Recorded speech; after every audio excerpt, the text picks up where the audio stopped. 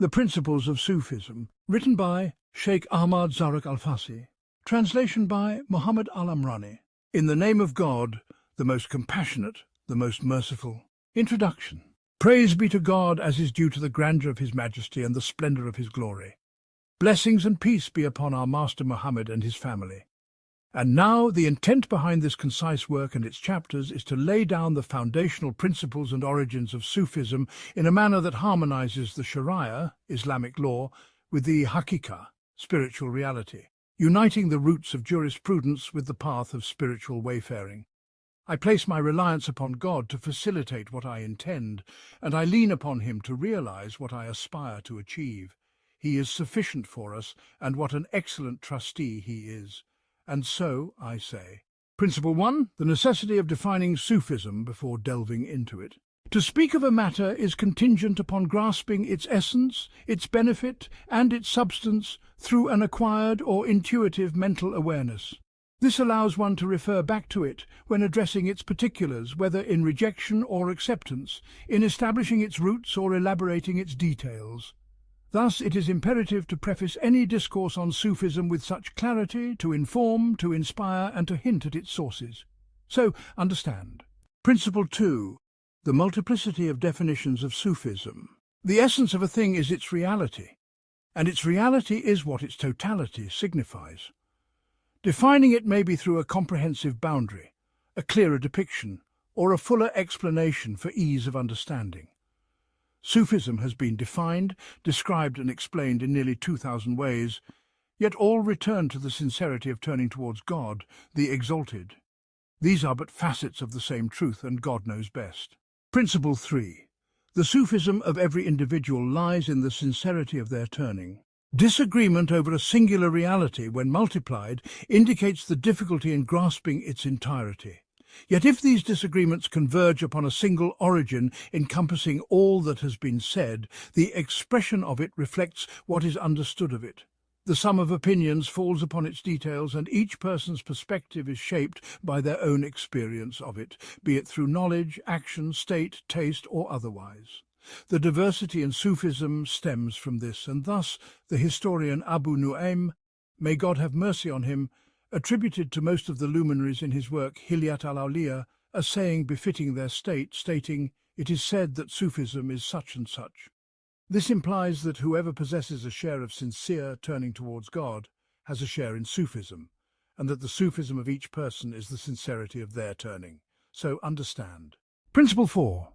Sincere turning is conditioned by divine pleasure.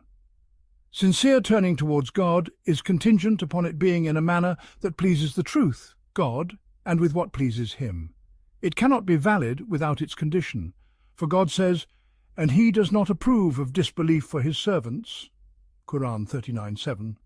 Thus, the realization of faith becomes necessary, and He says, "And if you are grateful, He approves it for you." Quran 39:7. Thus, acting upon Islam becomes imperative. Hence, there is no Sufism without jurisprudence, fiqh, for the outward rulings of God are not known except through it. Nor is there jurisprudence without Sufism, for action is incomplete without sincerity and turning. Neither exists without faith, for neither is valid without it. Therefore, all are interconnected in their ruling, as the soul is bound to the body, neither exists without the other, nor reaches perfection except through the other.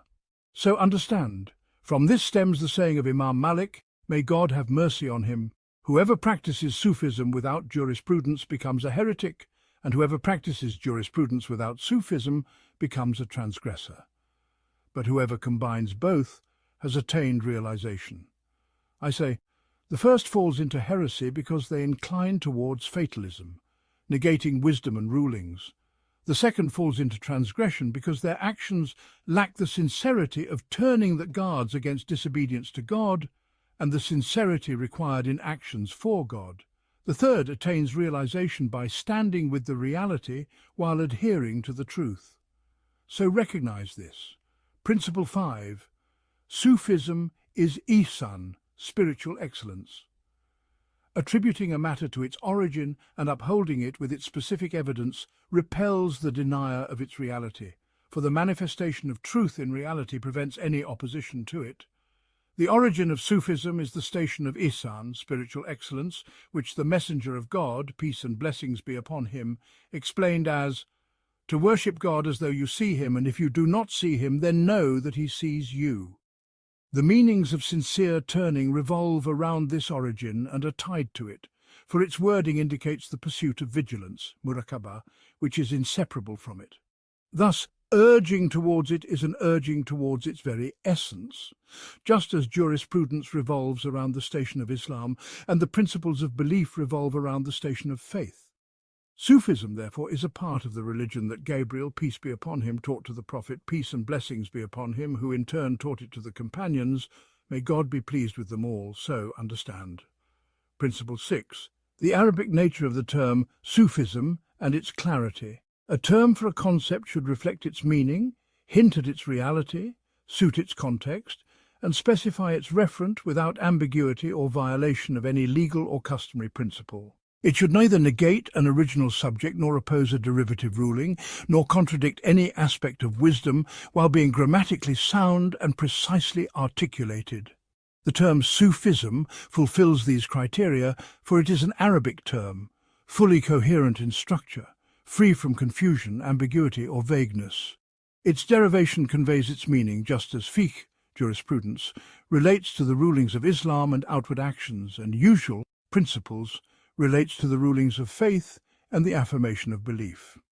What is necessary in the latter two is necessary in Sufism, for they are equal in origin and transmission. So understand. Principle 7. The derivation of the term Sufism. Derivation demands attention to the meaning of the derived word and its root. The meaning of the derived term is perceived through its wording. If multiple perceptions arise and they can be reconciled, then all are considered. Otherwise, each perception is noted for its specific meaning, provided it does not contradict the origin. So understand. Many opinions have been expressed regarding the derivation of Sufism, and in truth they boil down to 5. First, some say it is derived from Sufa, a discarded thing, for the Sufi is with God like something discarded, without personal control. Second, it is from Sufat al-Kafa, the soft nape of the neck, due to its tenderness, for the Sufi is gentle and soft like it. Third, it is from Sifa, attribute, for its essence lies in embodying praiseworthy traits and abandoning blameworthy ones.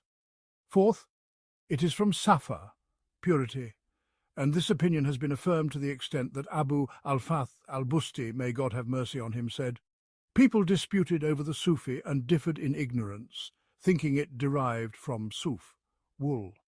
But I attribute this name to none other than a pure youth, so pure that he was named Sufi." Fifth, it is derived from Sufa, the bench or platform, for its adherent follows the people of the Sufa, the companions who lived on the platform of the Prophet's mosque, in the attributes God affirmed for them, as he said, "And keep yourself patient by being with those who call upon their Lord in the morning and the evening, seeking his countenance. And let not your eyes pass beyond them, desiring adornments of the worldly life, and do not obey one whose heart we have made heedless of our remembrance, and who follows his desire, and whose affair is ever in neglect." Quran 18:28. This is the origin to which all opinions return, and God knows best. Principle 8. Sufism is not exclusive to poverty or wealth. If the intent is God's countenance, the ruling of the follower mirrors the ruling of the followed in what they follow, even if the followed is superior. The people of the Sufa were poor in their early days, known as the guests of God. Later, among them were the wealthy, the leaders, the providers and the poor. Yet they expressed gratitude when they had, just as they endured patiently when they lacked. Neither abundance removed them from the description their Lord gave them, as those who call upon their Lord in the morning and the evening, seeking his countenance. And let not your eyes pass beyond them, desiring adornments of the worldly life, and do not obey one whose heart we have made heedless of our remembrance, and who follows his desire, and whose affair is ever in neglect. Quran 18:28.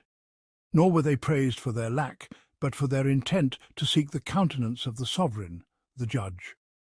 This intent is not bound by poverty or wealth, and according to it, Sufism is not exclusive to either, so long as its adherent seeks the countenance of God.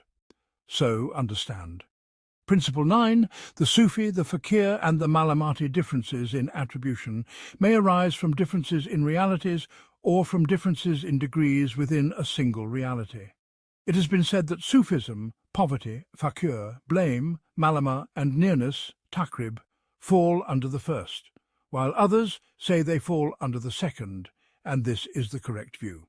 The Sufi is one who works to purify their time from all but the truth, God. When everything other than the truth falls from their grasp, they are the fakir, the poor. The Malamati among them is one who neither displays good outwardly nor harbours evil inwardly, like the artisans and those engaged in worldly means among the people of the path. The Mukarrab, the one brought near, is one whose states have reached perfection, being with their Lord for their Lord, having no news of anything other than the truth, nor any resting place with other than God. So understand. Principle 10. Divergence in paths does not necessitate divergence in destination. Divergence in paths does not necessarily imply divergence in destination. Indeed, the destination may be unified despite the multiplicity of paths. Worship, renunciation, zud, and gnosis, marifa, are paths to nearness to the truth through divine honour, and they are intertwined. The knower, arif, must engage in worship, for without it their knowledge is of no avail if they do not worship the one they know. They must also practice renunciation, for without turning away from all else they possess no true reality. The worshipper, too, requires both, for there is no worship without knowledge, nor space for worship without renunciation. Likewise, the renunciant requires both, for there is no renunciation without knowledge, nor renunciation without worship, lest it become mere idleness. Indeed, one who is dominated by action is a worshipper, by renunciation a renunciant, or by contemplation of divine governance a knower. Yet all are Sufis, and God knows best. Principle 11. Who is qualified for Sufism? Every matter has its people, its aspect, its place, and its reality. The qualification for Sufism belongs to one with sincere turning, a realized knower, a truthful lover, a just seeker, a scholar bound by realities, or a jurist restrained by expansive insights, not one burdened by ignorance, propped up by mere claims, reckless in judgment, a dull commoner, a heedless seeker, or one obstinately following the great ones known in general terms. And God knows best. Principle 12. Knowledge without action is a means without an end. The nobility of a thing lies either in its essence, sought for itself alone, or in its benefit, sought as a means to attain it, or in its connection, where the benefit lies in linking to what it relates. Hence it is said, knowledge without action is a means without an end, and action without knowledge is a crime. Reason is superior to knowledge through it, and knowledge of God the Exalted is the noblest of sciences, for it is the most sublime. Knowledge sought for its own sake is superior, as its distinction lies in itself, such as the knowledge of awe and intimacy. Thus, one whose knowledge does not manifest in their action bears a knowledge that is against them, not for them. It may even testify to their exclusion from it if their knowledge is conditioned by action, even if only in the realm of perfection. So understand and reflect on this. Principle 13. The benefit of a thing is what it was intended for. The benefit of a thing is what its existence was intended for. Its utility is its reality at its inception, its conclusion, or both. Such is Sufism, a science intended to reform hearts and devote them to God alone, excluding all else. Such is jurisprudence, to reform actions, preserve order, and manifest wisdom through rulings. Such are the principles, usual, to affirm beliefs with evidence, and adorn faith with certainty. Such is medicine, to preserve bodies. Such is grammar, to refine the tongue, and so on. So, understand. Principle 14. The superiority of the science of Sufism over others. Knowledge of a thing's benefit and outcome inspires dedication to it and pursuit of it, for the soul is drawn to what benefits it, even if it aligns with its inclinations, and otherwise the opposite occurs. It is established that the nobility of a thing lies in the nobility of what it relates to. There is nothing nobler than the object of the science of Sufism, for its starting point is the fear of God, which is the fruit of knowing Him, and the prelude to following his command. Its ultimate aim is to devote the heart solely to him, the exalted. Hence Al-Junayd, may God be pleased with him, said, "If I knew of anything under the canopy of the heavens nobler than this science we discuss with our companions, I would hasten to it." This is clear. Principle 15, imparting knowledge to the unworthy. The qualification for a thing necessitates imparting it to those who are worthy, for they value it rightly and place it in its proper context. One who is unworthy may squander it, which is often the case, or rarely may bear it while seeking its kind. Hence the Sufis differed on imparting their knowledge to the unworthy. Some say it should only be given to its people, as was the view of Al-Thawri and others. Others say it should be given to both its people and others, for knowledge is too sacred to reach the unworthy, as was the view of Al-Junayd, may God have mercy on him. When asked, "How often do you call to God in the presence of the common folk?" he replied, "Rather, I call to the common folk in the presence of God," meaning he reminds them of what returns them to him, so the proof becomes clear to some and stands against others. The truth is that rulings differ based on relations and types, and God knows best. Principle 16, seeking the world through Sufism and using it for other than its purpose. The grounds for entitlement are derived from the evidence of one's state. Sometimes matters may seem ambiguous, and caution becomes preferable due to the circumstances. At times, a matter may be contested between the deserving and the undeserving, necessitating withholding from one party and not the other. Sahl alluded to this principle, saying, "If it is after 200 years, whoever possesses something of our words should bury it, for people's renunciation will turn to their speech, and their worship will be their bellies." He enumerated matters indicating corruption, such that disseminating it becomes forbidden if it is taken for other than its intended purpose, making its teacher like one who sells a sword to a highway robber. This is the state of many people in this era, who have taken the sciences of spiritual subtleties and realities as a ladder for base purposes, such as winning the hearts of the masses, seizing the wealth of oppressors, despising the poor, indulging in clear prohibitions and evident innovations, to the extent that some have exited the fold of faith and accepted the favour of the ignorant, claiming inheritance and specialization in this art. We seek God's safety through his grace. Principle 17. Addressing people according to their understanding. In every science, there is that which is specific and that which is general. Sufism is no more privileged than others in its generality or specificity. Rather, it is obligatory to impart God's rulings related to interactions to all in general, while what lies beyond that is according to the capacity of the recipient, not the ability of the speaker. This is based on the hadith, "Speak to people about what they know. Do you wish for God and his messenger to be belied?"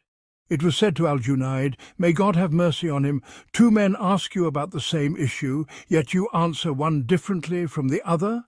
He replied, "The answer is according to the questioner." The Prophet, peace and blessings be upon him, said, "We have been commanded to address people according to their intellects." Principle 18. Prioritizing the essential over the important is the way of the sincere in all matters. Considering and prioritizing what is essential is always the way of the sincere in every matter.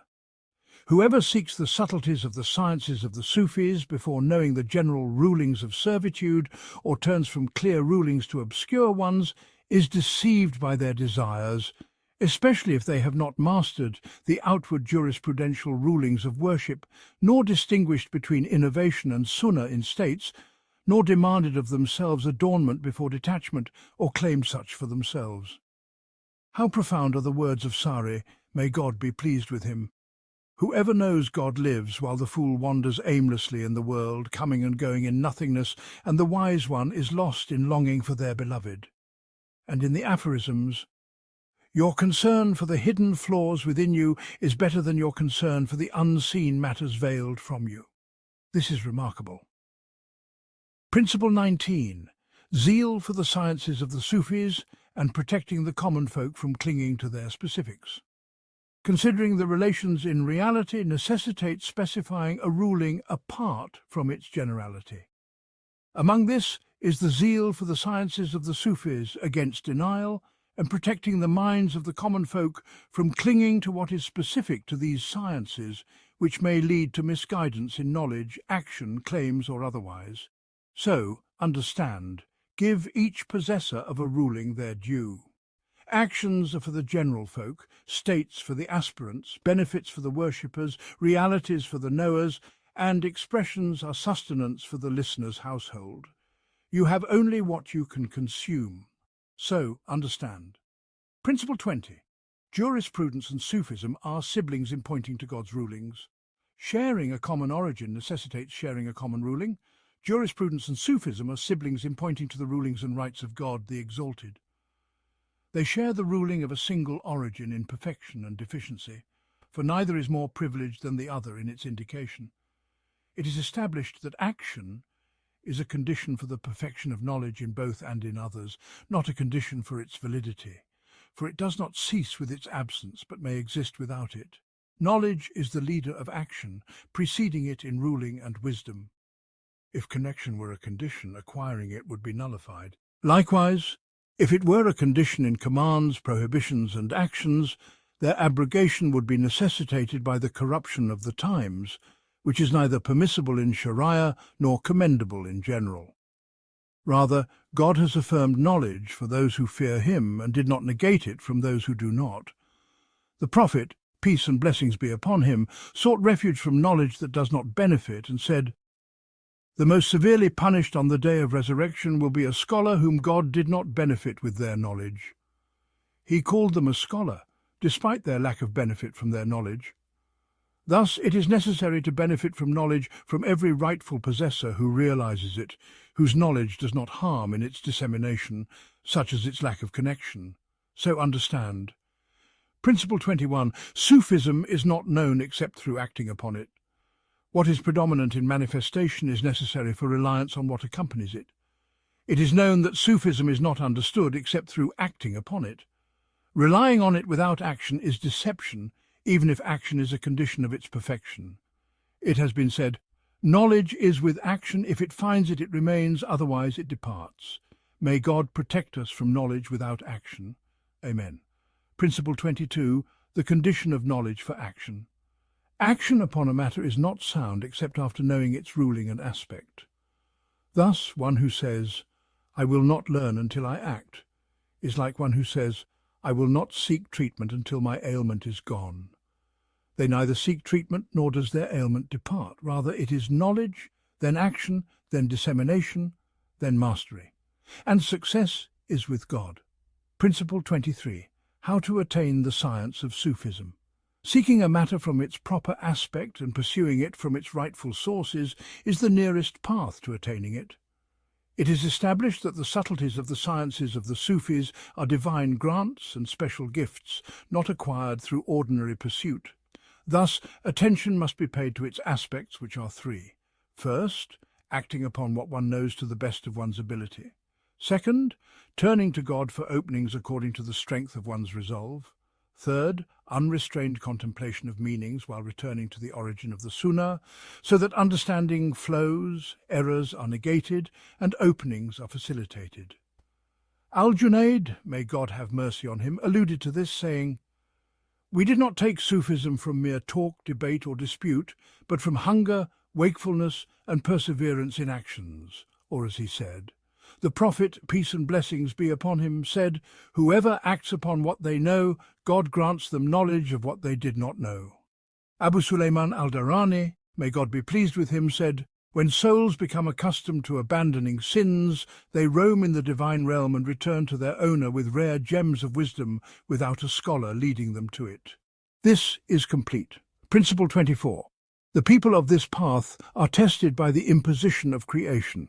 No reality manifests in existence except that it is met with a claim resembling it, an intrusion of what is not part of it, and a denial of it, all to manifest the virtue of exclusivity in it and to clarify its truth by the negation of its opposition. God says, "Then God will abolish what Satan throws in, then God will establish his verses." Quran 22:52. The inheritor has a relation to what is inherited, and the most severely tested are the prophets, then the saints, then those like them, and so on. A person is tested according to the strength of their faith. Thus, the people of this path are tested by the imposition of creation at first, by their honour in the middle, and by both at the end. It is said, this is so they do not miss gratitude for praise, nor patience for blame. Whoever seeks it must prepare their soul for hardship. God says, indeed, God defends those who have believed. Quran 22:38.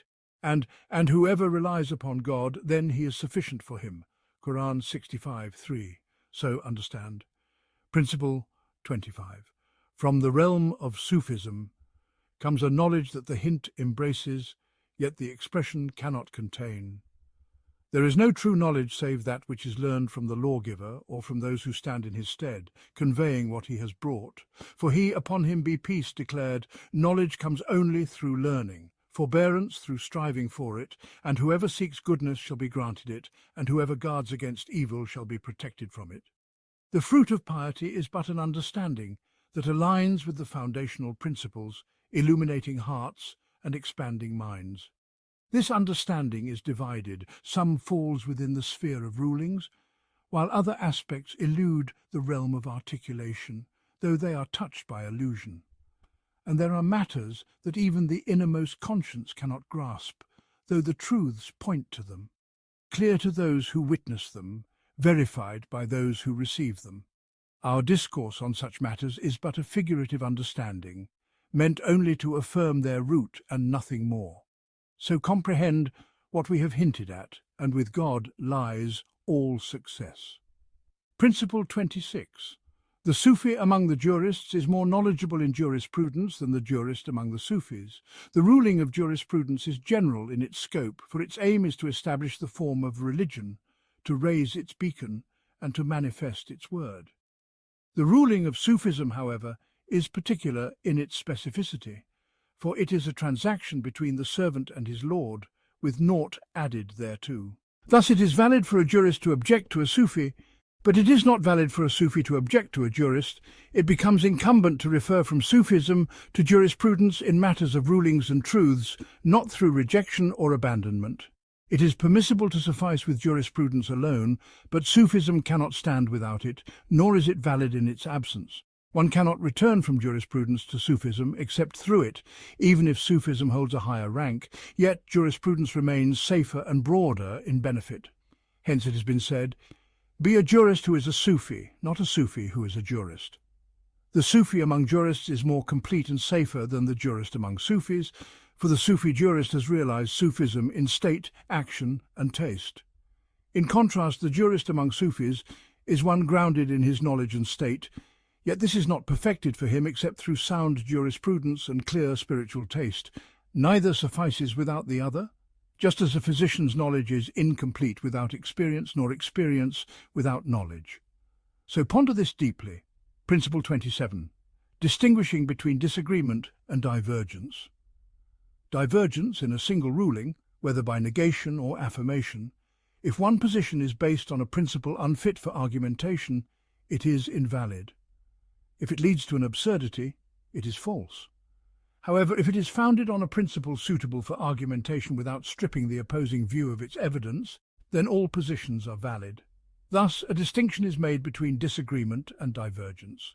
We declare as disbelievers those whose words lead to absurdity in the realm of rational beliefs, and we deem as innovators those who do so in transmitted beliefs if they adhere to the necessary implications of their stance.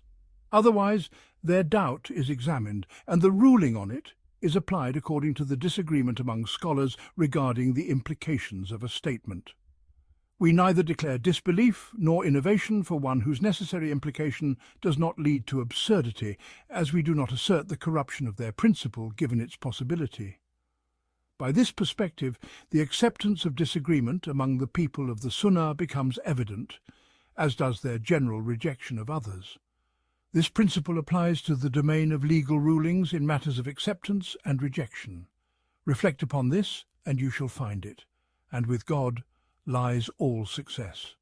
Principle 28. Neglecting the conditions of knowledge prevents attaining its truth.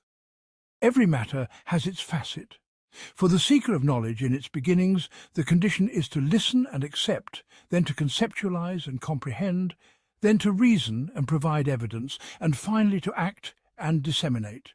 Whenever one advances a stage beyond its proper place, they are barred from attaining the truth of knowledge from that facet. A scholar without acquisition is a mockery, a possessor of knowledge without piety is of no regard. A form without understanding benefits not from others, and knowledge devoid of evidence does not gladden the heart. What does not bear fruit is barren, and discourse is its life, yet only with the condition of fairness and humility, which is the acceptance of truth with noble character. When numbers increase, these qualities diminish, so restrain yourself and do not contend, seek and do not falter, and with God lies all success. Principle 29. Mastering the manner of acquisition aids in attaining the sought goal. The desired goal is to refine the aspect of seeking specific to attaining the intended objective. Thus, a well-posed question is half of knowledge, for the answer to the questioner corresponds to the refinement of the inquiry. Ibn al-Arif, may God have mercy on him, said, "Every true seeker of knowledge must possess three qualities. First, the knowledge of fairness and adherence to its attributes. Second, the precise formulation of the question, stripped of the generality of ambiguity. Third, the realization of the difference between disagreement and divergence. I say, what returns to a single root is divergence, and God's ruling therein is what each reaches through their striving. But what returns to two roots, where the falsehood of one becomes evident upon thorough examination, is disagreement, and God knows best." Principle 30. Do not grant the people of the outward, a proof against the people of the inward. Cooperation in a matter eases its pursuit and lightens the soul's burden and toil. Thus souls are drawn to it, and it has been commanded in righteousness and piety, not in sin and transgression. Hence the former must be observed in all things, unlike the latter. From this stems the saying of my master Abu Abdullah ibn Abbad, may God have mercy on him. I advise you with counsel that only those who reflect and experience will comprehend, and only those who are heedless and veiled will neglect. It is this: do not engage in this knowledge with the arrogant, nor with an innovator, nor with a mere imitator. For arrogance is a seal that prevents understanding of signs and lessons, innovation casts one into great calamities, and imitation bars one from reaching the goal and attaining victory. He said, do not grant the people of the outward a proof against the people of the inward. I say, rather let them strive to make the people of the outward a proof for them, not against them. For every inward reality devoid of outward forms is false, and the truth is that which is bound by the sacred law. So, understand. Principle 31. The axis of jurisprudence is to remove hardship, while the axis of Sufism is to seek perfection. Jurisprudence aims to establish rulings for the general good. Its axis is to affirm what removes hardship. Sufism, on the other hand, is oriented toward the pursuit of perfection, returning to the realization of the most complete in ruling and wisdom. The foundations are a condition for negation and affirmation, revolving around pure verification.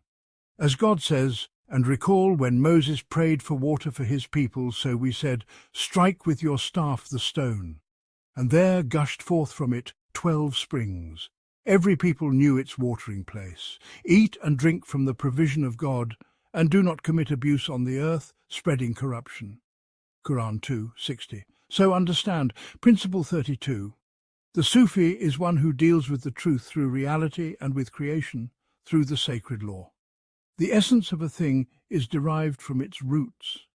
It may share its substance with another, yet differ in the manner of its derivation. Such is the case with jurisprudence, Sufism, and the principles of religion.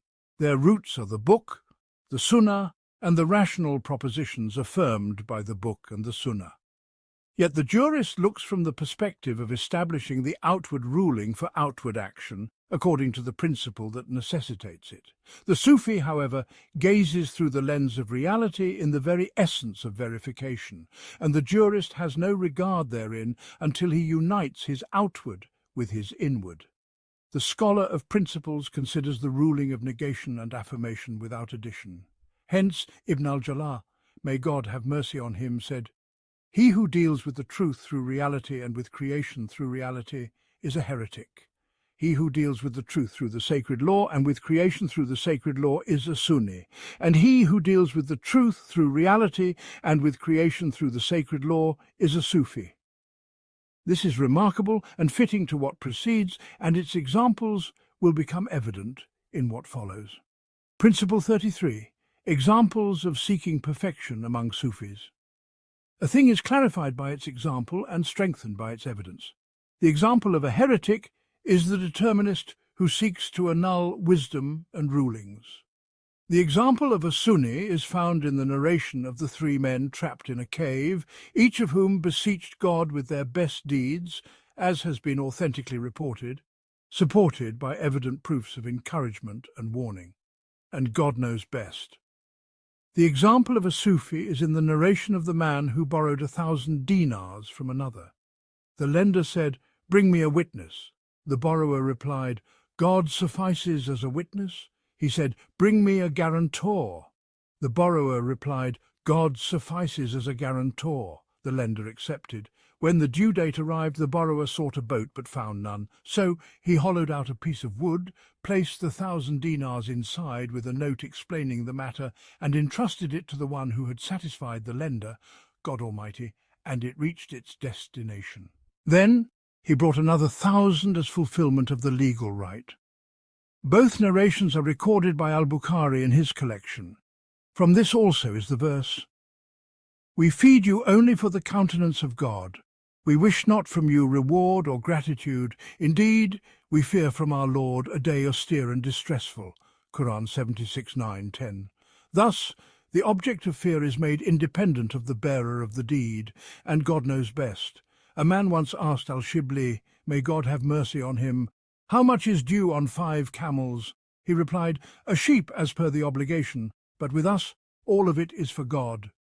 The man asked, "What is your basis for this?" Al-Shibli said, "Abu Bakr, when he gave all his wealth for God and his messenger." So whoever gives all his wealth for God, his exemplar is Abu Bakr. Whoever gives part of it, his exemplar is Uthman. And whoever abandons the world for its people, his exemplar is Ali. May God be pleased with them all. Any knowledge that does not lead to abandoning the world is not true knowledge. This is profound in its domain. Principle 34. The speaker on knowledge must connect its branches to its roots and unite its rational with its transmitted. He who speaks on a branch of knowledge, if he does not connect its branches to its roots, verify its roots through its branches, unite its rationale with its transmitted, attribute its transmitted to its meanings, and present what he has understood to what he knows from the derivations of its masters, then his silence is preferable to his speech, for his error is nearer than his correctness, and his misguidance swifter than his guidance, unless he limits himself to mere transmission free of ambiguity and obscurity. For many a bearer of jurisprudence is not a jurist, and thus his transmission is accepted, not his opinion. And with God Almighty lies all success. Principle 35. The extremists among the Sufis are like the extremists among the Usulis and jurists. A branch is considered by its root and principle. If it aligns, it is accepted. Otherwise, it is rejected to its claimant if he is qualified, interpreted for him if acceptable, or conceded to him if his rank in knowledge and piety is complete. Yet it does not impugn the root, for the corruption of the corrupt returns to itself and does not harm the righteousness of the righteous. Thus, the extremists among Sufis are like the people of whims among the scholars of principles, and the discredited among jurists. Their words are rejected, their actions avoided, yet the true established path is not abandoned due to their association with it or their prominence therein. And God knows best. Principle 36. The importance of regulating knowledge by its principles. Regulating knowledge by its principles is vital, for they order its issues, elucidate its meanings, reveal its foundations, eliminate error from its claims, guide the discerning therein, aid the mindful in recalling it, establish the argument of the debater, clarify the path for the observer, manifest the truth to its people, and place falsehood in its proper station. Extracting these principles from their branches, when verified, is possible for the one who seeks them, though the distance of understanding hinders this. Thus, both the early and later scholars have given attention to them, and God Almighty knows best. Principle 37. The reason for the delay in codifying the principles of Sufi knowledge. Since the essence of Sufism is, in its entirety, an orientation toward God in a manner that pleases him, its early adherents sufficed with adherence to and following of jurisprudence. Their focus was more on its practice than its theory. Hence its principles were not codified, nor its foundations systematized, though its imams alluded to them, such as Al-Sulami in his chapters and Al-Kushairi in his epistle, and God knows best. Principle 38. The early scholar is not more entitled than the later one.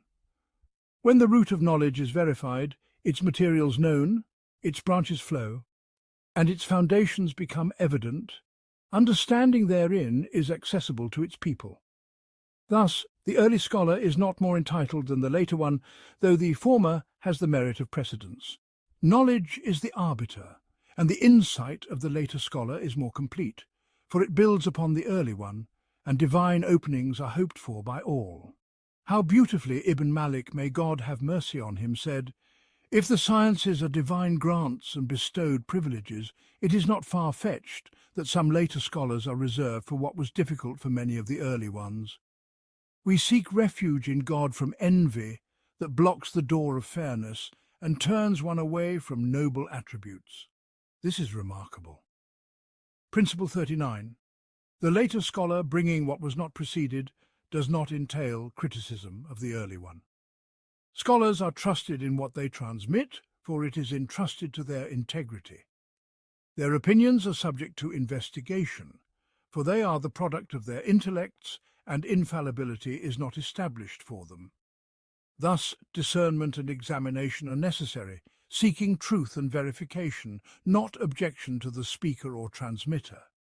If a later scholar brings something unprecedented, it is according to his rank, and it does not necessitate criticism of the early scholar, nor disrespect toward him.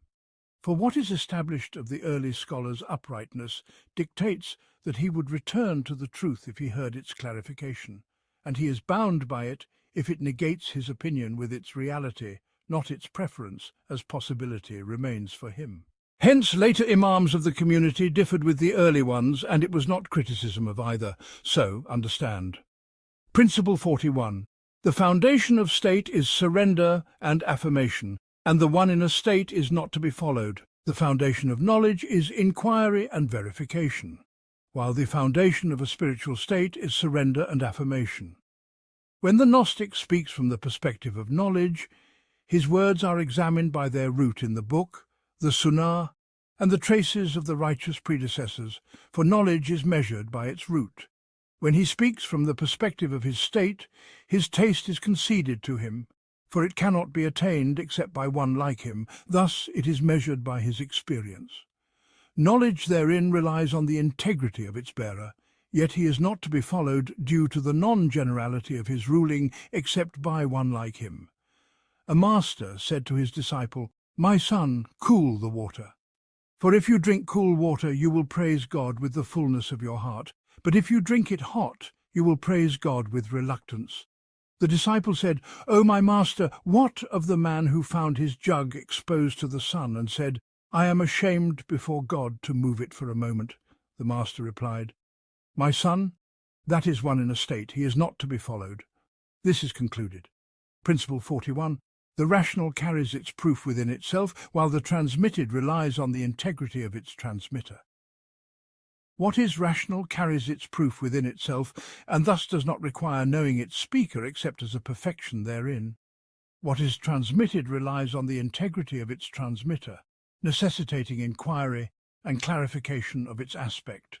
What is composed of both requires caution through recognition and clarification.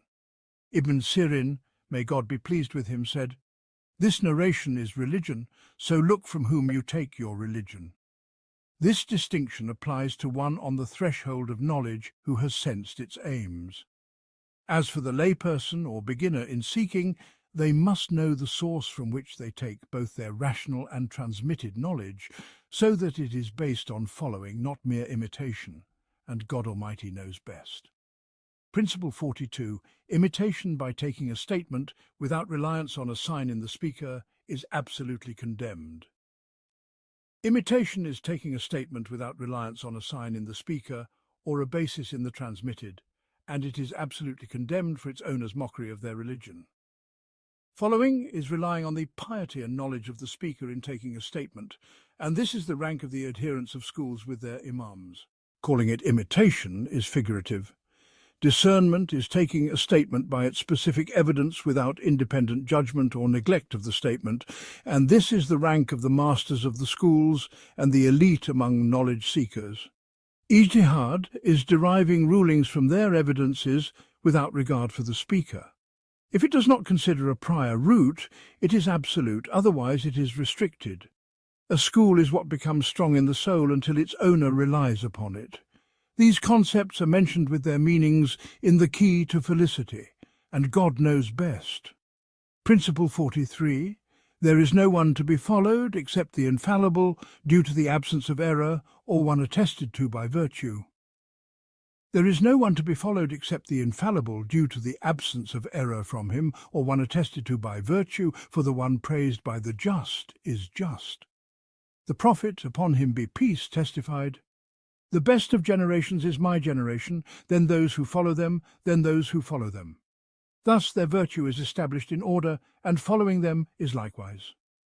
However, the companions dispersed across lands, and with each was knowledge, as Malik, may God have mercy on him, said, "Perhaps with one is what abrogates, with another what is abrogated, with one is the general, with another the specific, with some the absolute, and with others the restricted, as has often been found."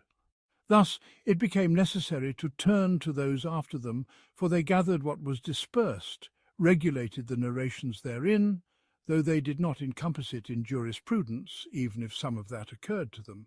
Hence it became necessary to turn to the third generation, for they gathered, regulated, and gained understanding therein, achieving preservation, regulation, and comprehension. Thus there remains for none but to act upon what they derived, accept what they established, and rely upon it.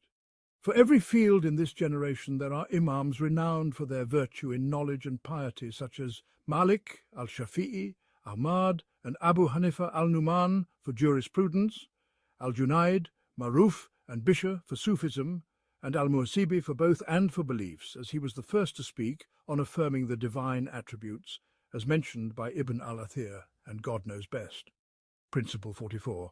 Granting a ruling to the specific does not apply to the general, unlike the reverse. Granting a ruling to the specific does not apply to the general, unlike the reverse.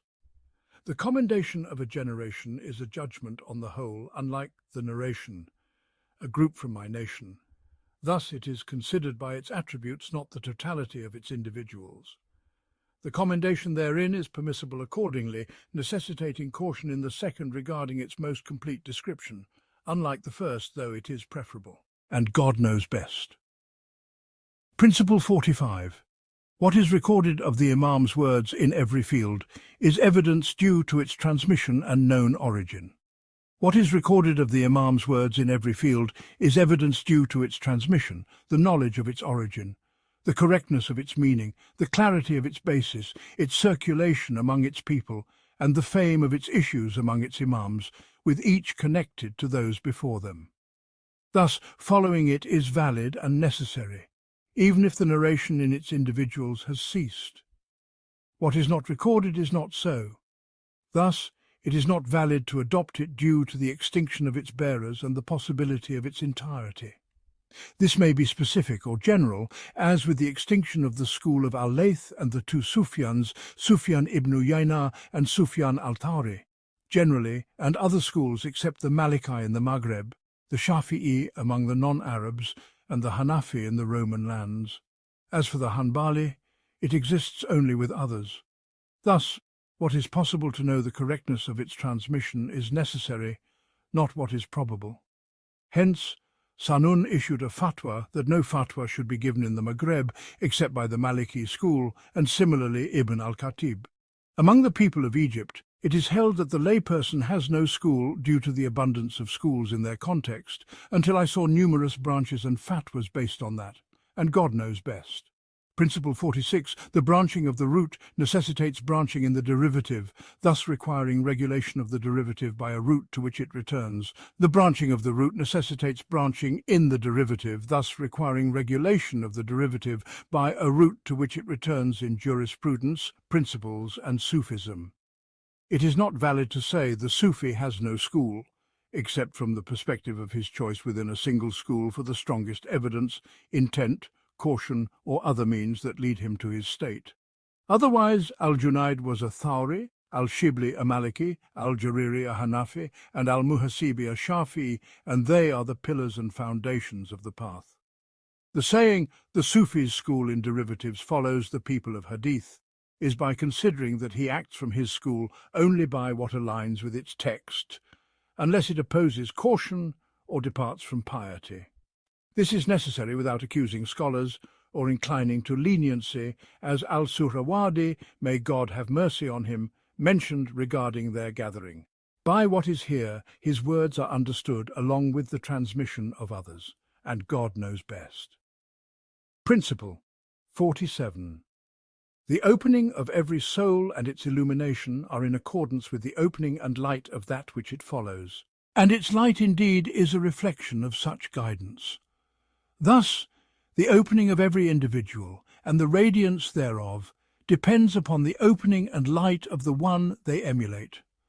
Whosoever draws the knowledge of their state from the mere sayings of scholars, unadorned by deeper insight, their opening and illumination shall be derived from them. Yet, if one draws from the texts of the divine book and the Sunnah, their opening and light shall be complete, provided they are qualified to receive from these sacred sources. However, in doing so, they may miss the light and opening that come through emulation of the exemplars. Hence the Imams have cautioned against this, as Ibn al-Madini, may God have mercy on him, said, Ibn Mahdi would incline to the opinion of Malik, and Malik to the opinion of Sulayman ibn Yasar, and Sulayman to the opinion of Umar ibn al-Khattab. Thus the school of Malik is, in essence, the school of Umar, may God be pleased with them all. And Al-Junayd, may God have mercy on him, declared, whoever does not hear the hadith, sit in the company of jurists, and acquire etiquette from the refined, corrupts those who follow him. The Exalted has said, say, this is my way, I call unto God with clear insight, I and those who follow me, glory be to God, and I am not of those who ascribe partners unto him. Quran 12:108. And he, the mighty in speech, has proclaimed, and verily, this is my path, straight and true. Follow it then, and follow not other ways, lest they scatter you from his path. This has he ordained for you, that you may remain conscious of him. Quran 6:153. So comprehend. Principle 48. That which a school denies may not be adopted by one who adheres to it, except in necessity. That which a school of thought rejects, it is not permissible for its adherent to adopt from another, even if it be permitted or recommended in that other school, save in a necessity validated by a text from their own imams. Yet that which a school does not reject, it is permissible to adopt from another, especially if it entails caution or the attainment of worship according to the other school's view. Examples include avoiding the 2 lunar phases in events, wiping the neck during ablution, lengthening the forelock, refraining from wiping limbs with a cloth, and performing prayers such as tasbih, hajjah, and tawbah, as well as avoiding fasting in the latter half of Shaban for one who did not fast its first half, or retreating in worship for part of the day, its utmost limit being that it is not considered a full retreat, yet it remains an act of worship. Likewise, initiating an intention for voluntary fasting after dawn, its utmost limit being that it is not counted as fasting among the Malikis, though the Shafi'is consider it so. A Sufi has said, upon this principle should the path of the unencumbered be founded, for they are guests of God, lest their hunger be wasted. Al-Karafi in his rules and Ibn al-Arabi in his Siraj have alluded to matters greater than this in the realm of scrupulousness. To this inclination did our Sheikh al-Khuri, may God have mercy on him, lean in his practice, as did Ibn Abad in his counsel to aspirants in his minor epistles. And God the Sublime knows best. Principle 49. That which arises in discourse as ambiguity or the like, that which emerges in discourse as ambiguity or difficulty if its intended meaning is apparent at first glance without deliberation, and its ambiguity only arises upon deeper reflection, such matters are seldom absent from speech. Pursuing them brings hardship and harm, which is not among the aims of the divine laws. However, if the ambiguity is evident at first glance, and its resolution only appears upon reflection, it falls under the preceding rule. If understanding pulls in both directions, it remains a matter of contention according to the strength of the pull. The prevalence of ambiguity may stem from the constriction of expression in conveying the intended meaning, a common trait in the writings of later Sufis, leading to accusations of disbelief and innovation, among other charges, or from a corruption in the foundational premise, as those who reject them have interpreted. Each side is excused in what appears to them, though the rejecter is more excused, the acceptor safer, and the believer in peril unless they remain vigilant, and God the Sublime knows best. Principle 50. The realization of the root is obligatory for whoever is bound by its branch, if it is inseparable from it. The realization of the root is obligatory for whoever is bound by its branch, if the two are inseparable. Thus, the foundations of faith must be established and aligned with the principles of the rightly guided Imams. The stance of the Sufi in this regard follows the schools of the pious predecessors in affirmation and negation. The chapters of belief are three. The first concerns the divine lordship, wherein their belief is confined to transcendence, negating any likeness while entrusting what remains ambiguous after negating the impossible. For none is more misguided than one who wields their argument as a weapon. The second pertains to prophethood, wherein belief entails its affirmation and sanctification from any knowledge, deed or state unbecoming of its perfection, entrusting what remains ambiguous after negating what diminishes it. For a master may not say to his servant whatever he wills, nor may the servant attribute to himself whatever he desires, out of humility before his Lord. It is upon us to show decorum with the servant and recognize the measure of his attribution. The third concerns the hereafter and all that aligns with it of blessings, wherein belief entails affirming the truth of what has been conveyed in the manner it was conveyed, without delving into its details except with what is verified and clear. The decisive word on every ambiguity in this regard is that of Al-Shafi'i. May God have mercy on him, who said, "We believe in what has come from God according to God's intent, and in what has come from the messenger of God according to the intent of the messenger of God. May God bless him and grant him peace." And Malik, may God have mercy on him, said, "The istiwa, divine establishment, is known, its modality is beyond comprehension, belief in it is obligatory, and questioning it is an innovation." This is the answer to every ambiguity of its kind concerning lordship, as al-Surawadi indicated, saying, "This is the stance of the Sufis collectively regarding every auditory attribute, and God, the Sublime, knows best." Principle 51. The occurrence of the deceptive, ambiguous and problematic in sacred texts. The occurrence of the deceptive, ambiguous and problematic in sacred texts is a scale for minds, intellects and convictions. That God may separate the corrupt from the pure and place the corrupt one upon another, heaping them together and casting them into hell, those are the losers. Quran 8:37. Thus, the ranks of faith become manifest to their bearers. It is He who has sent down upon you the book, wherein are verses clear and firm. They are the foundation of the book, and others ambiguous. As for those in whose hearts is deviation, they follow what is ambiguous therein, seeking discord and seeking its interpretation. But none knows its interpretation save God. And those firmly rooted in knowledge say, "We believe in it, all is from our Lord."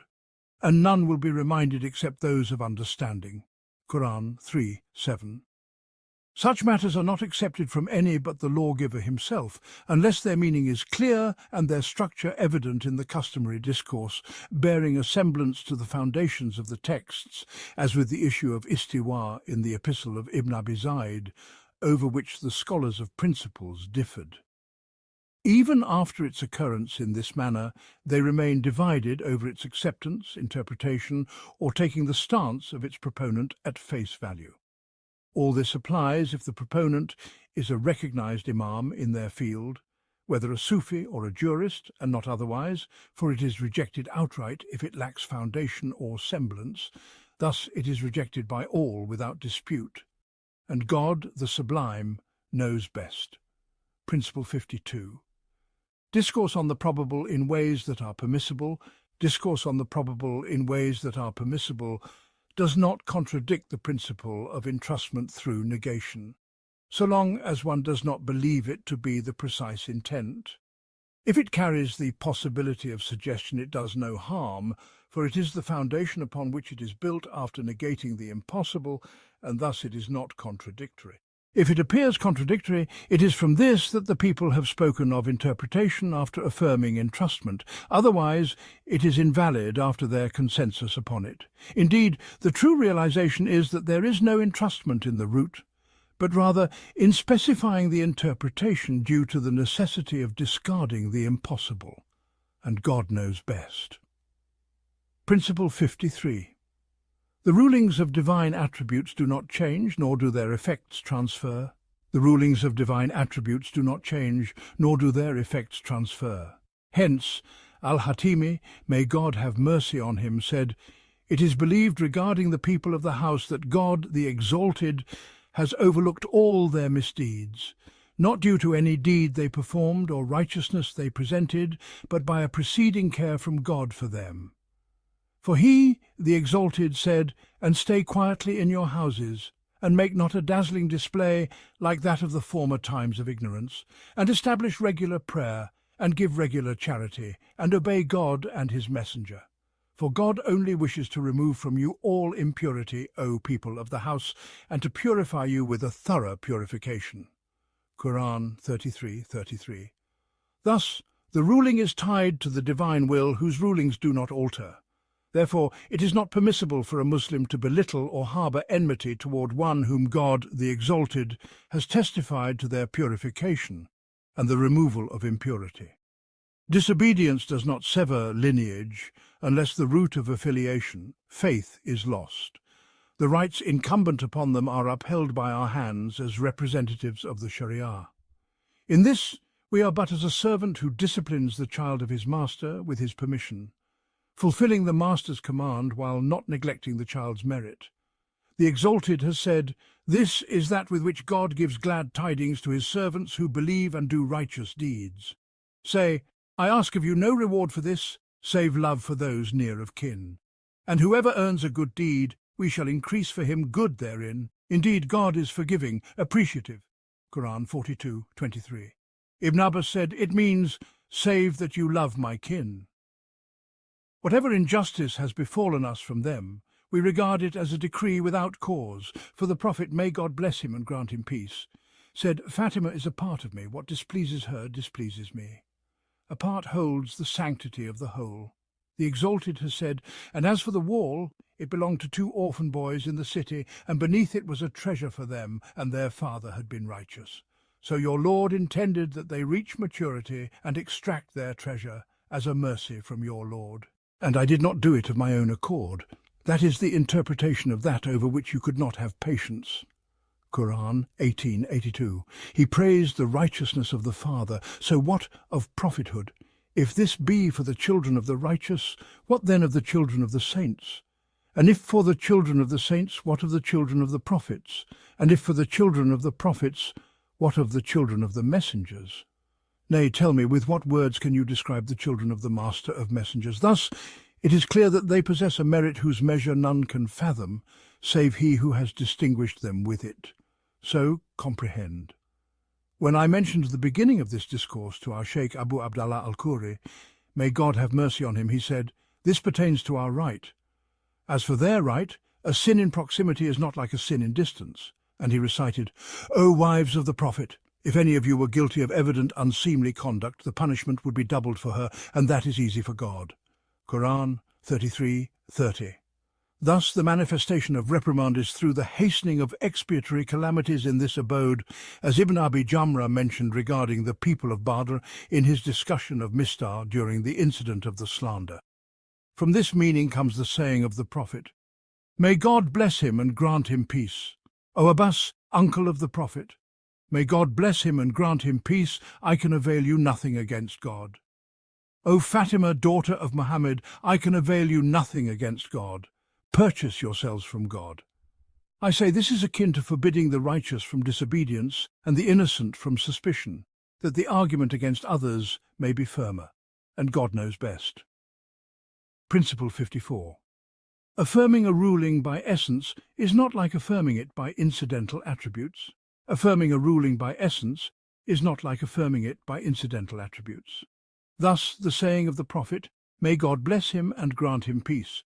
Salman is of us, the people of the house, is due to his embodiment of the comprehensive ties of religious kinship, such that if faith were at the Pleiades, he would reach it. It has been said regarding his statement, may God bless him and grant him peace. The nearest are most entitled to kindness, that it means nearness to God, for the adherents of two different faiths do not inherit from one another. Thus, what is considered is the root of religious kinship and its branches in their essence. If a connection of lineage accompanies it, it serves as a reinforcement, yet it does not elevate the rank of its bearer in any case. A response has been given to the saying of Sheikh Abu Muhammad Abd al-Qadir, may God have mercy on him. This foot of mine is upon the neck of every saint in his time, for he combined nobility of lineage with the honour of worship and knowledge in a manner unmatched by any of his contemporaries. Do you not see what has been narrated of him experiencing nocturnal emission 70 times in a single night, performing ritual purification for each, and issuing a fatwa to a king who swore to worship God with a worship in which none shares, by clearing the circumambulation area after all had stood aside from it? And God knows best. Principle 55. Translations are set to define ranks. For one whose rank is known, translation is an unnecessary burden. Translations are set to define ranks. For one whose rank is known, translation is an unnecessary burden, bearing no benefit in itself. For one whose rank is unknown, it becomes necessary when mentioning them to bring forth that which indicates their station. From this rule, it is permissible to say, Abu Bakr narrated, Umar said, Uthman acted, Ali heard, Ibn al-Musayyib was, Ibn Sirin informed, Al-Hasan stated, Malik opined, and it was reported from Al-Junaid, and so forth. And God knows best. Principle 56. The Sufi's perspective on transactions is more specific than that of the jurist. The Sufi's perspective on transactions is more specific than that of the jurist, for the jurist considers what removes hardship, while the Sufi seeks what attains perfection. It is also more specific than that of the scholar of principles, for the latter considers what validates belief, while the Sufi seeks what strengthens certainty. It is, moreover, more specific than that of the exegete or the scholar of hadith jurisprudence, for each of them considers the ruling and meaning alone, while the Sufi adds the pursuit of illusion after affirming what we have established. Otherwise, they are an esotericist outside the Sharia, far removed from true Sufism, and God, the Sublime, knows best. Principle 57. The diversity of the branch stems from the diversity of its root, and the root of Sufism is the station of Ihsan. The diversity of the branch stems from the diversity of its root, and it has been previously stated that the root of Sufism lies in the station of Ihsan, excellence, which is diverse in two forms. One substitutes for the other, namely to worship God as though you see him, and if not, then indeed he sees you. The first is the rank of the knower, and the second is the rank of those below them. The Shadhili order and those aligned with them revolve around the first, while Al-Ghazali and those aligned with him revolve around the second. The first is nearer, for the planting of its tree points to the intent of its fruit, and its foundation rests upon principles that every believer may attain. Human nature aids in this, and the Sharia stands firm within it, for its aim is to strengthen and realize certainty through the deeds of the God-conscious. So, comprehend. Principle 58.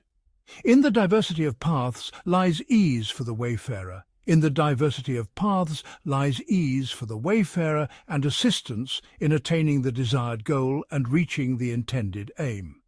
Hence the methods of the people and the facets of their journey differ.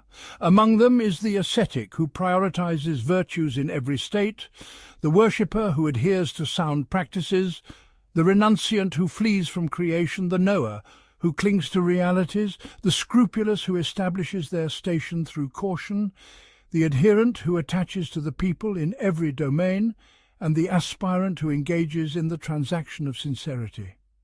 All are within the circle of truth, upholding the rights of the Sharia and fleeing from every blameworthy and vile trait. Principle 59.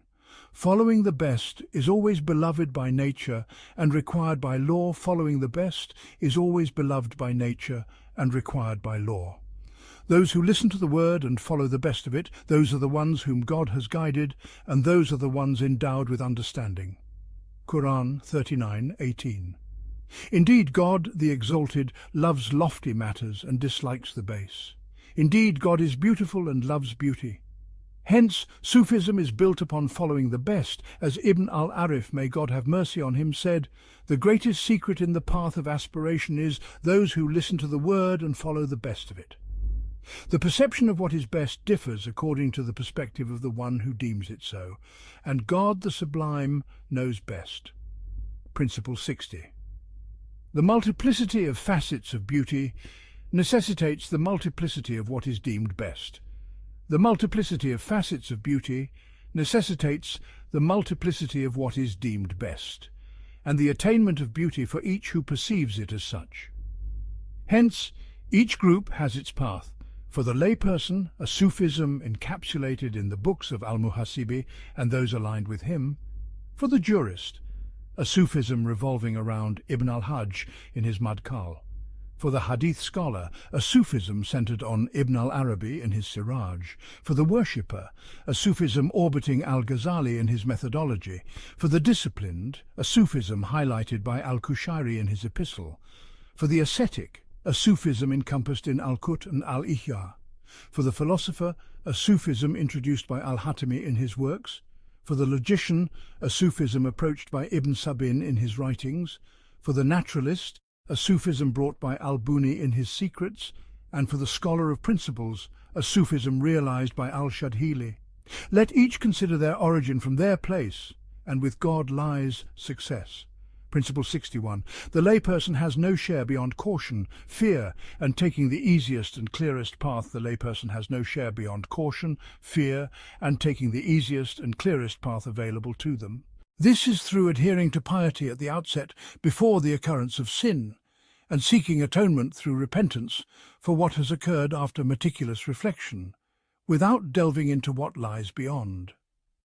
Al-Muhasibi took great care in this, and articulated it with utmost precision, though he was exceedingly strict, especially at the beginning, with the aim becoming clear at the conclusion, particularly in his guardianship and counsels. The peerless of his era in knowledge, worship, scrupulousness and renunciation, Sayyidi Ahmad ibn Ashir, may God be pleased with him, said, "None should act upon it save a saint," or words to that effect, as conveyed by Sayyidi Abu Abd Allah ibn Abad in his admonition, "May God be pleased with them all by his grace." Principle 62. Knowledge of each thing is to be taken from its masters. Knowledge of each thing is to be taken from its masters. Thus, a Sufi is not relied upon in jurisprudence unless their competence therein is known, nor a jurist in Sufism unless their realization of it is established, nor a hadith scholar in either unless their standing in both is recognized. Hence, the aspirant to Sufism must seek jurisprudence from the jurists.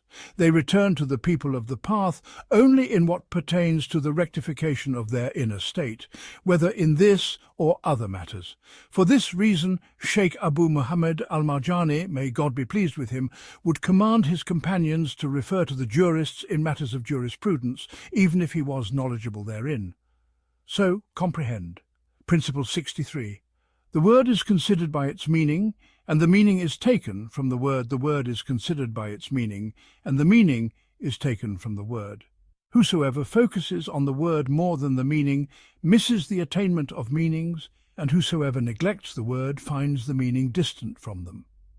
Whoever limits themselves to understanding what the word conveys without delving or pursuing further is nearer to benefiting and being benefited. If they add to the understanding of the meaning the elements of reflection upon its reality through its principles, they are guided to realization. For knowledge, if it is not from you and of it, leaves you distant from it. From you without it is corruption and misguidance. From it without you is recklessness and imitation. From it and with you is pause and realization. Hence, it was said, stand where they stood, then proceed, and God knows best. Principle 64.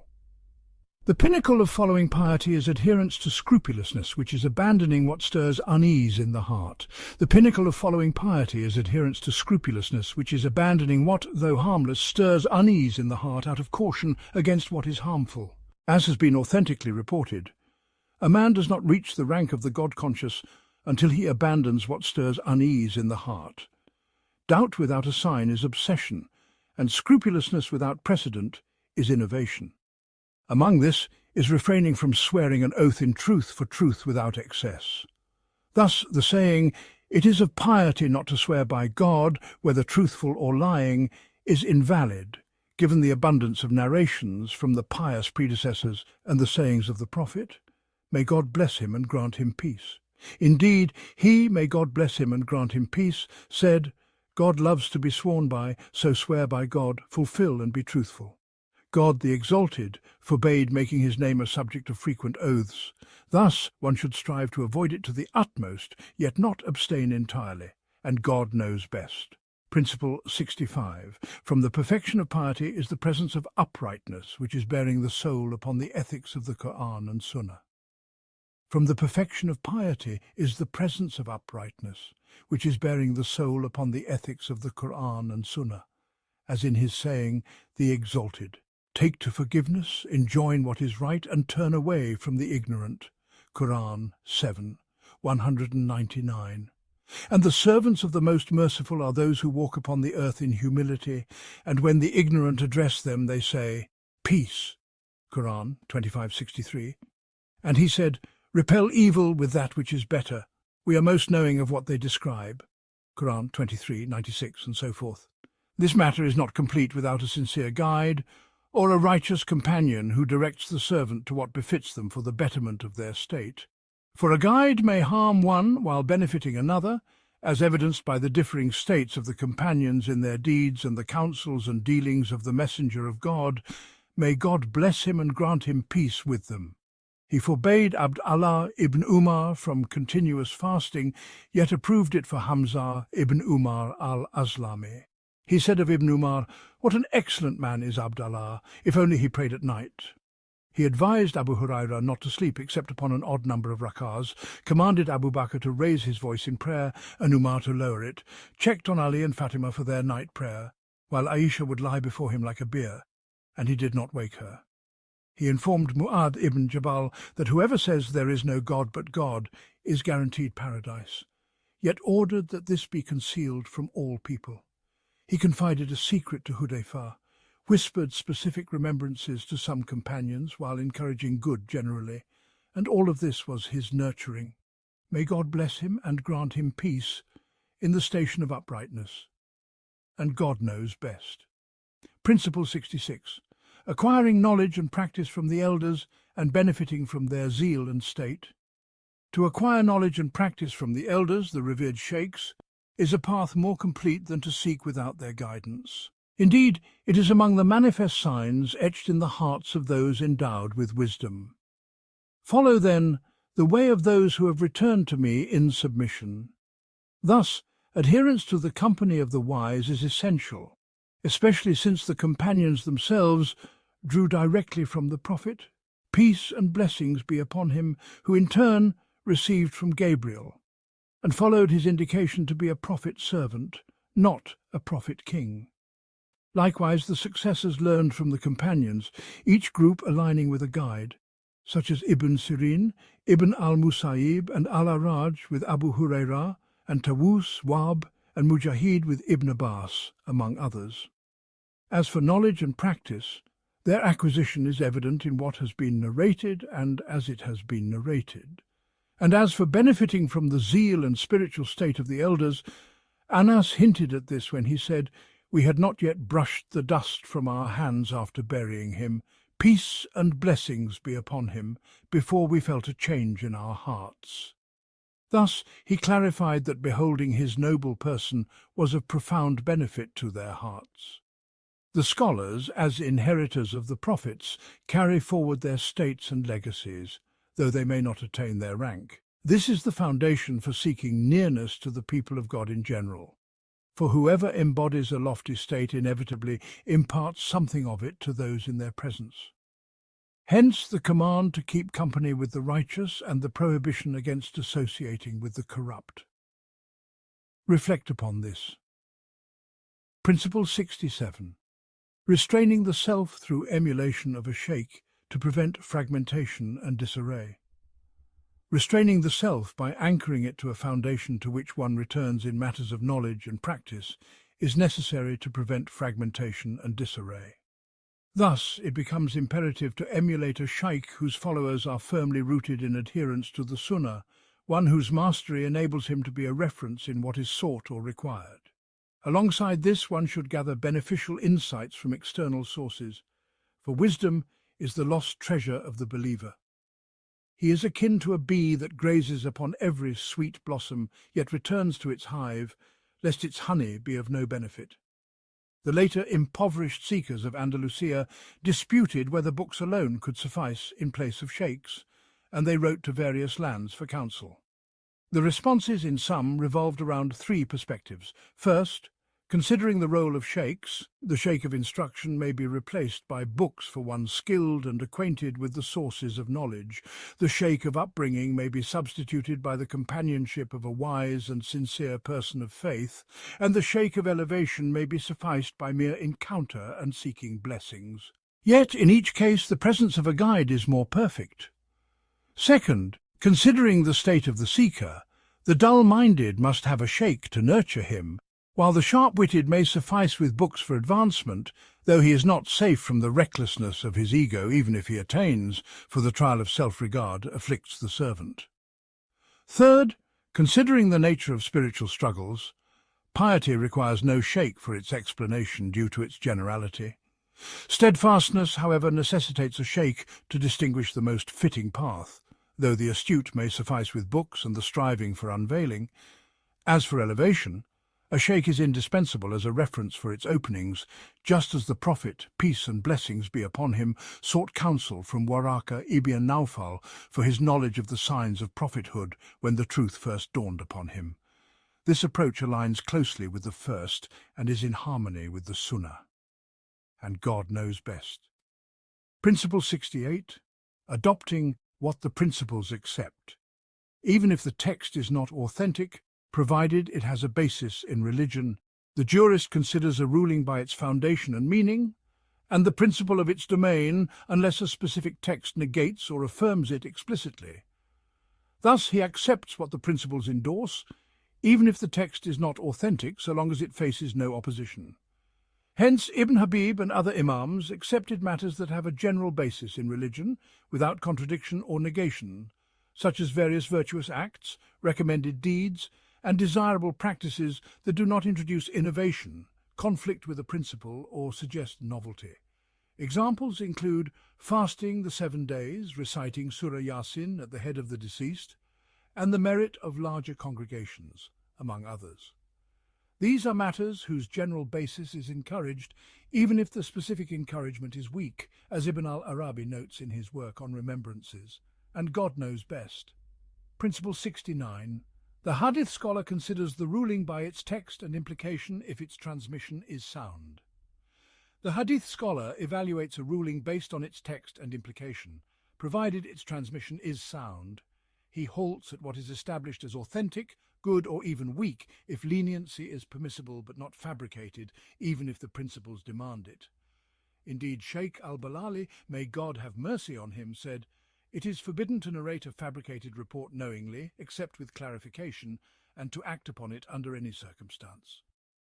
Examples include the prayer of Raghaib, the weekly devotions, and narrations attributed to Ubay ibn Ka'b regarding the virtues of individual surahs.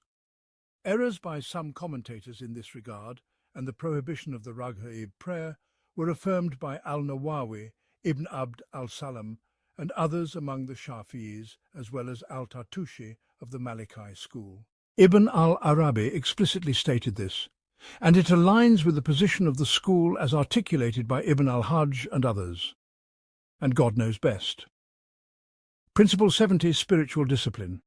Training the soul to instill noble traits and repel base ones. Spiritual discipline is the training of the soul to establish noble traits and repel base ones, and in this lies the essence of the practice of Sufism. Drawing from the works of Al-Sulami is nearer to precision, verification and attainment, with an emphasis on establishing foundations and hinting at elaborations. In contrast, the treatise of Al-Qushayri proves challenging in this regard, as it revolves around anecdotes and light rulings without grounding in principles. Both, however, are difficult to traverse in practice for three reasons. First, the lack of discipline in them, for the soul becomes distracted and unmoored without the verification of a foundation. Second, the need for a discerning righteous companion or a verified sincere sheikh who perceives flaws and alerts to sources of error and confusion. Third, even if safety is achieved therein, safety from self-claim alongside it remains elusive, for the practitioner gazes upon himself in what he repels or attracts, an affliction that cannot be warded off except by a sheikh.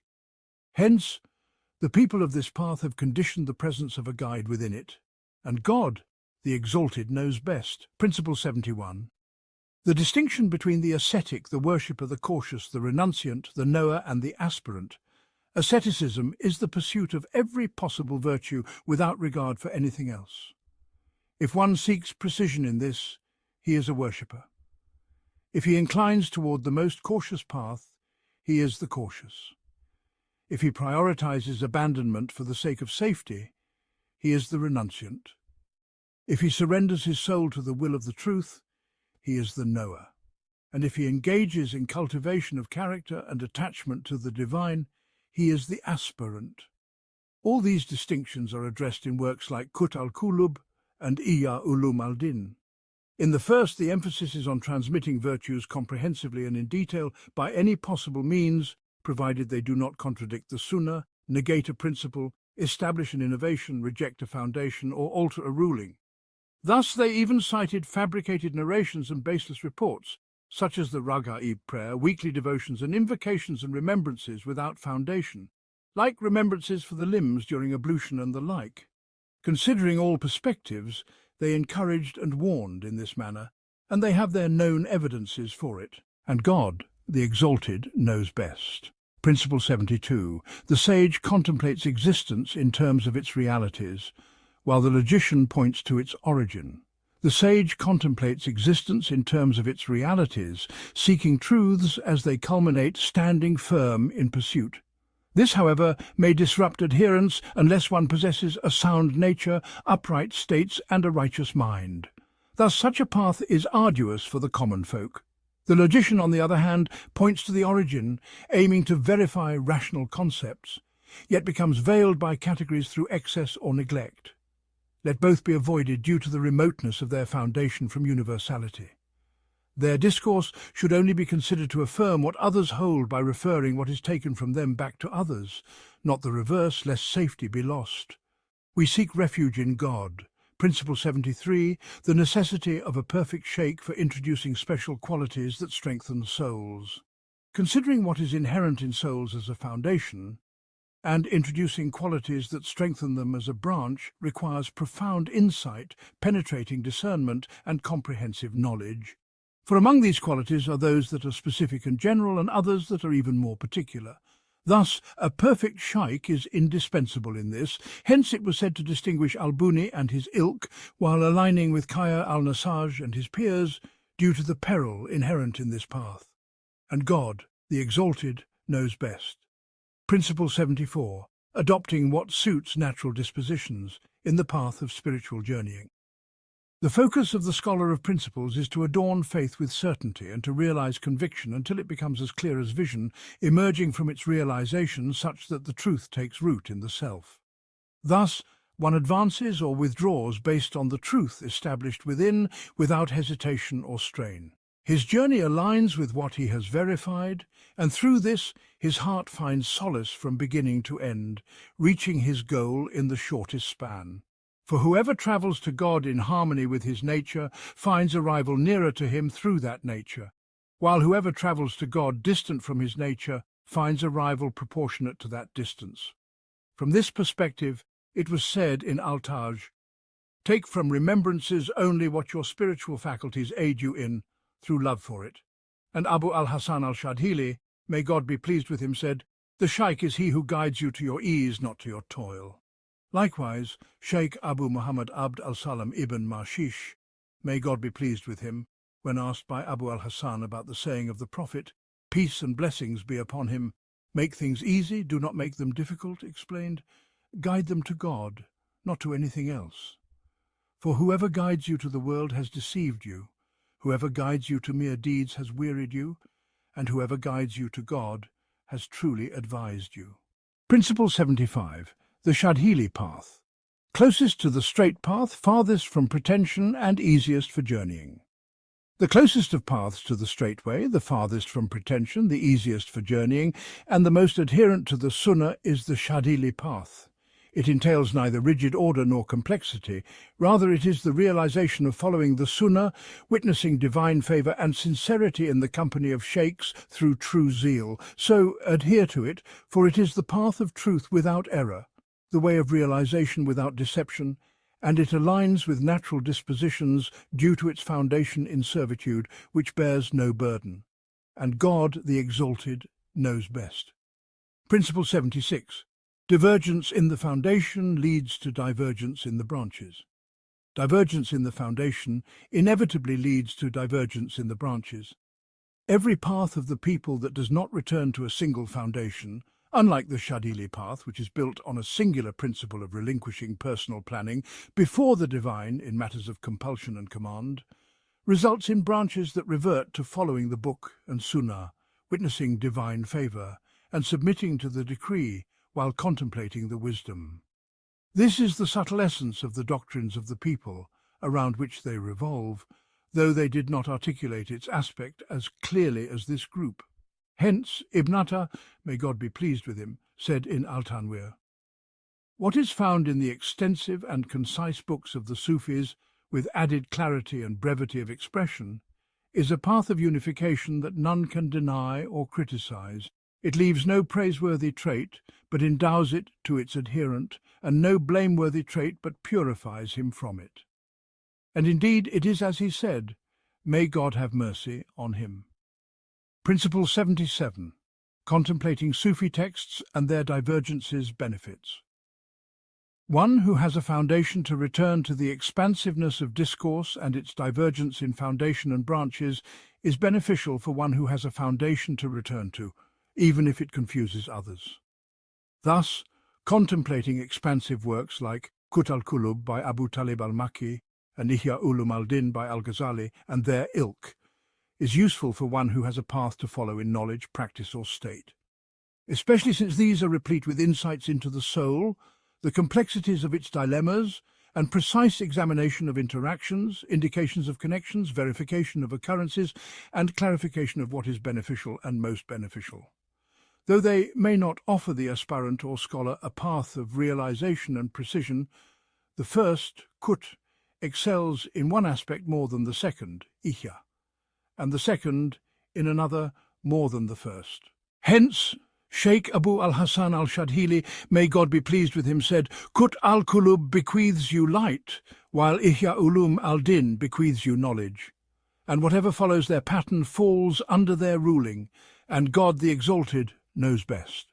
Principle 78. The axis of the sciences of exhortation and remembrance, transactions and servitude, and unveiling knowledge, either benefits by investigation for the sake of seeking and urging toward it, or by clarifying the manner and aspect of practice, or by conveying something beyond that as experiential guidance. The first pertains to the sciences of the people, namely exhortation and remembrance. The second is the science of transactions and servitude. The third is the science of unveiling. The first revolves around the divine command, "Call unto the way of thy Lord with wisdom and fair exhortation, and reason with them in the most courteous manner. Verily thy Lord knows best who has strayed from his path, and he knows best who are the rightly guided. Quran 16, 125. This is for a people, and that for another, each according to their receptivity. The second centers on the divine statement. Whatever God has bestowed upon his messenger as spoils from the people of the towns belongs to God, to the messenger, to the near of kin, to the orphans, to the needy, and to the wayfarer, so that it may not become a privilege circulating among the wealthy among you. And whatever the messenger gives you, take it, and whatever he forbids you, abstain from it, and remain conscious of God. Verily, God is severe in retribution. Quran 59:7. The third returns to the divine injunction. O you who have attained to faith, when you contract a debt for a stated term, write it down. Let a scribe write it down equitably between you, and no scribe shall refuse to write as God has taught him. So let him write, and let the one who incurs the debt dictate, and let him be conscious of God his Lord, and not diminish anything of it. But if the debtor is weak-minded or unable to dictate, then let his guardian dictate equitably. And call to witness 2 from among your men. And if 2 men are not available, then a man and 2 women from among such as you approve as witnesses, so that if one of the 2 errs, the other may remind her. And the witnesses must not refuse when they are called upon. And do not be weary of writing it down, whether it be small or large with its term. That is more equitable in the sight of God, more upright for testimony, and more likely to prevent doubts among you, except when it is a present transaction which you carry out among yourselves. Then there is no blame on you if you do not write it down, and take witnesses when you conclude a contract. Let no scribe be harmed, nor any witness, for if you do so, it is indeed wickedness on your part. And remain conscious of God, for God teaches you, and God has full knowledge of everything. Quran 2, 282. Whoever acts upon what he knows, God grants him knowledge of what he did not know. And though it is said, knowledge comes only through learning, this pertains to the foundation, not the branches. Hence, Abu Sulayman said, when souls grow accustomed to abandoning sins, they roam the realm of the unseen and return to their possessor with rare pearls of wisdom, without a scholar having led them to it. And God the Exalted knows best. Principle 79. Some cling to the apparent, others interpret, and yet others take the indication from both the apparent and the inner. The foundation of every foundation in the sciences of this world and the hereafter is drawn from the book and the sunnah, in praise of the praiseworthy, censure of the blameworthy, and description of what is commanded. Yet, people adopt 3 approaches in receiving them. First, a group clings to the apparent, wholly disregarding the meaning. These are the deniers among the literalists, of no consequence. Second, a group contemplates the meaning itself, harmonizing realities, interpreting what admits interpretation, and adjusting what requires adjustment. These are the verifiers among the people of meanings and the jurists. Third, a group affirms the meanings, establishes the structures, and draws indications from both the apparent wording and the inner sense. These are the realized Sufis and meticulous Imams, not the esotericists who carry everything towards mere illusion, affirming neither meaning nor expression, thus exiting the fold of the faith and abandoning religion entirely. We seek God's protection from such by his grace in this world and the hereafter. Principle 80. The distinction between the necessary, the needed, and the complementary. The necessary is that whose absence risks destruction. The needed is that whose absence causes a non-fatal deficiency. The complementary is that whose presence is preferable to its absence. This applies to all that is acquired, and the ranks must be observed by prioritizing each over what follows it. Thus, the necessary in knowledge is that whose ignorance risks ruin, and this is obligatory upon its seeker. The needed is that whose absence diminishes its possessor, and it falls under communal obligation. The complementary is that whose presence adds to one's virtue, such as logic, eloquence, poetry, and the like. In acts of worship, the obligatory is necessary, the recommended is needed, and the desirable is complementary, each with its own gradations. Reflect upon this. Principle 81. No one may embark on a matter until he knows God's ruling concerning it. No one may proceed with a matter until he knows God's ruling concerning it. Al-Shafi'i stated by consensus, based on the saying of the Prophet, peace and blessings be upon him, knowledge is the leader of action, and action is its follower. Thus, it is incumbent upon everyone to learn the knowledge pertinent to his state, according to his capacity, in a general manner that absolves him of ignorance regarding its foundational ruling. He is not required to pursue its detailed issues, except at the occurrence of an incident or situation related to it. Beyond this lies the communal obligation borne by those who uphold it, and the earth is never devoid of one who stands for God with evidence. Thus there is no excuse in seeking it. Reflect. Principle 82. The layman asks to act, so his right is to mention the incident. The student asks to know, so his right is to inquire about one issue through another. Approaching a matter through its proper door facilitates its attainment. Hence it was said, the layman asks to act, so his right is to mention the incident.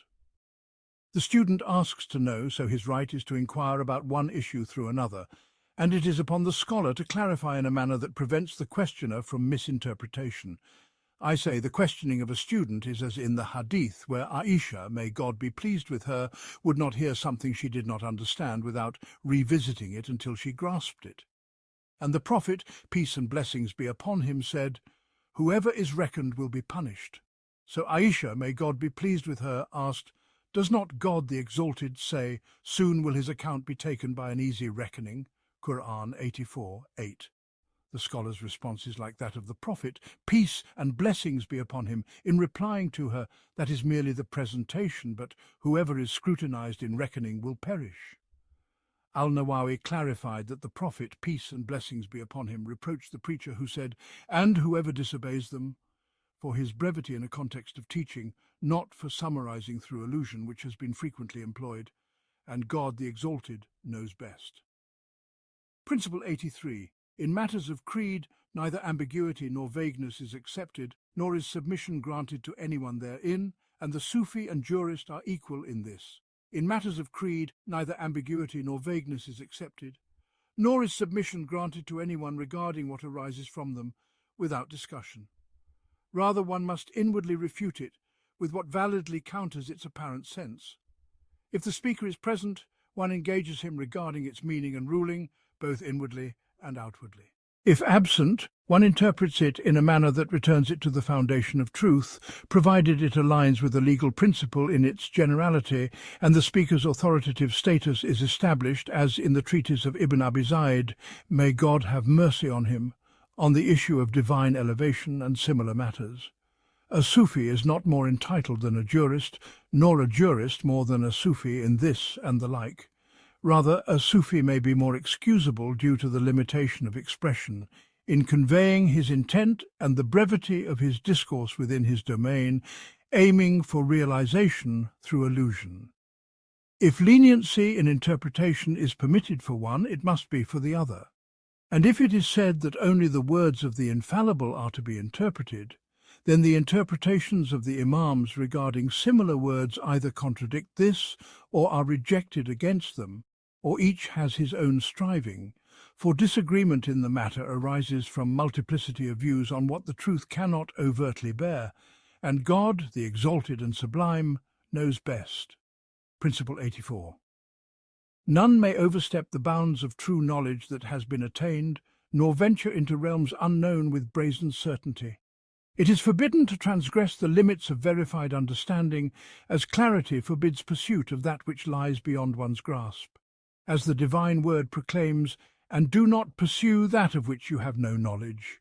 Indeed, the hearing, the sight, and the heart, all these will be questioned. Quran 17:36. Thus, to deny with knowledge is akin to accepting it, just as blind partisanship to falsehood mirrors denial of truth in ignorance. Consider how Moses, peace be upon him, questioned Al-Qidr, peace be upon him, yet neither bore blame, for each acted in accordance with their own decree. Therefore our revered teacher Abu al-Abbas al-Hadrami, may God be pleased with him, declared after a discourse, "He who denies what is revealed to another of such matters or what is understood thereof, remains excused as a Muslim. His state arises from weakness, shortcoming, or request for safety. He is a believer with the faith of the fearful. Yet he who comprehends a portion of this is endowed with the strength of faith, a vastness of vision, and an expansive horizon, whether accompanied by light or shadow, according to the deposits of grace within the vessels of being, in whatever form they may manifest. This is a matter well known and understood. So it is concluded. Principle 85. The establishment of distinction does not annul the obligations of law, nor does adherence to sacred rulings erase the uniqueness of distinction. A proven right or a mandated penalty must be applied, yet with preservation of the sanctity of faith as its foundation. One's honour may not be diminished except by just cause, in proportion to the right permitted. Even if a religious distinction is affirmed, it does not lift obligations unless a valid reason for exemption exists. Thus, a saint remains a saint even if a penalty is incurred or applied, unless persistent and habitual transgression expels the outward ruling of sanctity. Do not curse such a one, for he loves God and his messenger. As it was said, had Fatima, daughter of Muhammad, stolen, her hand would have been severed. Yet God shielded her from such, as the divine command states. As for the adulteress and the adulterer, flog each of them with 100 lashes, and let not compassion for them keep you from enforcing the religion of God, if you believe in God and the last day. And let a group of the believers witness their punishment. Quran 24:2. Hence Al-Shibli issued a ruling for the execution of Al-Hallaj, and Al-Hariri decreed his beating and prolonged imprisonment.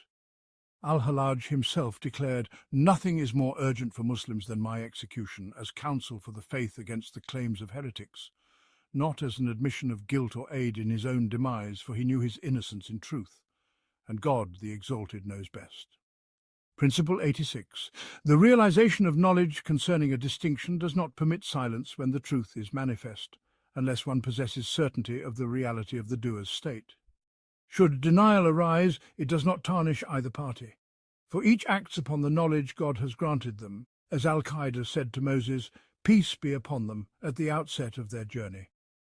Silence of a third party is warranted, for the ruling belongs to another, absent a clear obligation to intervene in establishing a penalty or otherwise, given the possibility of interpretation for what has occurred. If a justification is later revealed, it may render the act permissible. However, if an act is committed that is utterly impermissible, such as sodomy, specified adultery, or habitual intoxication, there is no room for interpretation save disobedience or depravity. Yet acts like killing or taking wealth, which may bear a permissible aspect under certain conditions, warrant pause in inner judgment, though not in the outward ruling when it is clearly established. And God knows best. Principle 87. Hesitation in matters of ambiguity is required, and the foundation of the path is to incline toward a favourable assumption, even if opposition appears. Pausing in doubt is as necessary as acting decisively when the matter of good or evil is clear. The way is built upon favouring a good opinion when warranted despite apparent contradiction. Thus, Ibn Furak, may God have mercy on him, said, "Erring by admitting 1,000 disbelievers due to a semblance of their Islam is preferable to erring by expelling a single believer due to a seeming fault." And when Malik was asked about the people of whims, "Are they disbelievers?" he replied, "From disbelief they flee." The Prophet, peace and blessings be upon him, hinted at hesitation regarding the Kharijites by saying, "And you will dispute over the sects." Some have said, what is reached through sincere striving is to be affirmed, while the inward matter is left to God. Hence disagreement arose concerning many among the Sufis, such as Ibn al-Farid, Ibn Ahla, Al-Afif al-Tilmisani, Ibn Disakain, Abu Ishaq al-Tajibi, al-Shushtari, Ibn Sabin, al-Hatimi, and others. Our teacher, Abu Abdullah al-Qari, may God have mercy on him, was asked while I listened, "What do you say of Ibn al-Arabi al-Hatimi?" He replied, "I know of every craft from the people of every craft." It was said to him, "That is not what we asked." He responded, "Opinions differ about him, from accusations of disbelief to claims of being a spiritual pole, When asked, "Which do you favour?" he said, "Submission." I remarked, "For declaring disbelief is perilous, and exalting him may bring harm to the follower through ambiguous or misleading statements. And God, the exalted, knows best." Principle 88. The perfection of worship lies in upholding its outward and inward limits without excess or neglect. True devotion is in safeguarding and maintaining it by establishing its boundaries, both manifest and hidden, free from exaggeration or laxity. The negligent squanders and the excessive innovates, especially if he believes his excess draws him nearer to God. Hence it is said that obsession is an innovation rooted in ignorance of the sunnah or delusions of the mind. Such is repelled by constant remembrance of glory to the Sovereign, the Creator, Quran 17:111, with every recitation accompanied by adherence to ease and reliance on scholarly concessions that negate such obsessions. Yet do not pursue concessions as a path, for they lead to misguidance by consensus. Understand this well. Principle 89. The root of all good and evil lies in sustenance and companionship. Eat as you will, for as you consume, so shall you act, and befriend whom you will, for you shall tread their path. It is said that what is eaten in heedlessness is employed in heedlessness. Thus they recommended invoking God's name over every morsel and offering praise upon swallowing. Ibn al-Hajj remarked, "This is commendable, yet invoking God's name is a sunnah at the beginning and praise at the end, without excess. The sunnah is best." I mentioned this to a virtuous soul who accepted it, though something lingered in my heart. I revisited the discussion, saying it contradicts the sunnah regarding food. He replied, "This applies when one is with others." I accepted his reasoning, yet later reconsidered, returning from his view out of caution for the sunnah's ruling on habitual practice for all in every state. And God, the Exalted, knows best. Principle 90. Burdening oneself with what lies beyond capacity is permissible in reason, but not sanctioned by sacred law. For as the divine word declares, God does not burden a soul beyond its capacity. It will have the consequence of what good it has gained, and it will bear the consequence of what evil it has earned. Our Lord, do not impose blame upon us if we have forgotten or erred. Our Lord, and lay not upon us a burden like that which you laid upon those before us. Our Lord, and burden us not with that which we have no ability to bear, and pardon us, and forgive us, and have mercy upon us. You are our protector, so give us victory over the disbelieving people. Quran 2:286. Every believer is commanded to seek the lawful, and its attainment is possible for all in every era and place, for its foundations exist universally. The earth is never devoid of a saint or righteous soul, and their sustenance is from this. God does not burden us with what lies in his knowledge alone, but with what we know from where we know it. Thus, one who does not engage in forbidden work by hand, nor suspects its entry into his wealth by clear evidence, has no grounds to assume prohibition or doubt in it. Indeed, it has been said, "Wealth is like water. God created this lawful as he created that pure. Nothing renders this impure save what alters it, and nothing renders that forbidden save what changes it." The details of this are expounded in works like The Lawful and the Forbidden in Al-Ghazali's Ihya and others. Thus they unanimously affirmed its existence, as mentioned by Al-Surawadi. And God the Exalted knows best. Principle 91. The prohibition of opposing the leader by word or deed is affirmed, for preserving order is obligatory, and safeguarding the general welfare is necessary. Hence there is consensus on forbidding rebellion against the leader, whether in speech or action.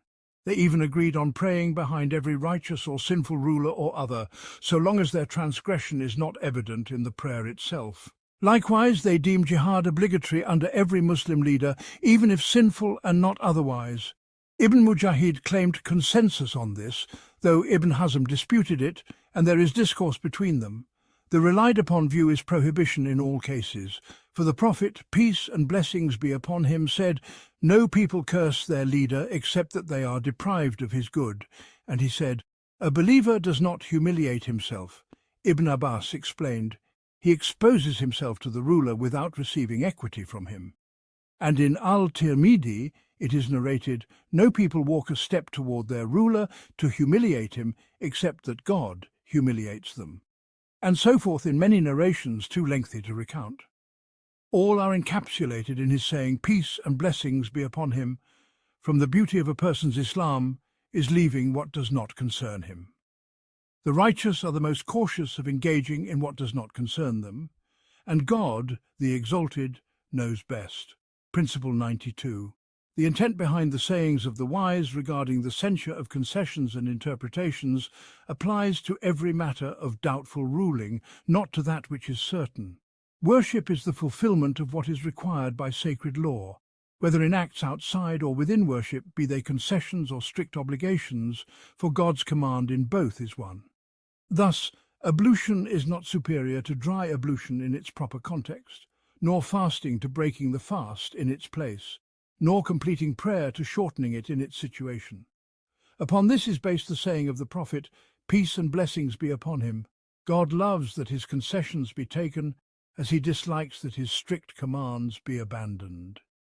This does not apply to concessions whose ruling is disputed, for caution is required in every doubtful matter, unlike the certain, where abandoning it is excessive rigour. It is upon this latter sense that the sayings of the wise in censuring concessions and interpretations are understood, and God knows best. Principle 93. The aim is to align with truth even if it accords with desire.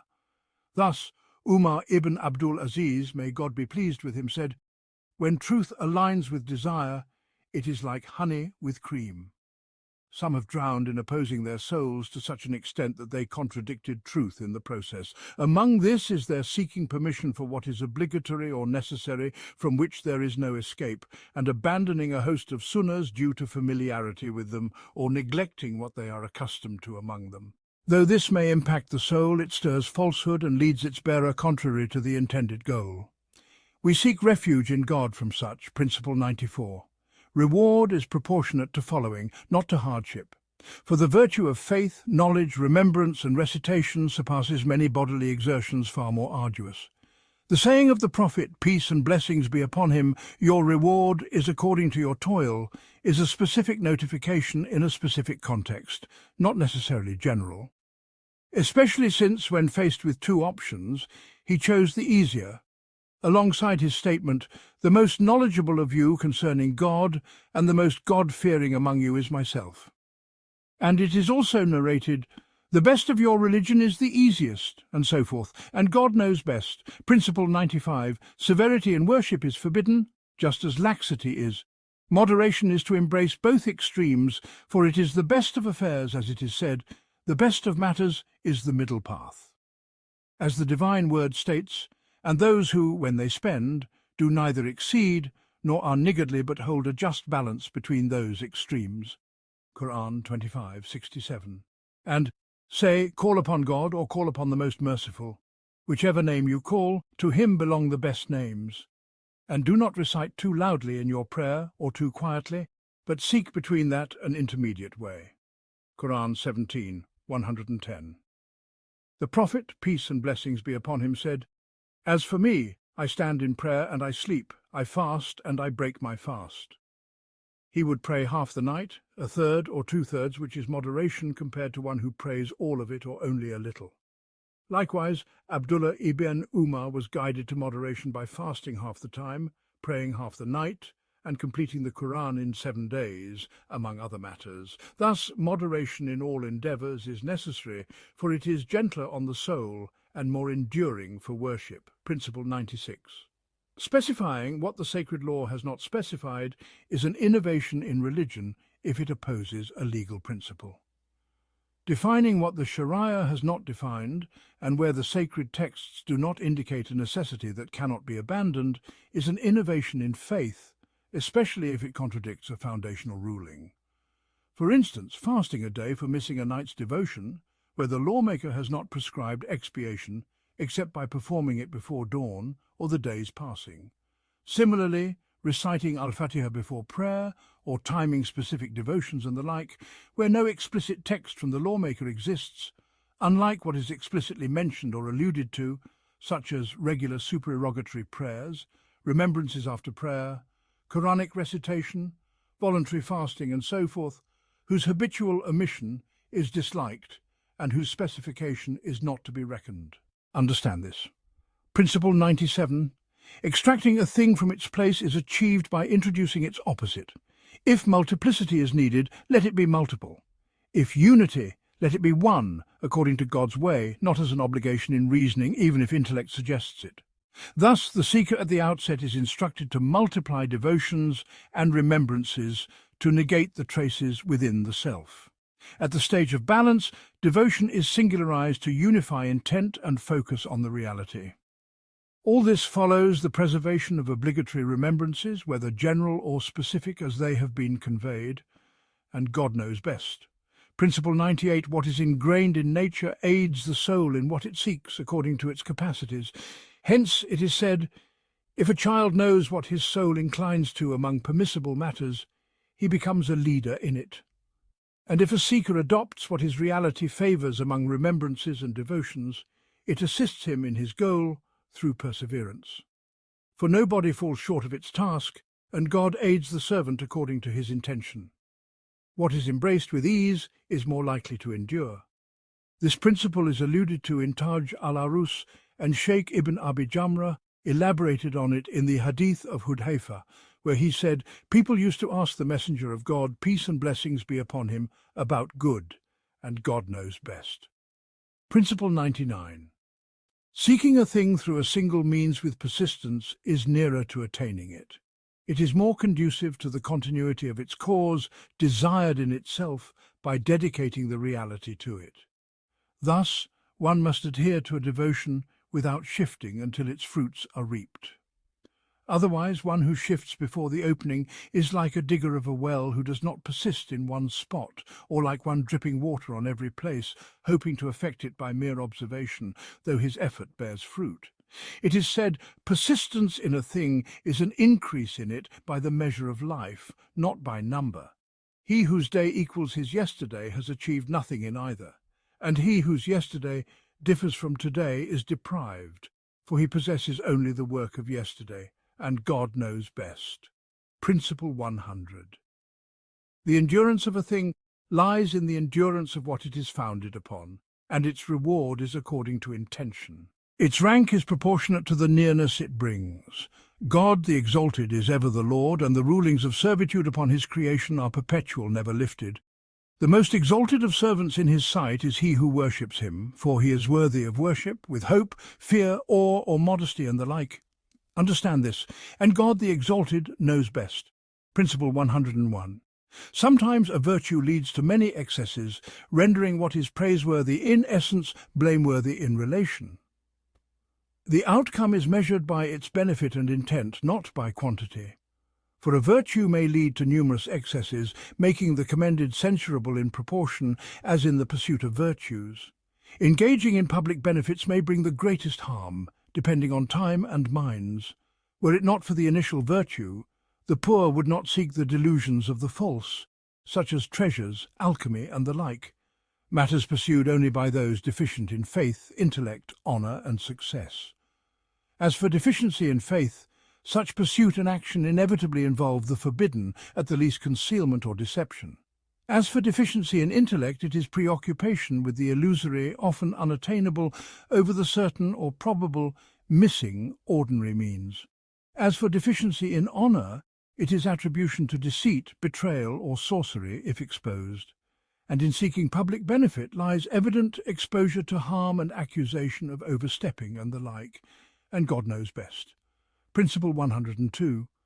Abandoning the wisdom of causes is opposition to the decree of truth. Establishing causes is fundamental to the wisdom of creating the world for the integrity of existence. Thus, what contradicts the preservation of order is censured and deemed strange in existence, whether among causes or otherwise. Divine jealousy reinforces this, necessitating the opposite of the intended goal: poverty in alchemy, humiliation in seeking it, and an ignoble death in astrology. All are departures from the wisdom of causes, opposition to the decree of truth, and resistance to seeking perfection through illusion. The last is compounded by prying into God's dominion, as alluded to in Al-Tanwir. Each has a share of what belongs to its companion, even if the context differs, and God knows best. Principle 103. It is incumbent on the servant to remain where God has placed him without glancing toward another station, even if it seems superior in his view. Upholding the form of wisdom is necessary, as is surrender to divine power. Thus, the servant must abide where he is stationed, without turning to another, even if the other appears more complete in his estimation, unless the condition of remaining is disrupted by loss of benefit or inability to fulfill legal rights. Then, moving to a similar state is obligatory, and if all becomes impossible, detachment is permissible, nay, required. The Prophet, peace and blessings be upon him, affirmed the detachment of the people of the Sufar and commanded striving for sustenance to Hakim ibn Hizam when his soul inclined to charity. Hence Al-Khawas, may God be pleased with him, said, "So long as causes remain in the soul, striving is preferable, and earning through effort is more lawful for him, for sitting idle suits not one who is not free of burden." This is the decisive word in its chapter. Principle 104. When action and inaction are equal in benefit, inaction is preferred, for it is safer. Hence, silence is favoured over speech where there is no preference, abandoning the world over taking it, solitude over company, especially in a time when one cannot trust a companion, and hunger over satiety, among other matters where benefit is absent in the moment. Among this is abandoning desires for some, unless nearness to God is intended, for it is not valid without a righteous intention transforming it into the recommended. God has permitted it, so neither taking nor leaving it is superior without a decisive factor, and God knows best. Principle 105. What is praised or blamed not for its essence may have its ruling reversed by a cause necessitating its opposite.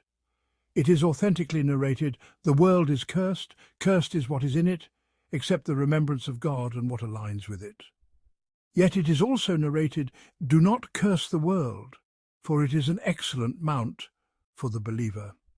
Leadership is praised for preserving order, and God extols those who seek religious leadership, saying, "And those who say, 'Our Lord, grant us from among our wives and offspring comfort to our eyes, and make us an example for the righteous.'" Quran 25:74. Yet it is blamed for leading to arrogance and deviation from truth. Silence is praised for safety, yet blamed when obligatory speech is required. Hunger is praised for purifying the inward, yet blamed for impairing thought. Thus moderation is necessary, and in hunger it is desiring bread alone. Excess is desiring all bread with it, and falsehood is adding every unaccustomed desire. Understand this, and God knows best. Principle 106. The forbidden may become permissible in anticipation of a greater good, as in the case of falsehood spoken in jihad to sow discord among the disbelievers. Indeed, the forbidden may be rendered lawful when a greater benefit is foreseen, such as uttering a lie during struggle to fracture the unity of the disbelievers, or in reconciling people for the sake of righteousness, or in safeguarding a Muslim's wealth, honour, or even life when questioned about a sin committed, or about property sought to be usurped from him or another. For in such cases the harm of truthfulness outweighs its merit. Likewise, for a wife or child there is leniency out of fear of their estrangement. In some it is permissible to avert a greater harm, not merely to secure a benefit. Similarly, backbiting may be allowed for purposes of warning, seeking legal opinion, or other matters acknowledged by the learned imams. However, this does not extend to equating obscurity with forbidden acts, such as elevating one's status through a sip of wine, for status gained by such means is not lawful. Nor is the forbidden permitted to repel what is merely lawful, even if it be harmful. Know this and understand. Principle 107. Gradual training of the soul is the easiest path to achieving its desired end. To train the soul in taking and relinquishing, guiding it step by step, is the surest way to attain what is sought from it. Hence it has been said, abandoning sins is easier than seeking repentance. And he who forsakes his desires 7 times whenever they beckon shall no longer be afflicted by them. For God, in his boundless generosity, does not torment a heart with a desire it has forsaken for his sake. Al-Muhasibi, may God have mercy on him, spoke of repentance, saying, "One repents wholly at first, then follows the details through abandonment, if such is possible for him." And this is true, and God knows best. Principle 108. The servant must neither feel secure from God's subtle plan nor despair of God's merciful spirit. The carpet of divine generosity declares that no sin is too great for God Almighty to forgive. Yet the carpet of divine majesty proclaims that God seizes the disobedient and grants no reprieve. Thus it behooves the servant to remain ever mindful of both in all his moments. Even if he performs the greatest acts of obedience, he must not feel safe from God's subtle design. And even if he commits the gravest of sins, he must not despair of God's comforting spirit. Accordingly, he fears God as much as he is able, repents to him, and returns to him even if he stumbles 1,000 times in a day. Understand this well. Principle 109. The special virtues are affirmed in words, deeds, and essences, and the greatest of these are the virtues of remembrance. Special virtues are established in utterances, actions, and inherent qualities, and the most exalted among them are the virtues of dhikr, the remembrance of God.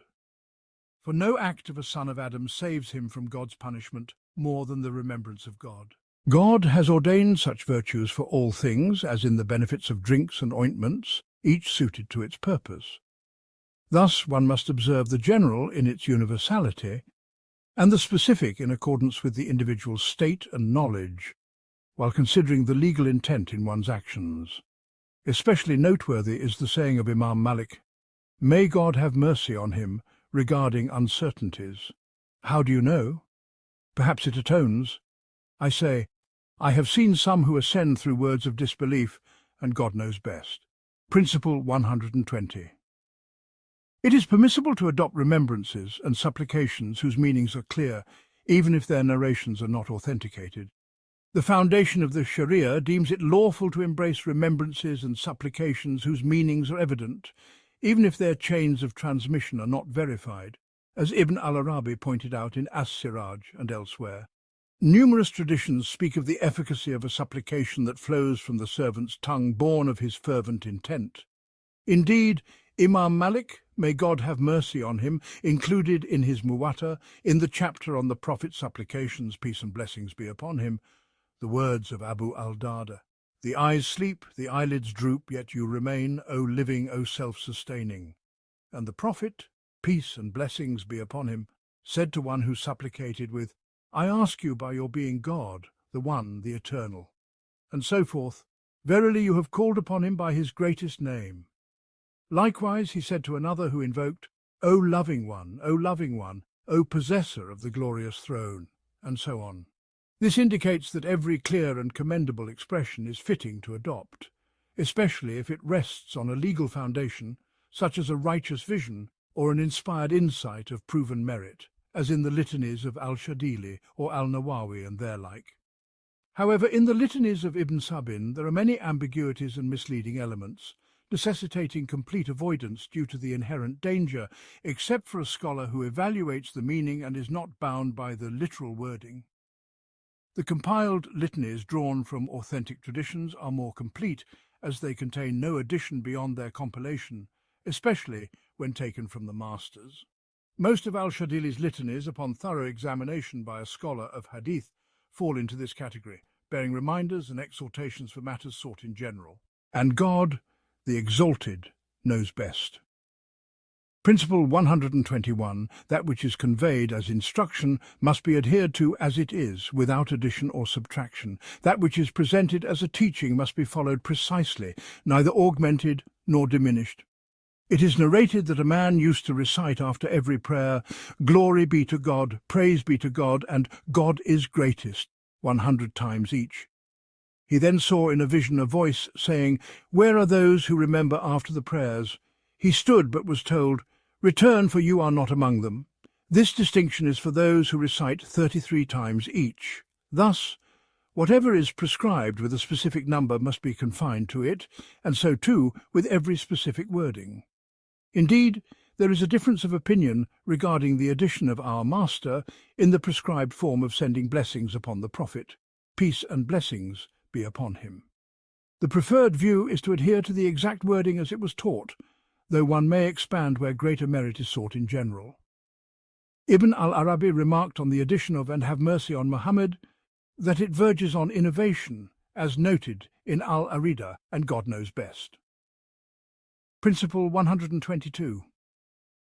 The servant is not held accountable for a shortcoming for which he bears no cause. It is the right of the servant not to neglect a commanded act, nor to resolve upon a forbidden one, nor to fall short in a recommended deed. Yet if his circumstances lead him to falter in the first, second, or third, he must return to his Lord with repentance, seeking refuge and forgiveness. If the lapse was due to a cause of his own making, he should reproach and blame himself. But if it was not of his doing, there is no blame for what he could not control. This matter is reflected in the question posed to Ali and Fatima, may God be pleased with them, by the Prophet, peace and blessings be upon him, regarding their omission of the night prayer. Ali responded, God took our souls, while the Prophet recited, and man is ever contentious, Quran 1854. Similarly, when they slept through the night in the valley until the sun rose, the Prophet, peace and blessings be upon him, said, verily God took our souls. For Ali and Fatima had a cause, as Ibn Abi Jamrah, may God have mercy on him, mentioned, in that they were in a state of ritual impurity. Thus their response was an excuse, though the essence of truth is contentious when questioned about the cause. The companions in the valley, however, bore no cause, having entrusted the matter to one capable of fulfilling it. Understand this. Principle 123. The necessity of solitude and the emptying of the heart. Emptiness of the heart for worship and divine knowledge is sought, necessitating renunciation, the shedding of burdens, and the choice of the lesser. For what is little and suffices is better than what is abundant and distracts. Among the distractions are those immature in age, intellect, or faith. Thus, companionship with them is discouraged, for their fickleness hinders repose. Hence, the command to avoid such company and to prefer solitude, especially in these times, provided its conditions are met. Self-sufficiency from others, and their sufficiency from him in matters of religion and worldly needs, during necessity, alongside their protection from his ill assumptions, and the upholding of Islamic rights, both obligatory and strongly recommended. And God the Exalted knows best. Principle 124, seclusion, is more specific than solitude, and in its forms and essence, it is a type of retreat. Seclusion is a narrower concept than solitude, and in its various forms and essence, it resembles a retreat, though not necessarily in a mosque, and in whatever context it occurs. Among the practitioners, there is often no fixed limit to it, though the Sunnah alludes to 40 days, as in the covenant with Moses, peace be upon him. In truth, the core intent is 30 days, as this was the original covenant, and the Prophet, peace and blessings be upon him, secluded himself in the cave of Hira for a month, as recorded in Sahih Muslim. Likewise, he withdrew from his wives, and the month of fasting is singular. The increase or decrease in intent is as the seeker's journey dictates. The minimum is 10 days, as in the Prophet's retreat of 10 days, peace be upon him, which for the perfected is an elevation in state and for others a progression. There must be a foundation to return to, and the purpose is to purify the heart from the stains of association, to dedicate the heart to a singular remembrance and a singular truth. Yet, without a guiding master, it is perilous, though it holds great openings. It may not suit all, so let each consider his state in this regard, and God knows best. Principle 125. For every worshipper, knower and renunciant, there must be worship, knowledge and renunciation. There is no escape from worship, knowledge and renunciation for every worshipper, knower and renunciant. Yet, for one dominated by the pursuit of knowledge, he is a worshipper, and his knowledge is subordinate to his worship. For one dominated by the abandonment of excess, he is a renunciant, and his worship and knowledge follow his renunciation. And for one dominated by contemplation of the truth while casting aside creation, he is a knower, and his worship and renunciation are subordinate to his essence. Thus the attributes follow the origins, though the paths intertwine. Whoever understands otherwise has erred. Indeed, the matter may be lightened or intensified according to the expanse of divine favour. And God, the Exalted, knows best. Principle 126. Adherence to what is necessary for the prerequisite leads to it. Adherence to what is necessary for the prerequisite guides one to it. Hence the superiority of remembrance over other acts. If you wish for something to be incumbent upon you, adhere to its prerequisite. God, the Exalted, has said, "So remember me, I will remember you, and be grateful to me, and do not deny me." Quran 2:152. There is no greater honor than this. For every act God has set a limit and a time, except for his remembrance, as he said, "O you who have believed, remember God with much remembrance." Quran 33:41. And those who remember God while standing or sitting or lying on their sides, and give thought to the creation of the heavens and the earth, saying, "Our Lord, you did not create this aimlessly. Exalted are you above such a thing. Then protect us from the punishment of the fire." Quran 3:191. And when you have completed your rites, then remember God like your previous remembrance of your fathers, or with much greater remembrance. And among the people is he who says, "Our Lord, give us in this world, and he will have in the hereafter no share." Quran 2:200. Abu Sa'id, on the authority of Ibn Juban, said, "Remember God until they call you mad." Remembrance is the banner of divine friendship. Whoever is granted remembrance has been granted the banner. Our master, Abu al-Abbas al-Hadrami, may God be pleased with him, said, "Hold fast to constant remembrance and abundant blessings upon the messenger of God, peace and blessings be upon him, for it is a ladder, an ascension, and a path to God, the Exalted, when the seeker finds no guiding master." I heard this in the year 846 AH at the sacred sanctuary from a righteous man who narrated it to me from one of the truthful with God, both of whom I saw and knew. And God, the Exalted, knows best. Principle 127. The luminous nature of remembrances burns away the traits of the servant. The radiant essence of remembrances incinerates the attributes of the servant and stirs the heat of his nature by diverting the soul from its base inclinations. Hence the command to send blessings upon the Prophet, peace and blessings be upon him. For it is like water, strengthening souls and extinguishing the fervour of natures. The secret of this lies in the prostration to Adam, as they said, and mention when your Lord said to the angels, "Indeed I will make upon the earth a successive authority." They said, "Will you place upon it one who causes corruption therein and sheds blood, while we declare your praise and sanctify you?" He said, "Indeed, I know that which you do not know." Quran 2:30. For this reason, the Masters commanded sending blessings upon the Messenger of God, peace and blessings be upon him, during overwhelming ecstasy and spiritual taste, and there is evidence for this. Abu Bakr, may God be pleased with him, alluded to it, saying, "Sending blessings upon Muhammad, peace and blessings be upon him, erases sins more effectively than cold water extinguishes fire." Do you not see? Let this be relied upon. It is stated in Miftah al-Falah that the sign of divine opening is the eruption of inner heat, and God, the Exalted, knows best. Principle 128, the necessity of considering the predetermined decree and the obligation of wisdom. The obligation to regard the preordained decree and the necessity of wisdom dictate that supplication is a form of servitude linked to a cause, as prayer is tied to its appointed time, and as remembrance is ordered for a benefit or the like. For if you say, "Remember," it is only directed to one who may forget. If you say, "Awaken," it is only for one who may be heedless.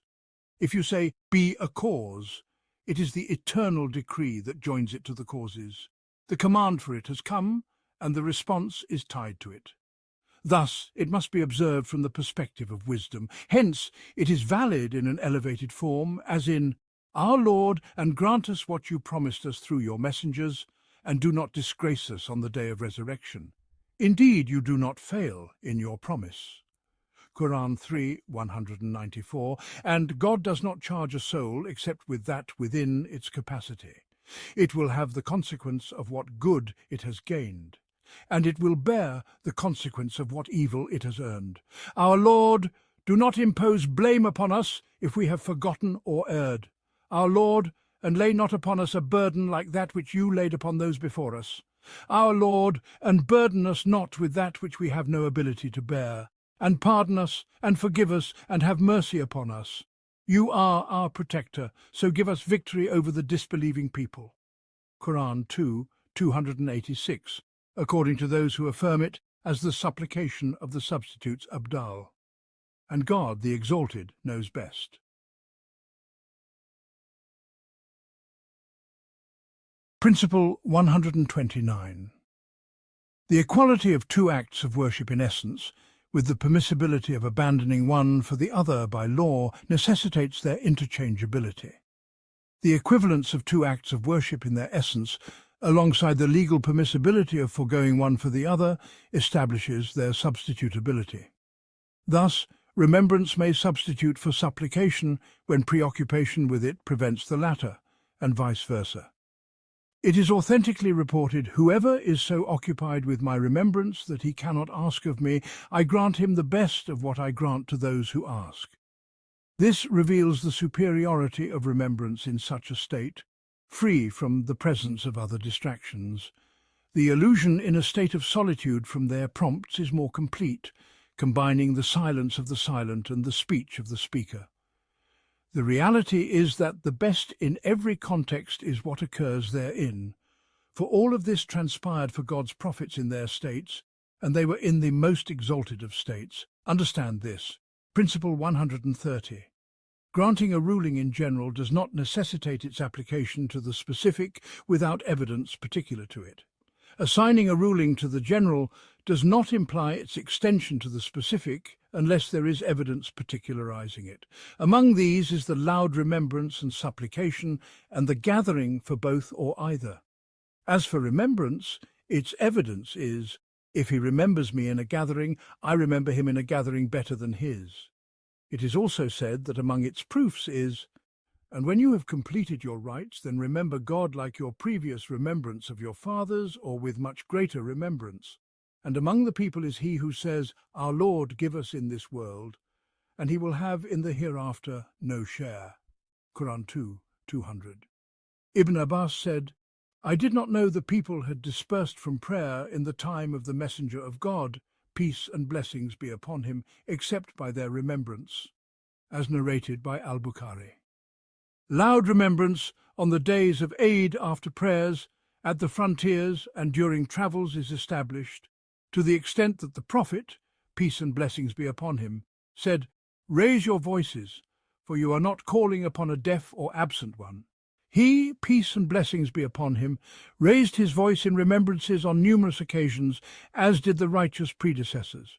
It is also authentically reported in response to the people of the trench, O God, there is no good except the good of the hereafter, so forgive the Ansar and the Muhajirun. All these are proofs for loudness and gathering, yet in specific cases their occurrence must be based on evidence, not as a general proof due to the possibility of their restriction to the context in which they occurred, or their intent being for something other than themselves. Thus, another foundation must be established. Principle 131, establishing a ruling for a specific case, does not extend to the generality of its type, due to the possibility of its restriction to the context in which it occurred.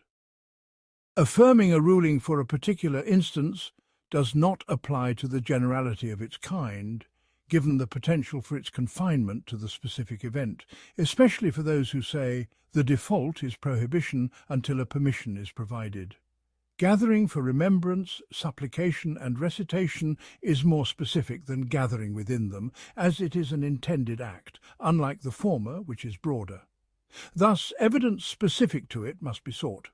As for gathering for remembrance, it is found in the agreed-upon narration of Abu Hurairah. Verily, God has angels who roam the paths seeking the circles of remembrance, and at its conclusion, their Lord asks them, What do my servants say? They reply, They glorify you, praise you, magnify you, proclaim your oneness, and exalt you. This is explicit in encouraging gathering specifically for remembrance through the enticement in its context, what is mentioned at the end, that among them are those not of them, and God says they are a people whose companion is not wretched, indicates the permissibility of gathering for the sake of remembrance in a manner that is not otherwise lawful. Its interpretation aligns with the narration. No group of Muslims sits in a gathering remembering God except that the angels surround them, tranquility descends upon them, mercy envelops them, and God remembers them among those with him.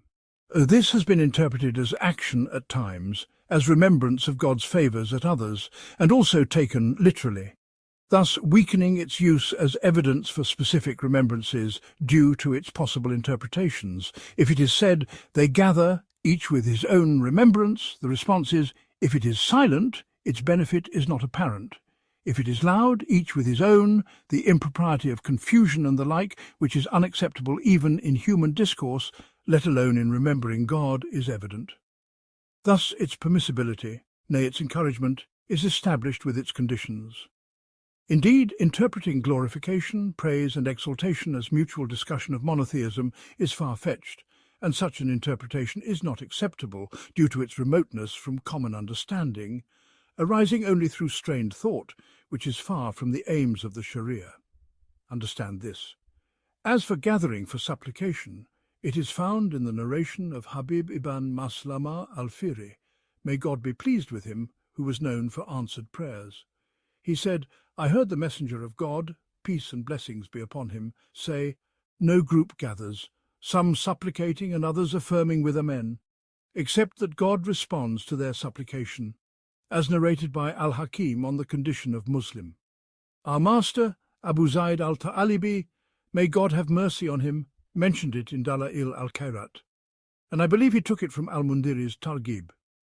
Abu Ishaq al-Shatibi narrated Umar's, may God be pleased with him, practice of it, alongside his disapproval, considering it among the additive innovations, blamed not for their essence, but for what accompanies them.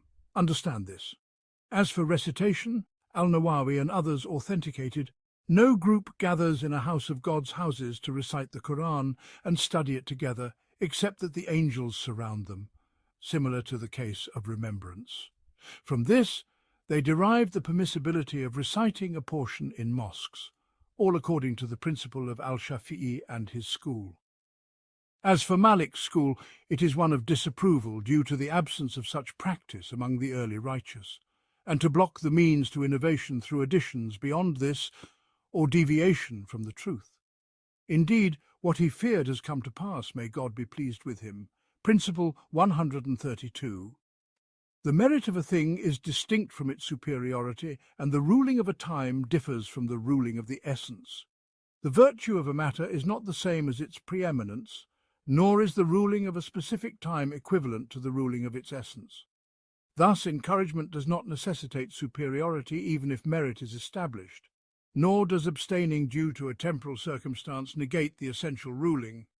Gathering for remembrance, supplication and recitation has been encouraged by the aforementioned traditions, so its essential ruling cannot be refuted, even if another act is preferred over it due to the latter's greater merit, such as silent remembrance or acts of worship whose benefit extends to others, like knowledge, jihad, or earning for one's dependents, among other matters the companions were preoccupied with. This preoccupation prevented them from gathering for remembrance or dedicating themselves to it without combining it with other acts. Do you not see that when it was feasible alongside their engagements, they practiced it, as in travels, Eids, after prayers and the like? When the Prophet, peace and blessings be upon him, passed by a circle of rememberers, he moved on and sat with those discussing knowledge, preferring the latter due to the broader benefit of their endeavour and their need for it, as knowledge comes only through him, and their aim was to convey what he brought. In contrast, the rememberer's act was confined to themselves and their benefit. Yet he did not disapprove of the former, even as he favoured the latter, and God knows best. Principle 133. A time has a ruling specific to it, particularizing what is permissible with encouragement, prohibition, disapproval, or obligation. A specific time carries a ruling unique to it, specifying what is permissible with encouragement, prohibition, disapproval, or obligation, and redirecting what is recommended to prohibition or disapproval. All this applies when each fulfills the ruling assigned to it by another evidence necessitating it. The prohibition or disapproval of gathering for remembrance in these times falls under this, as does preventing women from going to mosques and the like, which are forbidden not for their essence but for what has arisen in or through them. The foundation of the Sharia permits or encourages them, People hold two views on this. Those who advocate blocking the means prohibit all forms due to a single form, which is the school of Malik. May God have mercy on him. And those who do not prohibit only what occurs in the forbidden manner, which is the school of Al-Shafi'i and others. When Sidi Abu Abdullah ibn Abad, may God have mercy on him, spoke on the issue of litanies, he said, "It is among the fragrant traces of religion that must be clung to, given the loss of the true essence of faith in these times. Even if it be an innovation, it is a matter of disagreement, and at most it is disapproved, so acting upon it is valid according to those who permit it. I say, remembrance may be included in this in certain places and times with its conditions. Perhaps the lawgiver intended encouragement for those after the early generations due to their need for it. As for Ibn Mas'ud's statement, may God be pleased with him, to a group he found remembering collectively, "You have brought an innovation in darkness, or you have surpassed the companions of Muhammad in knowledge." The response is that the tradition encouraging it had not reached him, or he disapproved of the manner or the like. Otherwise, his disapproval on this basis is not fitting after the authenticity of the tradition, and God the Exalted knows best. Principle 134, for the seeker it is incumbent in the conditioned matter to observe its conditions. The observance of conditions in what is conditioned is a necessity for the one who seeks it. Otherwise, its existence for him is rendered invalid, even if its outward form appears to stand. And the conditions of remembrance, dhikr, that must be upheld when gathered for it are three. The first, the time must be free from any obligatory or highly recommended act, the performance of which, if neglected, would lead to harm, such as staying awake late and thus missing prayer, or becoming sluggish in it, or neglecting one's regular litanies, or causing detriment to one's family and the like. The second, it must be free from anything forbidden or disliked that accompanies it, such as allowing women to hear or be present, or failing to guard against impurities, or seeking food without a spiritual intent, or harbouring even the slightest doubt in the matter, or using a forbidden bed, like one made of silk or the like, or speaking ill of others, or engaging in idle gossip and so forth. The third, adherence to the etiquette of remembrance, ensuring it is lawful or in accordance with its spirit, performed with what is authentic and clear, uttered with tranquillity, whether standing at times or sitting at others, and not with dancing, shouting, or the like, for such behaviour resembles the acts of the deranged, as Imam Malik, may God have mercy on him, indicated when asked about them, saying, "Are they mad?"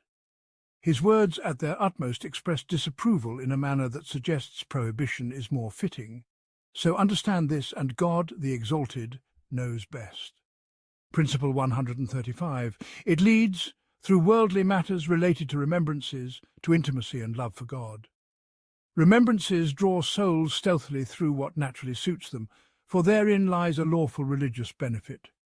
Hence, there is encouragement in remembrances and acts of worship for worldly concerns, such as reciting Surah Al-Waqi'ah to avert poverty, or saying, "In the name of God, with whose name nothing in the earth or the heavens can cause harm, and he is the all-hearing, the all-knowing, to ward off sudden calamities," or seeking refuge with, "I seek protection in the perfect words of God from the evil of what he has created, to repel the harm of venomous creatures," or for safeguarding the home, and other such remembrances to dispel worries, debts, and to aid in achieving means like wealth, honour, and the like.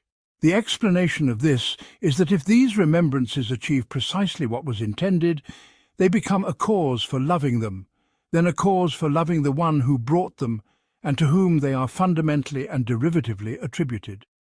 Thus they lead to the love of God, and even if they do not achieve what was sought, there remains in them a subtle kindness, and at the very least there is solace for the soul in remembering the truth, and this entry through natural inclinations is more accessible and easier. On this principle rested Sheikh Abu al-Abbas al-Buni and those who followed his path in mentioning the divine names and their properties. Otherwise, the foundational rule is not to make remembrances and acts of worship a means for worldly aims out of reverence for their sanctity. And God, the Exalted, knows best. Principle 136, its secret, its meaning, its property stems from every name or remembrance and its response according to the aspiration of its bearer. Every name or remembrance carries a property derived from its meaning and its application in what it demands. Its secret lies in its number, and its response corresponds to the aspiration of its bearer. Hence, a scholar benefits only from what is clear and evident in meaning, while the ignorant benefits only from what is hidden, whose meaning he does not grasp, and there remains a distinction between them. It is necessary to consider the number prescribed by sacred law or deduced through inference, for the realization of truth depends on it according to the divine custom. As for writing and negligence in form or the like, it is a matter derived from the science of natures and temperaments, and its distance from truth and realization is not hidden. Thus, Ibn al-Banna, may God be pleased with him, said, "He diverged from al-Buni and his ilk, and aligned with the better path of al-Nasaj and his peers." And al-Hatimi, may God have mercy on him, said, "The science of letters is a noble science, yet it is blameworthy in both religion and worldly affairs. So know this, and success is with God, the Exalted. I say, in terms of religion, it is so because its practitioner delves into imagined causes rather than verified ones, and this undermines the station of trust in God, tawakkul. All of this pertains to striving in causes, like hastening to cauterization in medicine due to the soul's fragility and eagerness for swift healing. So understand. And in terms of worldly affairs, it is so because it occupies one in a way that neglects the cultivation of worldly life. And God, the Exalted, knows best. Principle 137. With fingers, remembrance, and the tying of beads, the rosary. The consideration of proportional rulings applies to matters of judgment in accordance with their respective proportions. Hence, the number in remembrance is considered, for the essence of existence returns to it in view of its essences and attributes. When the proportion aligns with its locus, the effect manifests according to the eternal decree. There is a basis in sacred law for counting numbers, as the Prophet, peace and blessings be upon him, said to some believing women, "Count with your fingers, for they will be questioned and made to speak." And he approved of one of his wives counting her glorifications with date stones before her. Abu Huraira had a thread with 500 knots tied in it, with which he would glorify God. It is said that the rosary aids in remembrance, encourages perseverance, gathers the mind, brings one closer to presence, and increases reward. For there is reward in its numbers and in what is interrupted by necessity or error, due to its designation, and in achieving the reward of comprehensive remembrance for a number, such as saying, "Glory be to God," as many times as his creation, whether multiplied or not, or other such expressions, though the sound view is without multiplication. It is also said that glorifications tied to specific causes, like those of astonishment, are superior to general ones, so the general is abandoned for the specific at its time, and God, the Exalted, knows best. Principle 138. Banquets, singing in them, arguing for permissibility cannot establish absolute permissibility of listening and the like.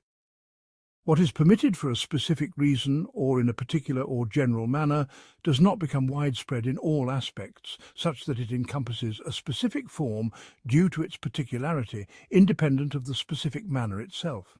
Thus, it is invalid to argue for the absolute permissibility of listening based on the permissibility of singing at banquets and the like, nor to argue for the permissibility of reciting poetry in the known form of listening, due to the possibility of a specific ruling for it. Therefore, Ibn al-Fakihani, may God have mercy on him, said in his commentary on Al-Risala, "There is no explicit text regarding listening, neither prohibiting nor permitting it, meaning in its specific form. Otherwise, it is established as permissible in banquets, festivals, and similar lawful celebrations, as well as for assistance in laborious tasks. Thus, the matter proceeds according to the ruling of things before the advent of sacred law concerning them. And God, the Exalted, knows best. Principle 139. There is doubt in it, a necessity for other than listening. Regarding things before the advent of sacred law, it is said they are subject to suspension, so listening is not to be undertaken. It is also said they are permissible, so listening is allowed. And it is said they are forbidden, so listening is prohibited. The Sufis have differed on this with these three opinions, just as the jurists have differed. Sheikh Abu Ishaq al-Shatibi, may God have mercy on him, said, "Listening is neither essentially nor incidentally part of Sufism, rather it is taken from the practices of the philosophers," and his meaning concludes thus. The true understanding is that it is a matter of doubt to be avoided due to its resemblance to falsehood, which is frivolity, unless a necessity demands recourse to it, in which case it may be permitted for that reason. Al-Maqdisi mentioned that Abu Mus'ab asked Imam Malik, may God be pleased with them both, and he replied, "I do not know, except that the scholars of our land do not disapprove of it nor refrain from it, and only a naive ascetic or a coarse ignorant person objects to it." Salih ibn Ahmad ibn Hanbal, may God have mercy on them both, said, "I saw my father listening from behind a wall to music that was at our neighbours." And Ibn al-Musayyib said to people who criticized poetry, "Practice an alien asceticism."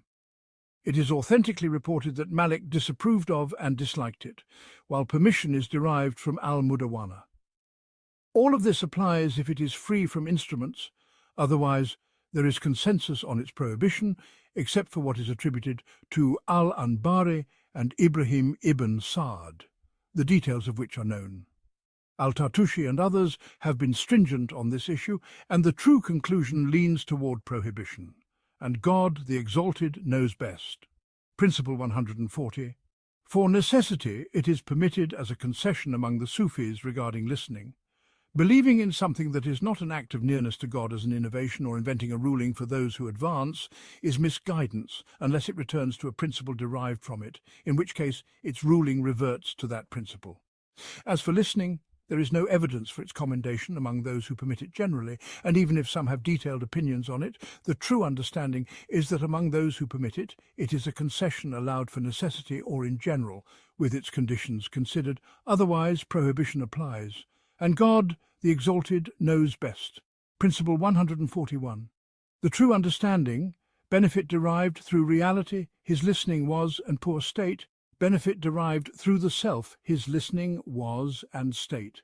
The readiness to receive corresponds to the degree of attentiveness to what is said. Thus, he whose listening is through reality gains true understanding, while he whose listening is through the self gains a poor state, and he whose listening is through natural inclination finds benefit limited to its moment. Hence, a seeker of worldly knowledge increases only in turning away from the truth with every inclination toward it, and most people gain nothing from public gatherings, such as lectures or appointments, except momentary enjoyment. Yet, the one of truth benefits from whatever emerges, from whichever direction it comes. So understand, and God, the Exalted, knows best. Principle 142. What emerges from the heart enters the heart, and what is confined to the tongue does not surpass the ears.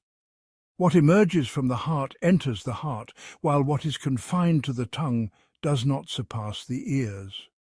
Then, upon entering the heart, it may encounter opposition and be repelled through denial, as with the disbelievers, or through disregard, as with the hypocrites, or a thin veil may intervene between it and direct contact with the heart, as with the sinners, or it may touch the core of the heart and engage its reality, prompting action or restraint according to its ruling, as with the true seekers among the aspirants.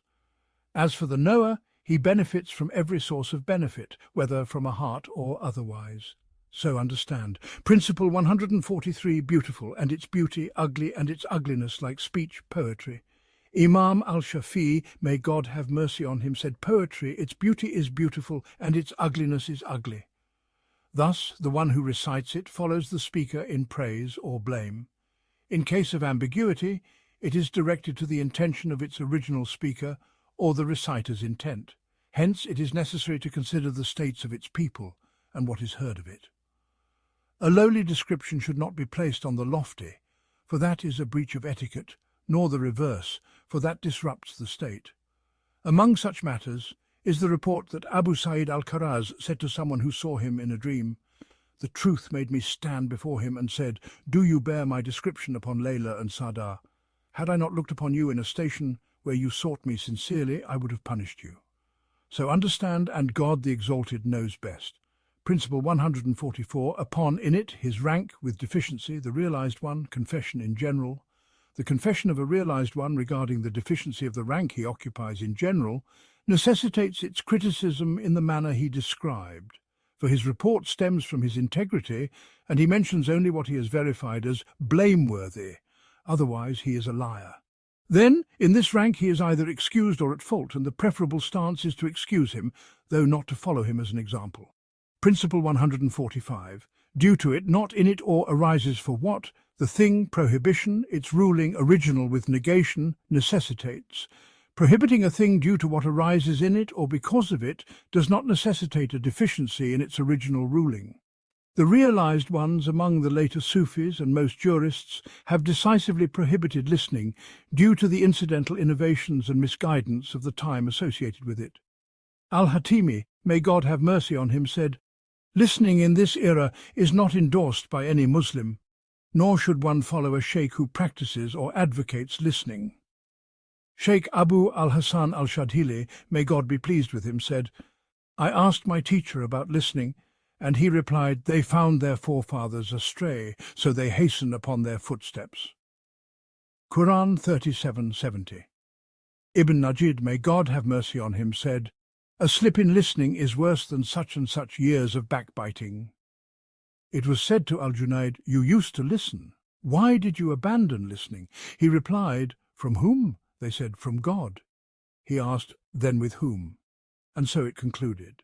The ruling on prohibition applies similarly to communal remembrance, and it is reinforced due to the absence of the original ruling's basis.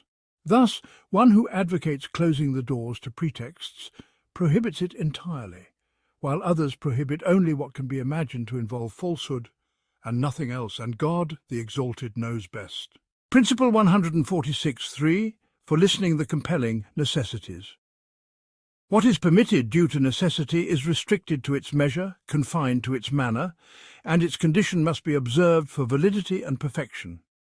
Even so, the necessities compelling listening are three. The first, stirring the heart to know what lies within it through its stimulus, though this may be sufficed by contemplating the aspects of encouragement and warning, or consulting a brother or sheikh. The second, gentleness with the body by restoring its sensitivity and stirring natural inclinations so that it is not destroyed by the forces of spiritual influxes. This may be dispensed with by engaging in ordinary human interactions generally, such as marriage, jesting, and the like. The third, condescension to the seekers, so that their hearts may be freed to accept the truth in the garb of falsehood, when they lack the strength to accept the truth directly from its own aspect without the mediation of nature. For this reason, Al-Shushtari, may God have mercy on him, leaned toward his poetic compositions, as it appears to me, and God the Exalted knows best. Principle 147 most guided, its nature with the aid of souls drawing for the sake of bringing near its benefit. Drawing souls by aiding their nature is the most guided way to bring near their benefit. Hence, benefit has arisen through poetic verses and stories in acquainting with the path and indicating its truths. However, the scent of simplicity accompanies what emerges from it, so its benefit is not gained except alongside it. Thus, you rarely find one enamoured with pure poetry possessing true religiosity, and if so, it is with confusion and pretension, for it is often accompanied by these in its original existence. Abu Uthman, may God have mercy on him, said, "Whoever secures the sunnah for himself in word and deed speaks with wisdom, and whoever secures whims for himself in word and deed speaks with innovation. And God, the Exalted, knows best." Principle 148.3, according to its advocate, listening conditions. When a matter depends on its condition for validity or perfection, that condition must be observed in it as it is conditioned accordingly. Otherwise, the act falls outside its reality or perfection. The conditions of listening, according to its advocate, are three. The first, consideration of the instruments associated with it, through which and with which it occurs, namely, time, place, and companions. The second, the time must be free from any necessary or obligatory opposition, whether legally or customarily required, for abandoning the preferable for the concession is negligence of the truth and a breach of reality.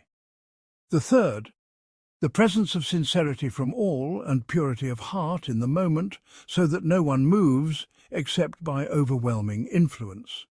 If something else is understood from it, the lesser is conceded to him, the greater admonishes him, and his peer reminds him. The Sufis remain in good standing as long as they do not reconcile, for if they reconcile, their religion diminishes, since their reconciliation occurs only with overlooking flaws, as no one is free from defect in any state. What is free from hypocrisy works in harmony, and opposition prevents agreement. Principle 149: evidence and illusion and indication and commendation, yearning, witnessing, presence, distance from. Yearning, commendation, indication, and illusion are evidence of distance from the presence of witnessing, for majesty and beauty prevent the self from expanding or extending except in what the state demands, and poetry is among its praiseworthy aspects. When the light of the truth shines upon a heart, no share remains in it for anything else, so what comes from him becomes sweeter to him than cold water. Indeed, he finds no remnant in himself to accept anything other than it, nor room to see anything besides it. The vision of the beloved causes blindness to all else, so he remembers naught but his remembrance. For this reason, the poetry of the realized great ones, such as Al-Junaid, Sheikh Abu Muhammad, Abdul Qadir, Al-Shadhili, and their like, is scarce. They have exemplars in the great companions, who were the most knowledgeable of it, yet they did not mention it except in contexts that did not allude to the truths, even if they were embedded within, and then only to the extent appropriate. And God knows best. Principle 150, punishment its kind and its reward from the thing, penalty of the same nature as the deed. The penalty of a thing and its reward are of its own kind. They will be recompensed with a fitting recompense. Quran 78:26. Whoever commits adultery, adultery is committed against his family. Hence, one who prioritizes listening and speaks of its permissibility is punished by the unrestricted words of people about him and rewarded by their unrestrained praise of him. Thus, he remains between praiser and blamer in a way that cannot be disentangled until he detaches from what he is engaged in, as has been experienced in God's custom. Among this is the story of Yusuf ibn al-Hussein regarding his saying, "pain in opinion," and the punishment of Ibn al-Jala for mentioning the beauty of a young man's face by forgetting the Quran, for insight is like sight, and God knows best. Principle 151. His mind by it, overwhelm truth from knowledge, listening in, prohibition. Preserving intellects is obligatory, as it preserves wealth and honour. Hence it is said, listening is prohibited by consensus for one whose mind is known to be overwhelmed by it. Cutting through fabric is not permissible, even if done for generosity, due to wasting wealth. Nor is it permissible for someone not of the group to join them, even if he is a worshipper or ascetic, if he neither advocates nor approves of listening. The same applies to the knower, for his state is more complete, and his joining leads to backbiting the group through deficiency and the image of whim, as well as their backbiting of him. Sheikh Abu al-Abbas al-Hadrami, may God be pleased with him, said that he used to accompany a certain sheikh who was a jurist, and when listening occurred, he would dismiss him and not allow his presence, despite being among his companions. He said, listening has a path, but only for one who has knowledge of it, and God the Exalted knows best. Principle 152. And for him in it his self he does not control, in a state the ecstatic is excused, his state the madman in ruling. The ecstatic is excused in a state where he does not control himself, and he holds the ruling of a madman in his state, with his actions disregarded and rulings not applied to him if the state is verified in him. He is obliged to make up for what is missed, like the intoxicated, due to his causation in the origin. Following him as an example is not permissible, such as the ecstasy of Al-Nuri in standing for the sword out of preference, for otherwise it is aiding in killing oneself, or the state of Abu Hamza in remaining in a well until he emerged in peril, or the state of Al-Shibli in shaving his beard and casting wealth into the sea upon feeling stinginess, and other such acts that outwardly contradict sacred law, driven by the predominance of ecstasy as evident in their stories. In these they hold the ruling of the mad, and among this is dancing and the like. In summary, there is no reproach for one excused who did not intend opposition in a manner he could not avoid due to lack of control over his movements. The Prophet, peace and blessings be upon him, said to a mad woman, "If you wish, endure, and paradise is yours, or I will pray to God and he will heal you." She chose to endure, and paradise was hers. This is better than fanatic denial or its opposite, and it is closer to the truth, for there is no infallibility. And God, the Exalted, knows best. Principle 153. The ecstatic does not benefit in knowledge, action, or state unless he observes the meaning during his ecstasy. If the ecstatic observes a meaning in his ecstasy, it benefits him in knowledge, action, or state with an outward inclination towards stillness and repose, for his ecstasy is of reality and meaning. If he observes rhythm and melodies, it is natural, especially if it causes disturbance and burning in the soul. If he observes mere movement and nothing else, it is satanic, especially if it results in bodily disturbance, agitation, and fiery unrest. Thus, this must be considered with complete realization. Otherwise, abandoning its cause is preferable and better for every person of faith seeking safety. Principle 154. It is permissible to emulate the people of goodness in their attire unless the intent is deception and misguidance. The one who emulates a people is joined to those he emulates, per the hadith, "Whoever emulates a people is of them, for it signals love." It is authentically reported, "A man loves a people though he has not yet joined them," and it was said, "You are with whom you love." Thus, it is permissible to emulate the people of goodness in their attire, unless the intent is deception and misguidance, such as wearing a patched cloak, taking up a rosary, staff, prayer mat, dyes, and the like, due to what has been mentioned. Among the protections of the self from major sins, even if possible, if struggle with them is not feasible, then wearing the patched cloak aids in repelling affectation, removes pride, and brings one closer to the truth, following the example of Umar, may God be pleased with him, who wore it despite having other options due to the soundness of his heart. He said when he wore something else, "I found myself unfamiliar." It is also closer to attaining lawful clothing, and it prevents most harms in travels and otherwise. God commanded the believing women, along with the wives and daughters of the messenger, to draw their cloaks over themselves so they would not be recognized and thus not harmed. Umar, may God be pleased with him, would strike slave women for veiling to emulate free women. Sheikh Abu Yusuf al-Damani, may God be pleased with him, said to a poor disciple of his who was taken by Bedouins in the desert without the excessive garb of the poor, "The one who enters without these means as a weapon is more deserving of loss, for these are tools. Whoever enters with them is respected for God's sake, and whoever does not respect them has violated God's sanctity, and whoever violates God's sanctity does not prosper." He also said to some youths, "Beware of these patched cloaks, for you are honoured because of them."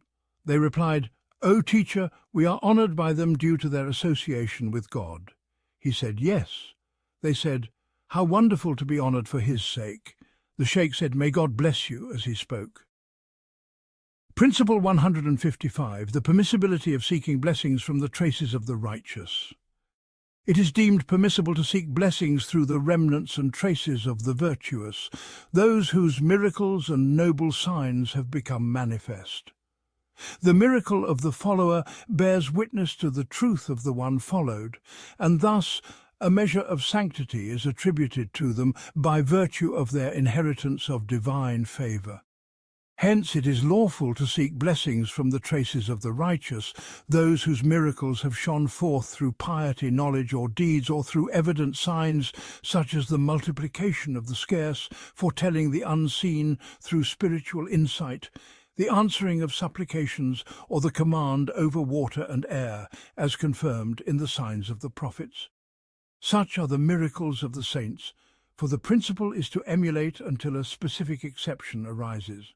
Some have opined otherwise, yet the luminaries of the faith across every era and land have consistently sought blessings through the virtuous, and thus it becomes incumbent to follow their example, guided by discernment in choosing the individuals, and God, the Exalted, knows best. Principle 156. The inner state of a servant is known by their outward condition. The inner reality of a servant is revealed through their outward state, for the external demeanour reflects the hidden conscience. What stirs within the heart casts its shadow upon the face, as God, the Exalted, has said, "Muhammad is the messenger of God, and those who are with him are strong against the disbelievers, merciful among themselves." You see them bowing and prostrating in prayer, seeking bounty from God and his pleasure. Their mark is on their faces from the trace of prostration. That is their description in the Torah.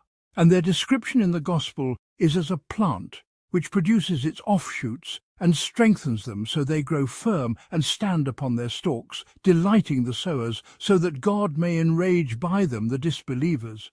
God has promised those who believe and do righteous deeds among them forgiveness and a great reward. Quran 48:29. And a man once said to the messenger of God, "May peace and blessings be upon him, when I saw you, I knew that yours is not the face of a liar." And God, the mighty and majestic, declared concerning the hypocrites, "And if we willed, we could show them to you, and you would know them by their mark. But you will surely know them by their way of speech, and God knows your deeds." Quran 47:30. It has been said, "People are like sealed shops. When two men speak, the perfumer is distinguished from the blacksmith. For speech is the mirror of the speaker, and what lies within you is revealed upon your tongue." Thus, a man is known through three aspects: his words, his actions, and his disposition, all of which become evident in moments of anger. If he adheres to truth, prioritizes justice, and shows forbearance to others, then he is indeed true, otherwise he is not. And God, the Exalted, knows best. Principle 157. To know the virtue of a land, observe the vice of its people. Every land is characterized by what predominates within it of truth or falsehood. If you wish to discern the virtue of a land, look to the vice of its people, whether they are free of it or not. If they are untainted by it, then the land is virtuous. If not, it holds no worth. Accordingly, consider the people of the farthest west for their generosity and noble character. If you find these traits, accept them, and if not, turn away. Likewise, regard the people of Andalusia in the same light. As for the people of the East, look for their zeal for God and purity of heart, and so forth. The messenger of God, may peace and blessings be upon him, alluded to this principle by describing the attributes and conditions of various lands. He said of the East, "Tribulation lies here," and similarly of Najd. Concerning the Persians, he declared, "If faith were at the Pleiades, men among them would attain it." Of the people of Yemen, he said they possessed the tenderest hearts. Regarding the people of Medina, he extolled them alongside God's description in the Quran, and also for those who were settled in the home, that is, Medina, and adopted the faith before them. They love those who emigrated to them, and find not any want in their breasts of what they, that is, the emigrants, were given, but give them preference over themselves, even though they are in privation. And whoever is protected from the stinginess of his soul, it is those who will be the successful. Quran 59:9. As for the people of Egypt, their virtues are mentioned in 17 places in the Book of God. The Prophet, may peace and blessings be upon him, also said, "Tranquility and dignity are with the shepherds of sheep, while pride and arrogance are with the owners of horses. And harshness and coarseness are with the nomads who follow the tails of camels and cattle in Rabi'ah and Mudar." Umar, may God be pleased with him, remarked, "Ifriqiya is a land of deceit and cunning." And God, the Exalted, spoke to Du al-Qarnayn concerning the people of the farthest west. Until, when he reached the setting of the sun, he found it as if setting in a dark, muddy spring, and he found near it a people. We said, "O Du al-Qarnayn, either you punish them or take for them a course of good treatment." Quran 18:86, indicating that they merit both kindness and severity as befits their state, and God the Exalted knows best. Principle 158, what applies generally may be contradicted in the particular. What holds true in the general may be overturned in the specific, for such is the nature of existence. People are like mines of varying worth. In every village there are leaders, and in every region there are guides. A person is judged by their attributes, and thus it has been said, people are the offspring of their morals. Condemnation in general does not encompass those who are free from its cause, and God, the Exalted, knows best. Principle 159, judging by the standard of absolute perfection leads to diminishment of what is not truly a flaw. To judge by the lens of absolute perfection results in devaluing that which, upon true scrutiny, is not a flaw. Infallibility is not granted to any save the prophets. Thus, it is necessary to consider the predominant state of a person rather than their entirety. If their righteousness prevails, it outweighs; if otherwise, the opposite holds. Should the two balance equally, one must examine with the eye of truth and render judgment accordingly. If interpretation is possible in all aspects without crossing into evident transgression or violating their path, then interpretation should be sought. It was said to Al-Junayd, may God have mercy on him, "Does the knower of God commit adultery?" He remained silent for a long while, then replied, "And the command of God is a decree determined." Quran 33:38. Ibn Atta'illah, may God be pleased with him, remarked, I wonder if he were asked, does the aspiration of the knower attach to other than God? He would have said no. I say, for the hallmark of his gnosis is his attachment to his Lord. If that diminishes, his gnosis is negated, so understand. And God, the Exalted, knows best. Principle 160, when a miracle appears in someone, if their piety is sound, it is a sign of grace. Otherwise, it is a deception. When an extraordinary event manifests in a person indicating something broader than mere personal merit, their actions must be examined. If their piety holds true alongside it, it is a sign of divine grace. If not, it is a deception or sorcery. Should something contrary to permissibility appear after their rank is established, it may be interpreted if it aligns with upholding the evident truth of the Sharia when required, but if it is utterly impermissible, the ruling applies and interpretation finds no ground, for truths do not transform and rulings remain fixed to their subjects. Thus, judgment must be rendered accordingly. The basis for interpreting what is impermissible lies in the story of Al-Qidah with Moses, peace be upon them, where the rationale was clarified at their parting. So understand, and God the Exalted knows best. Principle 161. The disagreement concerning Al-Qidah, peace be upon him, specific incidents do not extend to general rulings, for a judgment particular to a group cannot be applied to all of creation, as they lack knowledge of it. We are commanded to abandon that of which we have no knowledge. Those who claim that Al-Qidah is a sent prophet, and that believing in his sainthood diminishes him, are refuted by the decisive denial of their assertion. Yet they are granted what they claim, as it is possible that he is prevented from applying rulings based on the abrogation of prior laws by the Sharia of Muhammad. May peace and blessings be upon him. If such a matter is evident, it holds no effect otherwise. And God the Exalted knows best. Principle 162. Distinction does not necessitate superiority. Distinction does not entail superiority, and emulation is valid only with one of complete knowledge or piety. If superiority were based on distinctions, it would necessitate ranking Iblis above the common believers, for he possesses the ability to traverse the air, walk on water, and penetrate the earth in an instant, as God, the Exalted, has affirmed that he and his tribe see us from where we see them not. It would also necessitate ranking Al-Qidah above Moses, peace be upon them, which is invalid.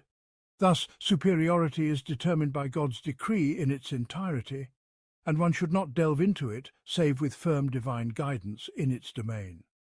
However, evidence may provide preference, so one must refrain from absolute judgment and may engage in weighing probabilities if the time necessitates it.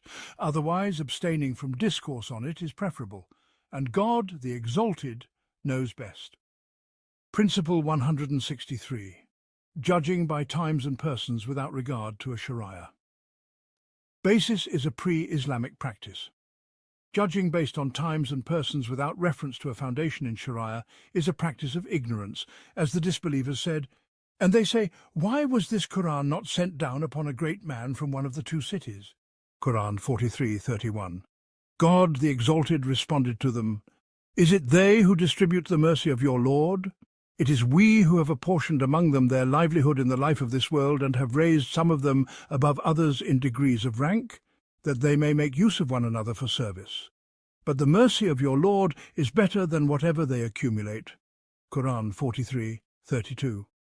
And they said, rather they say, indeed we found our fathers upon a religion, and we are in their footsteps, rightly guided. Quran 43:22.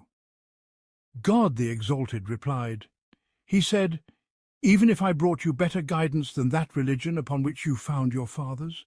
They said, indeed we, in that with which you were sent, are disbelievers.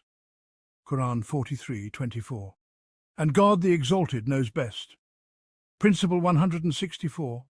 The necessity of honouring one affiliated with God's side in any manner. Affiliation signifies the grandeur of that to which one is connected, and the one affiliated holds a lofty regard in the eyes of the observer. Thus, it is obligatory to honour one associated with God's side in any form and under any condition, unless they commit an act that diminishes their reverence, such as an explicit violation of the Sharia. In such a case, their affiliation must be respected while the legal penalty is applied, for it is the one to whom they are connected who commands it. Yet their matter must be thoroughly investigated, otherwise harm rebounds upon the objector who seeks to dishonour one affiliated with a great side out of mere whim. Many who oppose those associated with God's side, even if they are in the right, suffer harm, for the truth, the Exalted, is zealous for the sanctity of his side. Thus, one must ascertain the situation when objecting and purify the intention for the ultimate goal. Otherwise, caution, utmost caution, is required.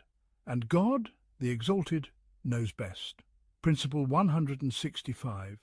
The well-being of the afflicted among the great in their trials. Divine generosity dictates that the affiliation of the one connected be preserved in the manner they seek, as attested by the saying, I am as my servant thinks of me. Hence it is said that the well-being of the afflicted among the great lies in their trials, for they seek nothing but the pleasure of their Lord and his contentment with them in any form. Indeed, they yearn to meet him in a state that pleases him, even if it brings their demise. Do you not see Umar, may God be pleased with him, who sought martyrdom and was granted it? And Uthman, may God be pleased with him, who chose to be slain unjustly to prevent the shedding of Muslim blood, hastening to meet his companions and his Prophet, and so forth. Even Bilal, when on his deathbed, heard his wife lament, "Oh, what sorrow!" To which he replied, "Oh, what joy! Tomorrow I shall meet the beloved Muhammad and his party." And Mu'ad, may God be pleased with him, when the plague was mentioned, said, "It is a mercy for this nation. O God, do not forget Mu'ad and his family from this mercy."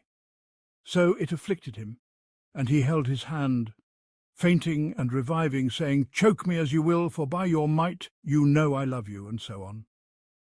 When Al-Hajjaj killed Sa'id ibn Jubayr, may God have mercy on him, Sa'id said, "I am the last of men to look upon you." Al-Hajjaj replied, "I have killed those better than you." Sa'id said, "Those had their hearts attached to the hereafter, so they cared not. Indeed, they were the most eager to draw near to it, while my heart is tied to myself." So he was killed, becoming Al-Hajjaj's last victim by his supplication against him, revealing the distinction. The well-being of each is according to their state and the manner in which the truth deals with them, not merely their affiliation. And God the Exalted knows best. Principle 166. Well-being is the stillness of the heart from turmoil. Even if its owner enters the fire, they are content with their Lord. Well-being is the stillness of the heart from turmoil, whether caused by absence of means, a lawful reason, or a complete truth, which is the repose of the heart in God, the Exalted. This is the well-being of the perfected, encompassing all states, such that even if its possessor entered the fire, they would remain content with their Lord. So understand, and God, the Exalted, knows best. Principle 167. The permissibility of intercession through deeds and persons. No one intercedes with God save by his permission, and he has commanded the seeking of means to draw near to him. Some have said it is through following the messenger of God, and others in a general sense. Thus, intercession is sought through deeds, as with the companions of the cave, each of whom supplicated with their best deed. And through persons, as with Umar, may God be pleased with him, seeking intercession through Al-Abbas, may God be pleased with him for rain. It is also encouraged to pray for one's brother in their absence or presence, as narrated by Al-Bukhari. The Prophet, may peace and blessings be upon him, said to Umar when he set out for Umrah, "Include us in your supplication, O my brother," as a teaching, though he himself is the means of all means and the foundation of all goodness and virtues. It is reported from Malik, one does not seek intercession through a created being at all, while others say, except through the messenger of God, may peace and blessings be upon him. This aligns with what Abu Bakr ibn al-Arabi said regarding visiting graves. They are not visited for benefit, save his grave, upon him be peace. More on this will come, God willing, and God the Exalted knows best. Principle 168. The cloak, handing over the rosary, taking the pledge, handshaking and embracing the cloak, handing over the rosary, taking the pledge, handshaking and embracing are not from the transmitted sciences unless intended for a specific state, in which case they are for that purpose. Ibn Abi Jamrah mentioned taking the pledge under the category of allegiance and included it among its types. The wearing of the cloak was derived from narrations of the Prophet, may peace and blessings be upon him, bestowing his garment upon more than one of his companions, as well as the pledge of Salama ibn al-Aqwa and the pledges of his companions after faith was established and affirmed in their hearts, solely for that purpose. The rulings of inheritance and emulation apply to these as to others, so there is no objection to differences of opinion nor obligation due to ambiguity. Their rationale and path are not to be discussed here. Indeed, they are for a lover, an affiliate, or a realized one containing hidden secrets known to their people, and God, the Exalted, knows best. Principle 169. Visiting graves, seeking blessings, and travelling to mosques. What is authentic, clear, and accompanied by practice is deemed permissible, such as visiting graves. It is said, it is solely for reflection upon them, as he said, may peace and blessings be upon him, for they remind of the hereafter. Others say, and for their benefit through recitation, remembrance, and supplication, whose effect is agreed upon, like charity. Still others say, and for gaining benefit from them, for whoever one seeks blessings from in life, it is permissible to seek blessings from after their death. Thus said Imam Abu Hamid al-Ghazali, may God have mercy on him, in his Book of Travel Etiquettes, adding, it is permissible to travel for this purpose, and it does not contradict the saying, do not set out on a journey except to the 3 mosques, for mosques are equal in merit save the 3. While scholars and the righteous differ in merit, so travelling to the more virtuous from the virtuous is permissible. This is known through their miracles, knowledge and deeds, especially those whose miracles manifest after death as they did in life, like Al-Sibti, or more so in life, like Abu Yazar, or those whose supplications are answered at their graves across the earth. Al-Shafi'i, may God have mercy on him, alluded to this saying, the grave of Musa al-Kazim is a proven antidote. Our Sheikh Abu Abdullah al-Khuri, may God have mercy on him, used to say, if mercy descends at their mention, what then of the places where they gather before their Lord on the day of their passing from this abode, which is the day of their death? Visiting them on that day is a congratulation to them, and an exposure to the renewed breezes of mercy upon them. Thus, it is recommended, if free from what is forbidden or disliked in the foundation of Sharia, such as the gathering of women and other occurrences there.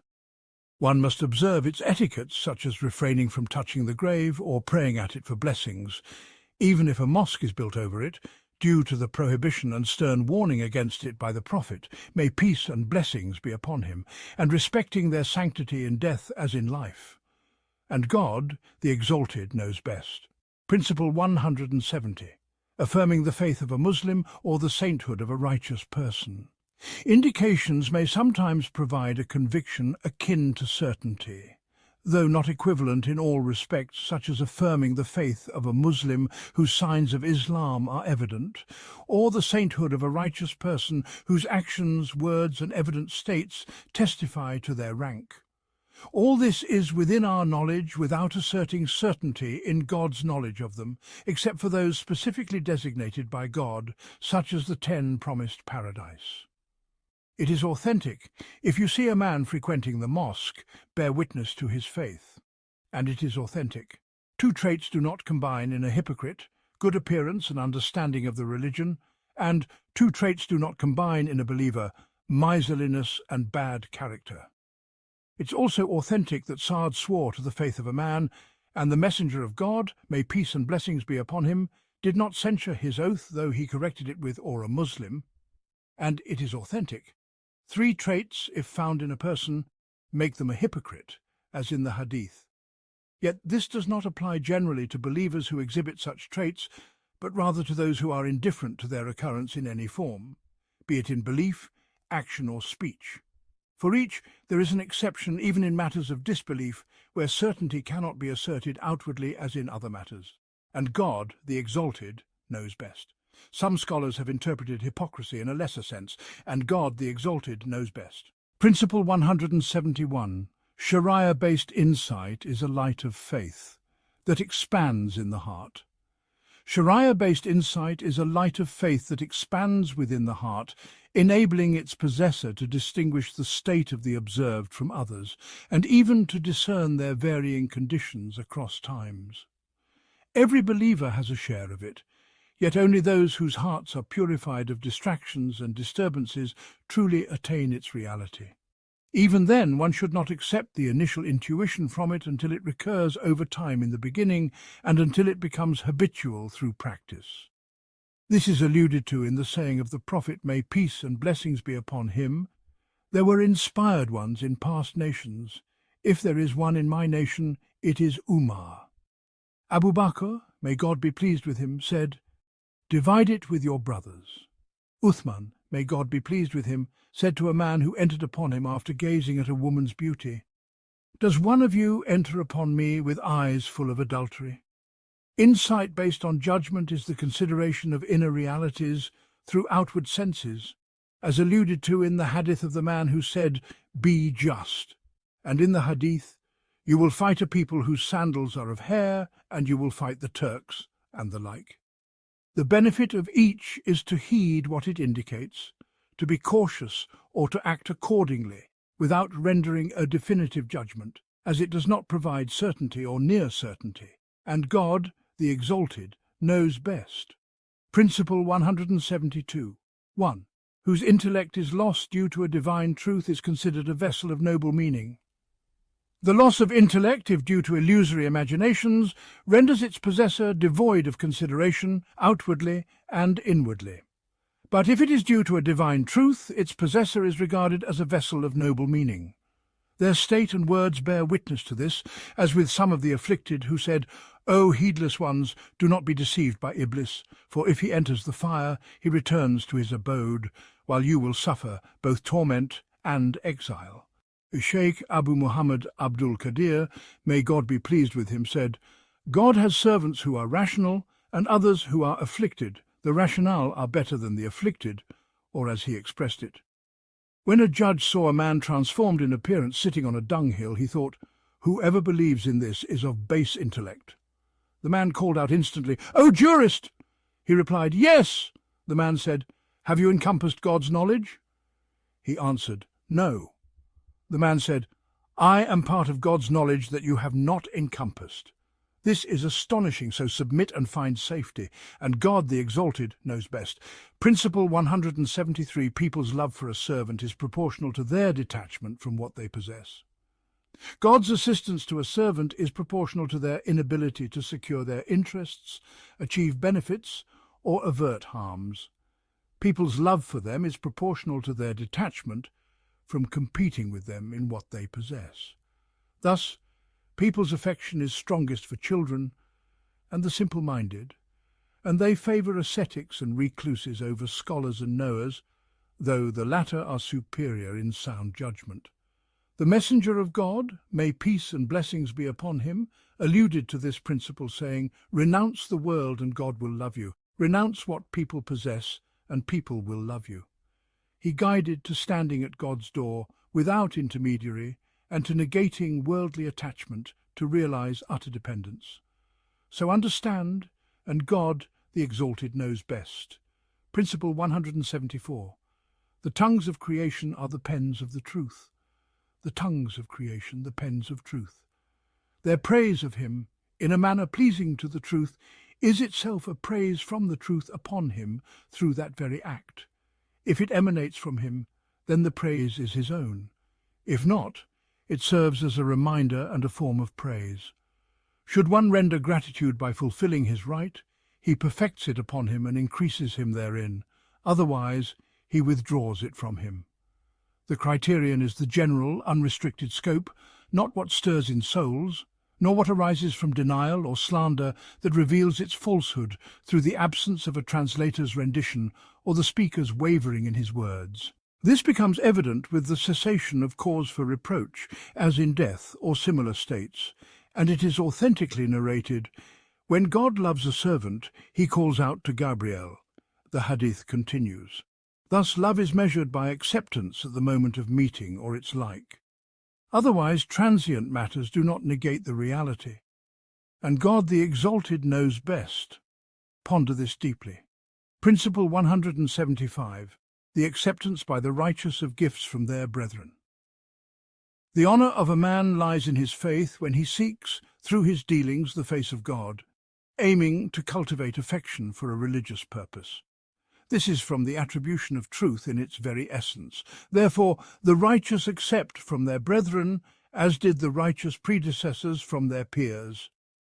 The measure of this lies after the transformation of intention upon the loss of specificity, for the one who deals is not one to waste the reward of those who engage with him. Yet, if the intent is merely for worldly life, aggrandizement, or the pursuit of status and the like, it becomes a form of consuming through religion, which is forbidden. And in the completion of this matter, he who consumes through his religion is among the usurpers, or one who feigns piety without truth, and so forth. Indeed, some among them, when offered something, would say, "Hold it with you and see if your intention after taking it remains as it was before.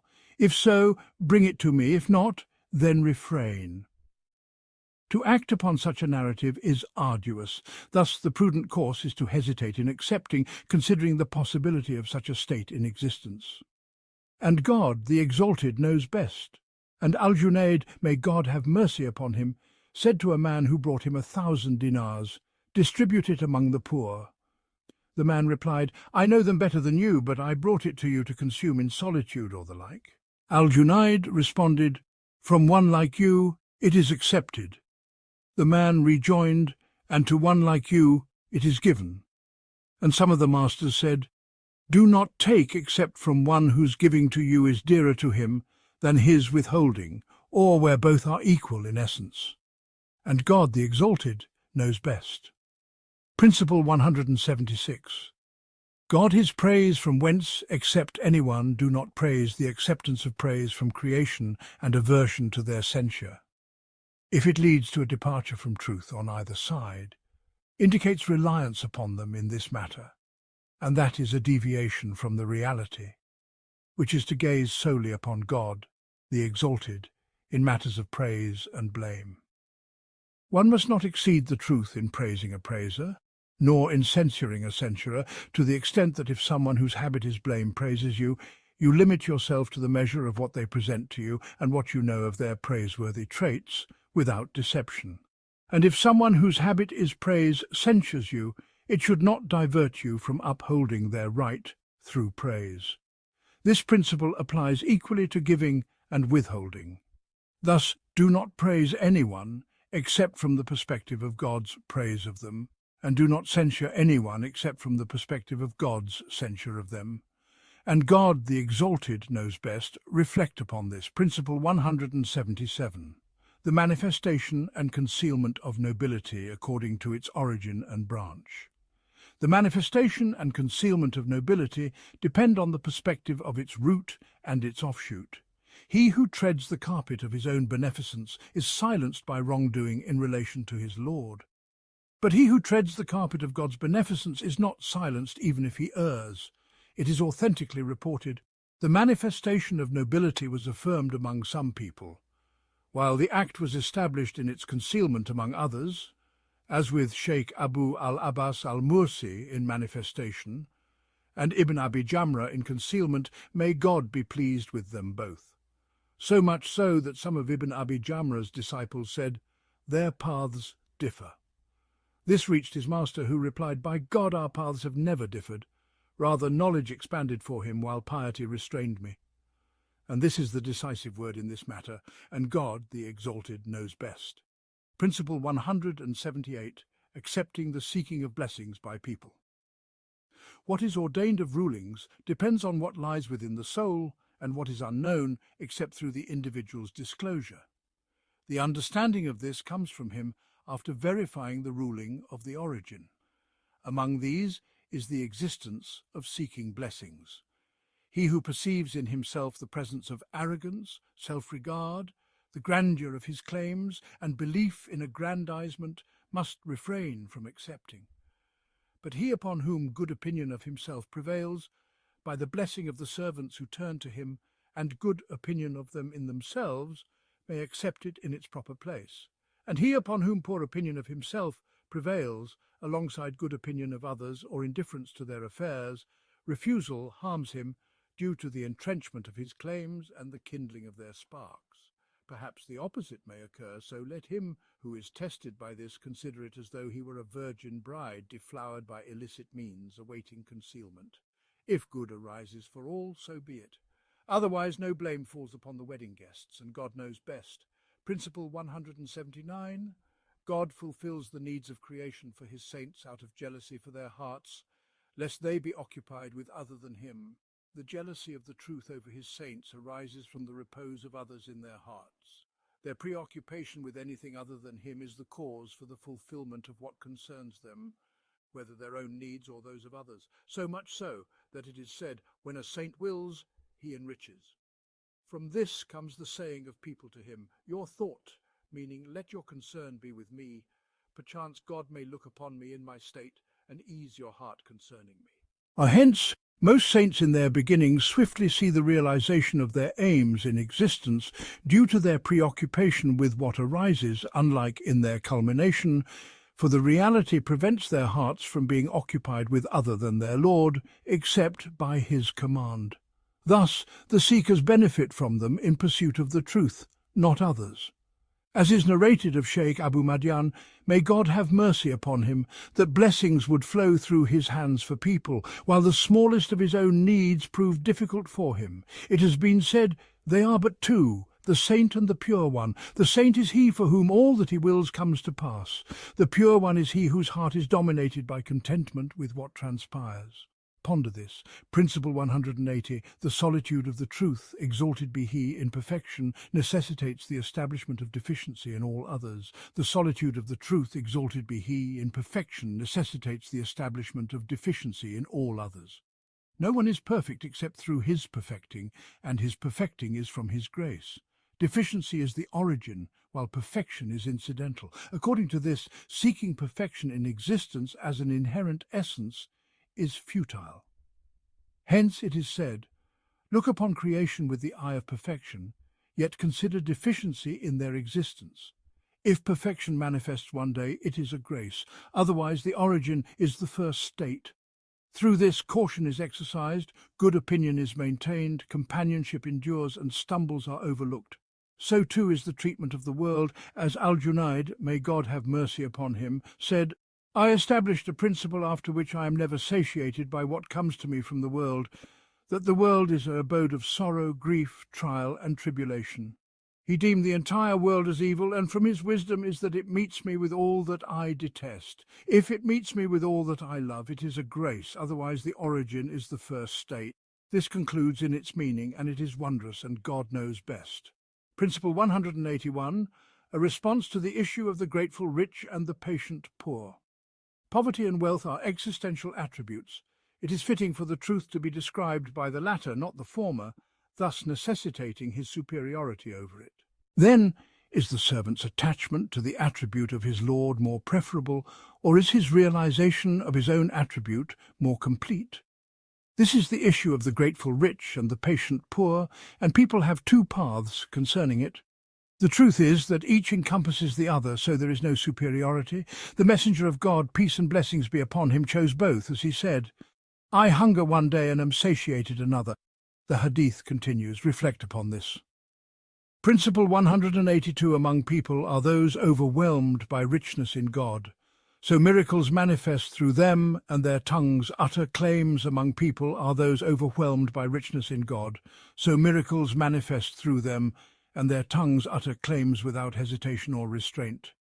They claim with truth for the sake of truth, as with Sheikh Abu Muhammad Abdul Qadir al-Jilani, Abu Yadza, and most of the later Shadhili masters. Among them are those overwhelmed by poverty toward God, so their tongues are restrained, and they hesitate with the side of piety, as with Ibn Abi Jamrah and others.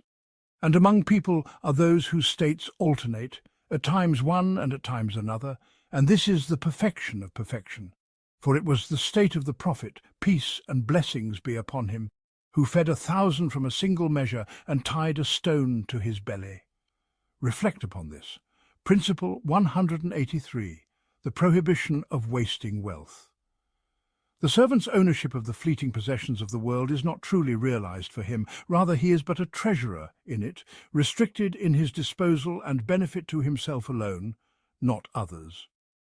Hence, God forbade miserliness and extravagance to the extent that the messenger of God, peace and blessings be upon him, counted among the means of salvation, moderation in wealth and poverty.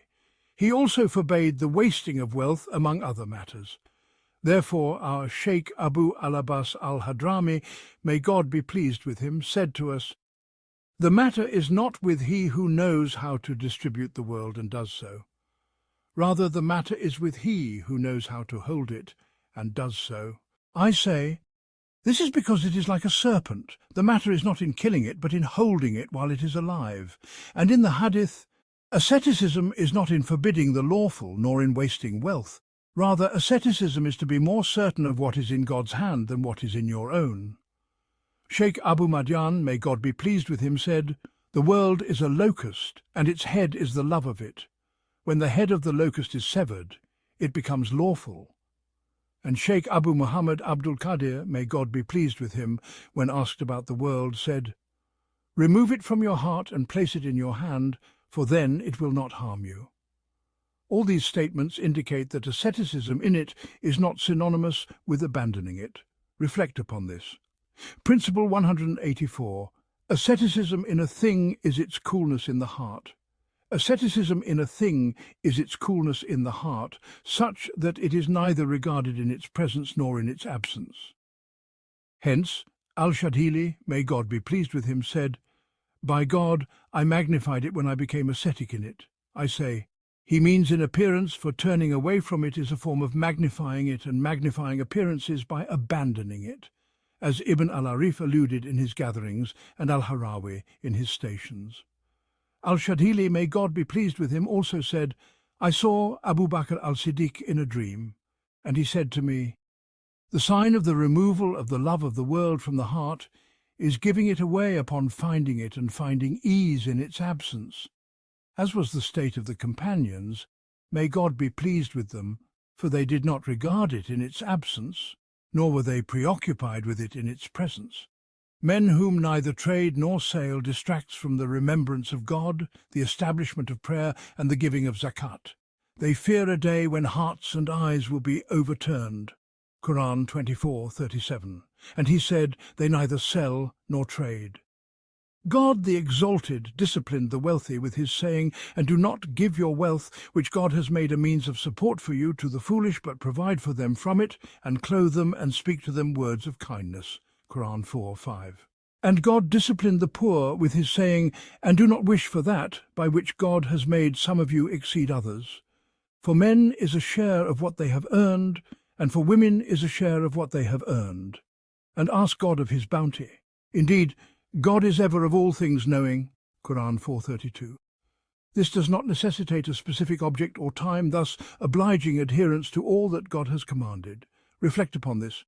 Principle 185, Censure of the world or its praise. What is censured is not so for its essence, and what may be praised is not so for its essence. Among this are wealth, status, leadership, and the like, which are neither blameworthy nor praiseworthy in themselves, but are praised or censured for what accompanies them. Hence the Prophet, peace and blessings be upon him, censured the world, saying, "The world is accursed. Accursed is what is in it, except the remembrance of God." And he praised it, saying, "How excellent a mount it is for the believer." And God, the Exalted, praised a people who sought religious leadership as they said, "Our Lord, grant us from among our wives and offspring comfort to our eyes, and make us a leader for the righteous." Quran 25:74. Thus Ibn Umar would say, "O God, make me a leader for the righteous." Malik, may God have mercy upon him, said, "The reward of the righteous is immense, how much greater then for their leader?" And the Prophet, peace and blessings be upon him, said, "I ask you for mercy by which I attain the honour of your nobility in the world and the hereafter." And a man said to him, "Peace and blessings be upon him. Guide me to a deed by which, if I do it, God will love me and people will love me." He replied, "Be ascetic in the world, and God will love you. Be ascetic in what is in people's hands, and people will love you." The hadith continues. And Joseph the Truthful, peace be upon our Prophet and upon him and all the prophets and messengers, said, "Appoint me over the storehouses of the land. Indeed, I am a knowing guardian." Quran 12:55, and so forth. Thus, it is necessary to consider the context and verify the station in terms of permission and prohibition. Avoidance is closer to the safety of the weak due to their weakness, not due to a flaw in the essence of the ruling, for the origin is permissibility. Hence the Prophet, peace and blessings be upon him, said to Abu Dhar, "You are a weak man. If you seek leadership, you will be entrusted to it, and if you are given it without seeking, you will be aided in it." Reflect upon this. Principle 186. It is not the way of the Sufi to magnify creation in any manner or state. The forbidden is not permitted to repel a disliked matter, nor is the permissible to be feared unless it is certain to lead to a greater prohibition from which there is no escape. Hence it is not permissible for anyone to repel it with something forbidden. This is agreed upon. Then, in matters of disagreement, there is room for manoeuvre, even if the disagreement is slight and the disliked matter becomes difficult to avoid after its impossibility. Thus, the permissible that is deemed repugnant, as in the case of the bathhouse thief and the like, is not like the case of the witness, for it did not occur. Rather, the condition was mentioned to him as a test of the greatness of his soul, until the reason for his prohibition became apparent to him. Comparing the issue to one who chokes on a morsel and finds no relief except in a sip of wine is invalid, for he would lose his life by which his existence benefits, thus aiding in his own death and the cessation of the obligations of his life, unlike the other case where only perfection is lost, not more. The intent of the people in this is to flee from their own souls, not to conceal from creation, for concealing from them is magnifying them, and the matter returns to its origin. It is not the way of the Sufi to magnify creation in any manner or state. Reflect upon this. Principle 187. He who desires manifestation is a slave to manifestation, and he who desires concealment is a slave to concealment. The singularity of the heart for God, the Exalted, is required in every state. Thus, it is necessary to negate ostentation through sincerity, negate self-admiration through witnessing the divine favour, and negate greed through the presence of trust in God. The axis of all this is the falling away of creation from the servant's gaze. Hence, Sal ibn Abdullah, may God be pleased with him, said, "A servant does not attain the reality of this matter until his own soul falls from his sight, so he sees in the two abodes naught but himself and his Lord, or until creation falls from his sight, so he cares not in what state they see him." I say, thus all of this is negated from him, otherwise ostentation enters upon him from where he does not expect through his anticipation of creation's knowledge of his particularity. And Sheikh Abu al-Abbas al-Mursi, may God be pleased with him, said, he who desires manifestation is a slave to manifestation, and he who desires concealment is a slave to concealment, while the servant of God is indifferent whether he manifests him or conceals him. This concludes, and it is the essence of this chapter. Principle 188. If the origin of intent is sound, incidental matters do not harm. If the origin of intent is sound, incidental matters do not harm. As Malik, may God have mercy upon him, said regarding a man who loves to be seen on the path to the mosque, but not on the path to the market, and regarding a man who comes to the mosque and finds the people have already prayed, so he returns with them out of shyness. And as the Prophet, peace and blessings be upon him, said regarding a man, he loves the beauty of his sandal and his garment. Hence, Sufyan al-Thawri, may God be pleased with him, said, if the devil comes to you during prayer and says, you are showing off, then prolong it further.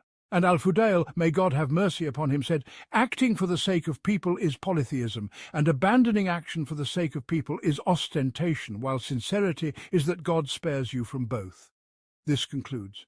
Within it is that ostentation occurs through abandonment as through action, and its derivation is from vision, the vision of the ostentatious one of creation in their vision of him. Were it not for this, it would not occur in solitude. Then it pertains to what is intended for worship, not what is intended purely for creation, for that is the greatest polytheism or close to it. And God the Exalted knows best. Principle 189, negating intrusive thoughts by establishing proof against their invalidity, strengthens them in the soul, and repelling them is by distraction. Intending to negate intrusive thoughts by establishing proof against their invalidity strengthens them in the soul due to their precedence and the establishment of their image in the imagination. Thus it becomes clear that repelling them is through surrendering to them and distracting oneself from them in any domain they arise. Hence, Sufyan said, prolong it further. And the Prophet, peace and blessings be upon him, said, let him say, praise be to God who reduced his scheme to mere whispering. And it is said, the devil is like a dog. If you engage in resisting it, it tears the hide and rips the clothes, but if you return to its master, he repels it from you gently. And it came to me one night during some prayers, saying, you are showing off. So I opposed it with arguments, but it did not retreat until God opened the way through surrendering to its claim and expelling it from all my actions, such that I said, affirming ostentation in this affirms sincerity in others, and all my actions are flawed, and this is the utmost of my capacity. So it departed from me at that time, and to God be praise. Principle 181. The manifestation and concealment of action at the realization of sincerity are equal. The manifestation and concealment of action at the realization of sincerity are equal. It is said that its realization strengthens the vision of creation.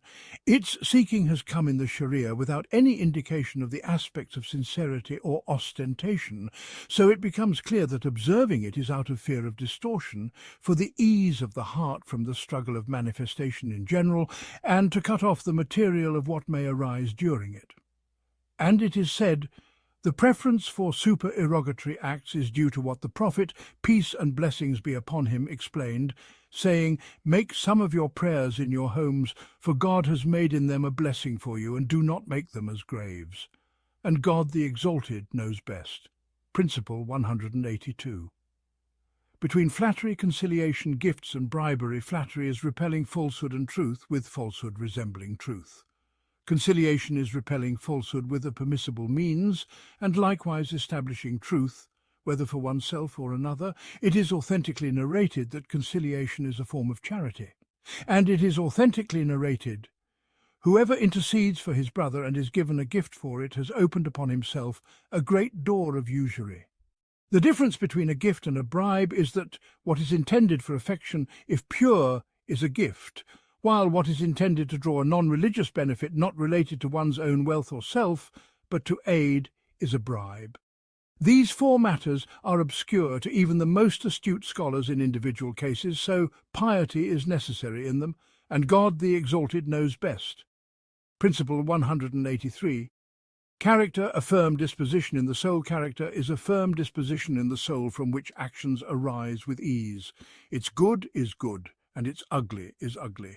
Thus it operates in opposites such as stinginess and generosity, humility and arrogance, greed and contentment, resentment and purity of heart, envy and resignation, avarice and dignity, vindictiveness and forgiveness, and so forth. Reflect upon this. Principle 184. The generous is he for whom giving is easy, even if he gives nothing. Psychological traits are not considered by external incidentals except in terms of their indication of them. It has become clear that stinginess is the heaviness of giving upon the soul, while generosity is its lightness. Thus the stingy is he for whom giving is heavy, even if he leaves nothing for himself, and the generous is he for whom giving is easy, even if he gives nothing. Hence it is said, when the two incidentals oppose each other, vacillation between them is stinginess. And arrogance is the belief in superiority, even if one is in the lowest degrees of abasement, while humility is its opposite. Were it not for this, it would not be valid for a destitute person to be deemed arrogant and thus censured for it. So it is. Reflect upon this and trace it in the books of the Imams, and you will find it fully elaborated, and God the Exalted knows best. Principle 185. Natural dispositions cannot be eradicated, but can be transformed. What souls are inherently moulded upon cannot be eradicated from them. Rather, their weakening or strengthening within them, and their transformation from one aim to another, is possible. Such as avarice being transformed into attachment of the heart to what is with God through trust in Him and hope in Him, greed for the hereafter instead of the world, stinginess in what is forbidden and prohibited, arrogance toward those deserving of it and for elevating aspiration above creation, until all possibilities, let alone creatures, vanish in one's aspiration, envy into emulation, anger for God, the Exalted, where He commands, resentment toward those with no relation to God according to their turning away, dignity over the world and its people, and vindication for the truth when it is obligatory, and so forth. And God, the Exalted, knows best. Principle 186. On envy and its consequences. The envied, the eye of malice, destruction, the envier, a principle of intent. The essence of envy is rooted in vexation, and the intent of the envier is the destruction of that which the envied possesses, targeting the very object of their resentment. If virtues reside in souls as envy resides in their essences, and if actions are directed toward destruction, then indeed, if virtues are in mere appearances, envy remains in essences, and the act is bent on ruin. The purposes and aims of enviers diverge. Thus, the envy of the common folk in markets and similar spheres is not attributed except to betrayal, deceit, and the like. The envy of soldiers manifests as disrespect, negligence of duties, and similar failings. The envy of scholars leads to disbelief and misguidance, aiming to destroy their very essence, while their enduring virtue is undermined by claims that seek to ruin and perpetuate harm. As for the envy of the poor, it often takes the form of schemes and deceptions, portraying themselves as upholders of honour and the like, among other matters too lengthy to recount. So, reflect deeply. Principle 187. Repelling with that which is better. For those who accept kindness, and turning away for those who reject it. Repelling evil with its like is a blemish when confronted with a greater evil in the eyes of those with noble souls. Hence, it becomes incumbent to repel with that which is better for those who accept kindness, as God, the Exalted, has instructed us. Not equal are the good deed and the bad. Repel evil by that which is better, and thereupon the one between whom and you there was enmity will become as though he were a devoted friend. Quran 41:34. Yet this approach is only for the sincere, those free from self-interest, who thereby attain the greatest share of divine favour, as God the Exalted has said. If anger stirs within, restraint is commanded. And if there comes to you from Satan an evil suggestion, then seek refuge in God. Indeed, he is the hearing, the knowing, Quran 7:200. As for those who reject kindness, they are to be met with turning away from them. Show forgiveness, enjoin what is good, and turn away from the ignorant. Quran 7:199. Reflect on this and understand. Principle 188 Legal punishments and struggle in the way of God as universal mercy discipline, when truth is established, serves either to preserve order or to manifest mercy toward those upon whom it is enacted, or because of whom it is enacted, so that they neither commit wrong nor are wronged. Thus, the establishment of legal punishments and striving in the way of God are a mercy for us, intending their inclusion in this mercy alongside us, while their opposition to us becomes a transgression against them. Whichever perspective is taken, the intent remains valid, for all aims to exalt the word of God, establish his religion, and safeguard the order of Islam. God the Exalted declares, "And fight them until there is no more oppression, and worship is for God alone. But if they cease, then there is to be no aggression except against the oppressors." Quran 2:193. The Malikis considered this from the angle of mercy for us and for them, thus classifying it under acts of worship. The Shafi'is viewed it as a penalty against them, placing it accordingly. The traditionists regarded it as a middle path, while the prevailing school of thought aligns more closely with the perspective of the righteous in this matter, for it is all mercy, and God the Sublime knows best. Principle 189 between retribution and forgiveness. Anger is a burning ember in the heart, ignited by a trigger, whether just or unjust. If its bearer is in the right, nothing can extinguish this anger due to the strength of the foundation from which it springs. If unjust, its affair remains dormant until it fades into oblivion. God has praised the believers for seeking justice, saying, "And those who, when tyranny strikes them, they defend themselves." Quran 42:39, and then urge them toward forgiveness. And the retribution for an evil act is an evil one like it, but whoever pardons and makes reconciliation, his reward is due from God. Indeed, he does not like wrongdoers. Quran 42:40. It is said, among the noblest of traits is to forgive those who have wronged you. And in a divine narration, God, the Exalted, says to one who prays against his oppressor, "You call down curses upon the one who wronged you, while the one you wronged calls down curses upon you. If I answer your plea, I will answer theirs against you." The Prophet, peace and blessings be upon him, said, "Is any of you unable to be like Abu Damdam?"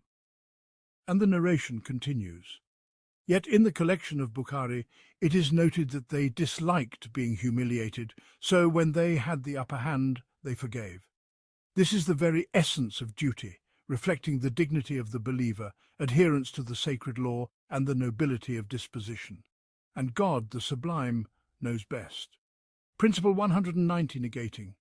Vile traits by acting in their opposite, negating vile traits by acting in their opposite when they arise, such as praising the envied, praying for good for the oppressor and intending benefit for them, is a return to the divine command. Not equal are the good deed and the bad.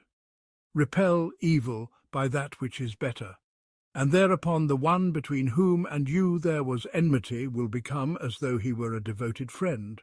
Quran 41:34.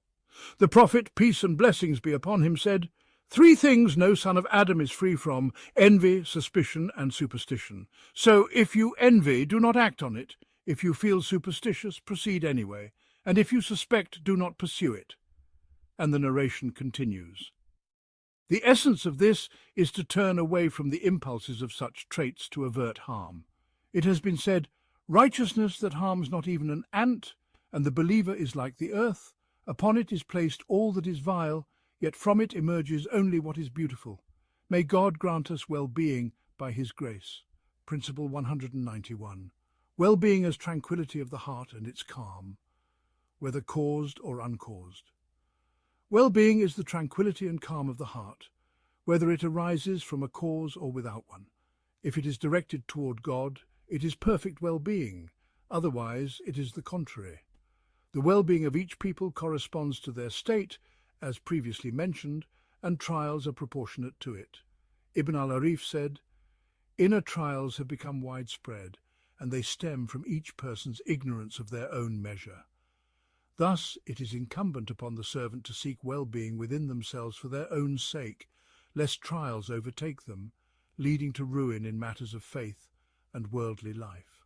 Contemplate this subtle point, for it is among the necessities of the age, and God the Sublime knows best. Principle 192. Concern with harms that have no tangible external effect is disquieting. Concern with harms that have no tangible external effect is disquieting without benefit. Hence, enduring patience is commanded for harms in reputation through words or suspicion, as God, the Exalted, says, "And be patient over what they say." Quran 20:130. This differs from actions, for the Prophet, peace and blessings be upon him, commanded migration when harm was intended through deeds. He also said, "The believer is shrewd, insightful and cautious. 2/3 of his disposition is to overlook in matters of speech and suspicion, not in actions." He encouraged fleeing from trials, and Bukhari categorized this as part of faith, making its observance obligatory. Principle 193. The strangeness of faith in its beginning and end, and every great one in faith faces opposition. The completion of a thing mirrors its beginning, and the heir inherits according to the legacy and connection to the one who bequeathed it. Faith began as something strange, and it will return to being strange. Thus, in times of its strangeness, it is only fulfilled through migration, as it was in the beginning. Rarely does a prophet find overwhelming support from his people, as Walker said, "No one has brought what you have brought without facing hostility." Opposition is ever present due to inevitable harm, so you will not find a great one in faith who is not confronted with such. As the narration states, "the most severely tested among people." And the narration continues. Principle 193. The necessity of acquiring virtues through practice before the need arises. Acquiring virtues at the moment of need by negating their opposites is arduous without prior preparation. Otherwise, the seeker will struggle in vain. The Prophet, peace and blessings be upon him, said, "Knowledge comes through learning, forbearance through practicing forbearance. Whoever seeks good is granted it, and whoever guards against evil is protected from it." This is narrated by Abu Nu'aym in the Etiquette of the Scholar and the Learner. And God, the Sublime, knows best. Chapter Principle 194, Acknowledging one's flaws and God's blessings upon one. Acknowledging one's flaws and God's blessings without delving into their details increases boldness and prevents true realization due to the lack of true possession. Detailed examination, however, imprints them upon the soul, leading to recognition of deficiency in the former and gratitude for blessings in the latter. So reflect deeply. Principle 195. The benefit of scrutinizing the soul's flaws is self-knowledge and humility before one's Lord. The benefit of scrutinizing the soul's flaws and understanding the subtleties of one's states lies in self-knowledge and humility before one's Lord, recognizing one's shortcomings and deficiencies. Otherwise, no human has the capacity to rid themselves of every flaw through eradication. For if you could not reach God except after annihilating your faults and abandoning your claims, you would never reach him. So understand. Principle 196, Distinguishing thoughts, is among the essential duties of those who guard their hearts to ward off distractions. Distinguishing thoughts is among the essential duties of those who guard their hearts to ward off distractions. It is incumbent upon anyone with the slightest footing in this to pay heed. Thoughts are of four kinds: divine without intermediary, self-originating, angelic and satanic, all flowing by the power, will and knowledge of God, the Exalted. The divine is unshakable and unwavering, as is the self-originating, both flowing toward the beloved or otherwise. What pertains to the specific unity is divine. What pertains to desires is self-originating. What aligns with a fundamental principle of sacred law without leniency or caprice is divine. Otherwise it is self-originating. The divine brings coolness and expansiveness, while the self-originating brings dryness and constriction. The divine is like the radiant dawn, increasing only in clarity, while the self-originating is like a standing pillar. If it diminishes, it remains as it is. As for the angelic and satanic, they fluctuate, The angelic comes only with good, while the satanic may appear as good, causing confusion. They are distinguished by the angelic being supported by evidence, accompanied by expansiveness, strengthened by remembrance, its effect like the morning mist with lasting impact, unlike the satanic, which weakens with remembrance, is blind to evidence, followed by heat, preoccupation, envy, tightness, irritability and sometimes laziness, often arising from the left of the heart, while the angelic comes from the right, the self-originating from behind, and the divine confronts it directly. Ultimately, all are divine in truth, but in attribution, what deviates is traced to its origin. Otherwise, its attribution is considered in light of divine wisdom. True realization of this comes through experiential taste. As it is said, whoever understands what enters their stomach knows what stirs in their soul. And God, the Sublime, knows best. Principle 197 stories are among the soldiers of God, by which he strengthens the hearts of the knowers. The impact of recounting events is more profound in hearing than the impact of mere statements. Hence, it is said, stories are among the soldiers of God, by which he strengthens the hearts of the knowers. When asked if there is evidence for this in God's book, the answer was, yes, and each story we relate to you from the news of the messengers is that by which we make firm your heart. And there has come to you in this the truth and an instruction and a reminder for the believers. Quran 11:120.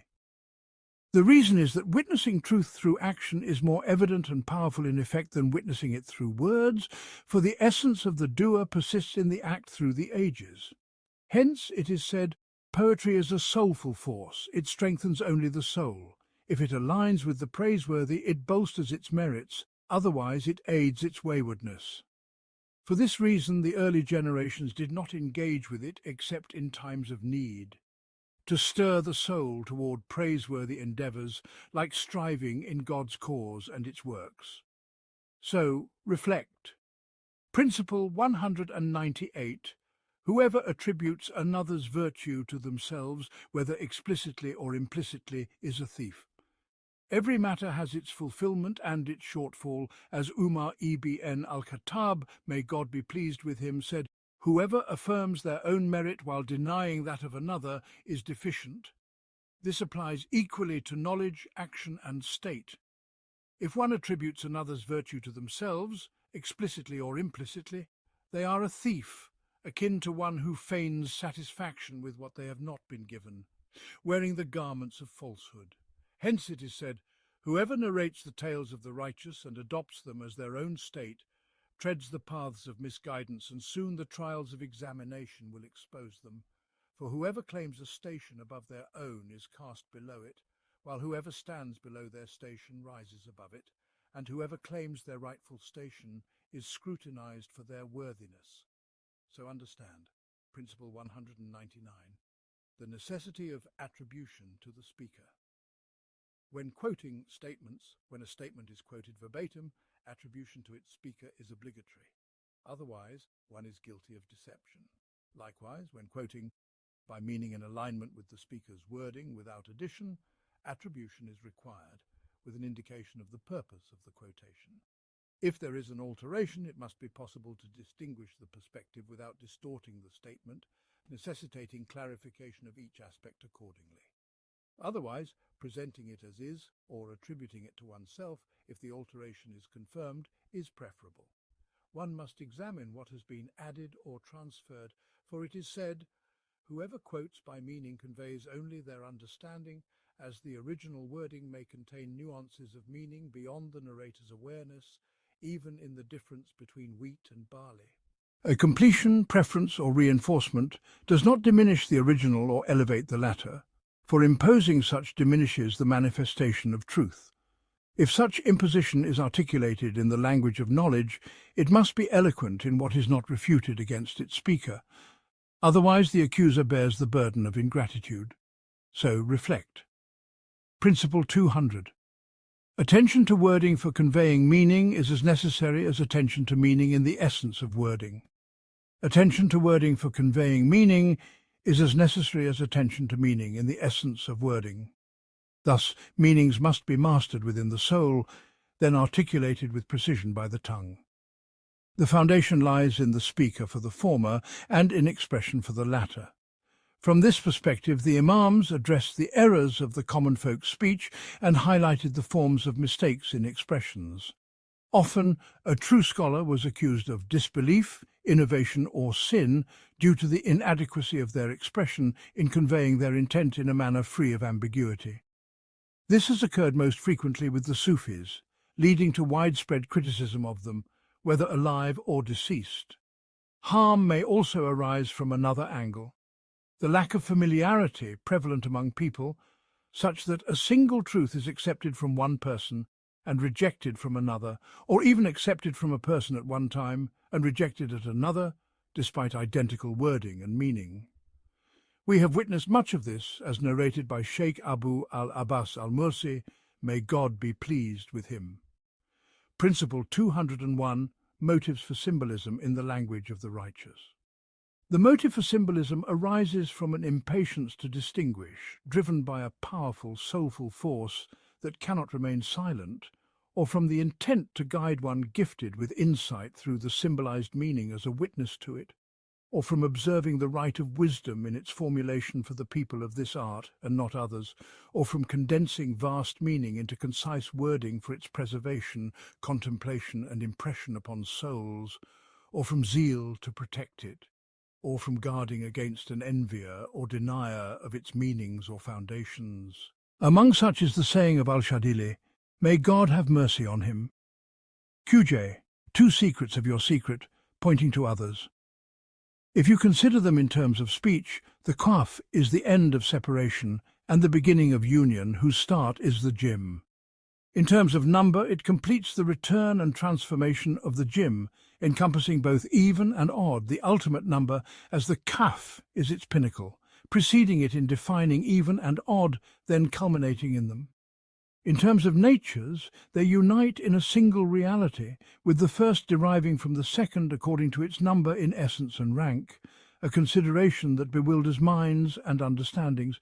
In terms of form, the qaf embodies encompassment and elevation, not in its pronunciation, script or meaning, while the jim holds this in the lower realms, its upper part pointing to the unseen dominion, its lower to the visible realm, and its base to divine might, indicating that the form of existence is triangular, as are its rulings, evidenced by rational propositions and customary judgments. Elaborating this would require length, so reflect on what we have indicated, for your Lord is the opener, the all-knowing. Principle 202. The knowledge of taste is confined to the one who experiences it. Knowledge bears its proof within itself. Its claimant by choice is refuted by their inconsistency, while the knowledge of taste is confined to the one who experiences it. Their claim is affirmed by the signs of their state and negated by them as well. Yet error may creep into the observer's judgment due to unexamined bias. Thus, one must restrict oneself to what is confirmed and widely recognized in negation, not affirmation, for error in negation is harmful, while in affirmation it is a kindness. The one of taste has no right to defend themselves except when a legal matter is at stake, such as guiding a seeker or directing the misguided, which cannot be achieved without their claim. When evidence is manifest, it suffices to recognize the proof without displaying unique qualities to those uninitiated. So understand, Principle 203, there is no judge but the lawgiver, and no arbitration but to him. There is no judge but the lawgiver, and no arbitration but to him. God the Exalted says, O you who have believed, obey God and obey the messenger and those in authority among you. And if you disagree over anything, refer it to God and the messenger, if you should believe in God and the last day. That is the best way and best in result. Quran 4:59. He has made obligatory, forbidden, recommended, disliked and permitted, and the scholars have clarified what comes from him, each with their perspective and evidence. Thus, it is incumbent to return to their foundational principles without transgressing the truth or deviating from sincerity.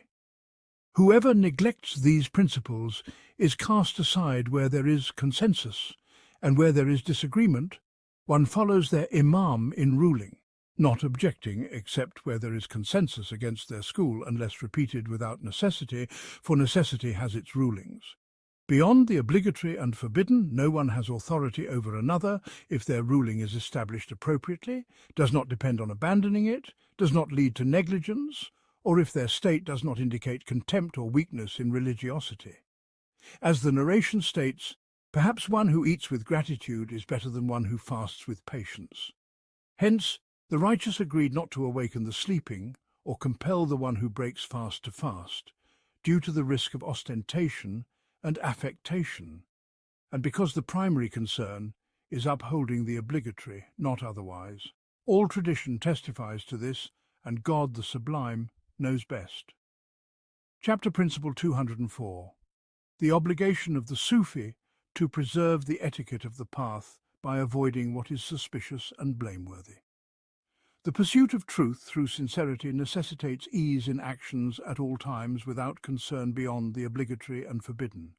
Hence, many Sufis erred in their practices, and many people erred in criticizing them contrary to what is best. It is obligatory for the Sufi to preserve the etiquette of the path by avoiding what is suspicious and blameworthy, even if permissible, for engaging in it opens the door to criticism of the path. So, understand. Deviation from the essence of truth harms the path, hence. Some of the righteous fell into great errors and spoke in ecstatic utterances, leading to accusations of disbelief, innovation, or sin by the clear standards of sacred law and the language of knowledge, outwardly and inwardly. Thus caution is required in acceptance, taking only from the book and the sunnah, and in expression, conveying only in a manner acceptable to them without dispute. Otherwise there is no blame on a critic who relies on a sound principle. Abu Sulayman al-Durrani, may God be pleased with him, said, "A subtle point from the words of the righteous may linger in my heart for days, and I say, I will not accept you except with two just witnesses, the book and the sunnah." And so it ends. Principle 205, a person is held accountable according to their state. A person is held accountable according to their state and addressed according to the essence of their being. A commoner is not demanded beyond piety, nor a jurist beyond uprightness. A seeker is demanded sincerity after achieving the former two, and a knower is demanded scrupulousness. Thus, a commoner without piety is corrupt. A jurist without uprightness is misguided, a seeker without sincerity is frivolous, and a knower without scrupulousness is deficient. The essence of Sufism revolves around excellence always. If its path is clarified, scrupulousness is obligatory in rulings, caution is necessary in conduct, and its state in etiquette revolves with the heart. Hence, their states vary, so consider each in its proper place. Principle 206. The primary concern of the righteous is what unites their hearts with their Lord. The primary concern of the righteous is what unites their hearts with their Lord.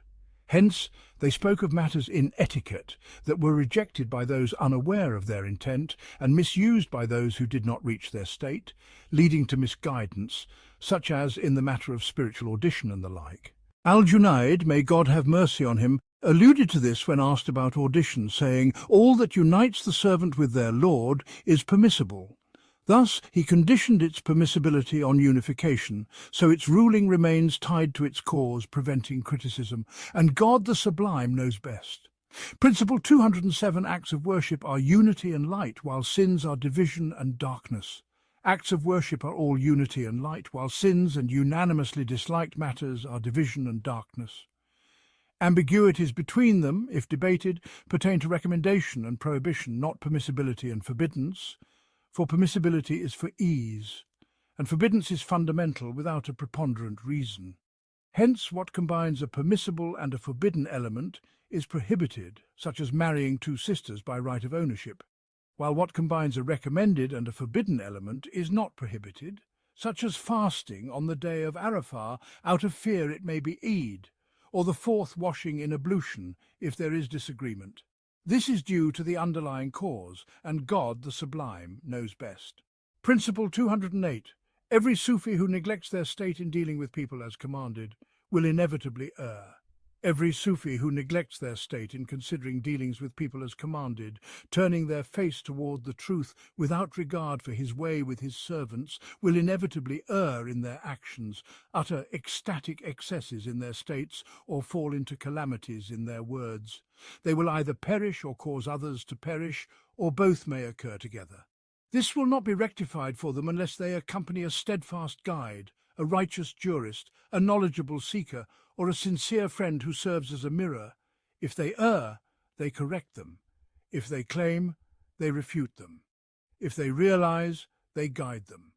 Such a companion deals justly with them in their state and advises them in all their affairs, neither suspecting nor neglecting them. So, understand. Principle 209. Many claimants on this path. Due to its strangeness, many are the claimants on this path, drawn by its strangeness, distanced by its subtlety from clear understanding, and met with abundant denial due to its purity. The sincere advisers warn against treading it, for the errors therein are plentiful. The Imams have authored works to refute its wayward adherents, addressing the innovations introduced by those astray who falsely affiliate themselves with it. Among them, Ibn al-Arabi al-Hatimi, may God have mercy on him, cautioned, "Beware of this path, for most of the deviants emerge from it. It is naught but a path of perdition and destruction. Yet whosoever perfects their knowledge, deeds, and state upon it attains eternal honour. But whosoever strays from true realization therein perishes and finds no passage." Hence one of them alluded with the words, "We reached a limit where it was said thus, and it was spoken of the fire. We seek refuge in God's grace and generosity." Principle 210. True tasawwuf cannot exist without fiqh. Since fiqh, in its essence as knowledge, is indispensable to tasawwuf, adherence to it becomes the sincere intent that brings it to fruition. Thus, the faqih who is also a Sufi stands complete in state, unlike the Sufi devoid of fiqh. For fiqh can stand without tasawwuf, but tasawwuf cannot stand without fiqh. Therefore, the Imams emphasized adherence to the outward, zahir, when questioned about the inward, batin. The Prophet, peace and blessings be upon him, said to one who sought from him the wonders of knowledge, "Whosoever acts upon what they know, God grants them knowledge of what they did not know." Reflect upon this. Principle 211. Affirmation is the key to unveiling. The presence of denial obstructs the acceptance of what is denied or its kind, for the heart recoils from it. Yet affirmation is the key to unveiling, for what is affirmed, even if not fully embraced, finds no barrier. Thus, one who pauses in fiqh must allow for the possibility of divine gifts or unveilings without restriction of time, place, or person.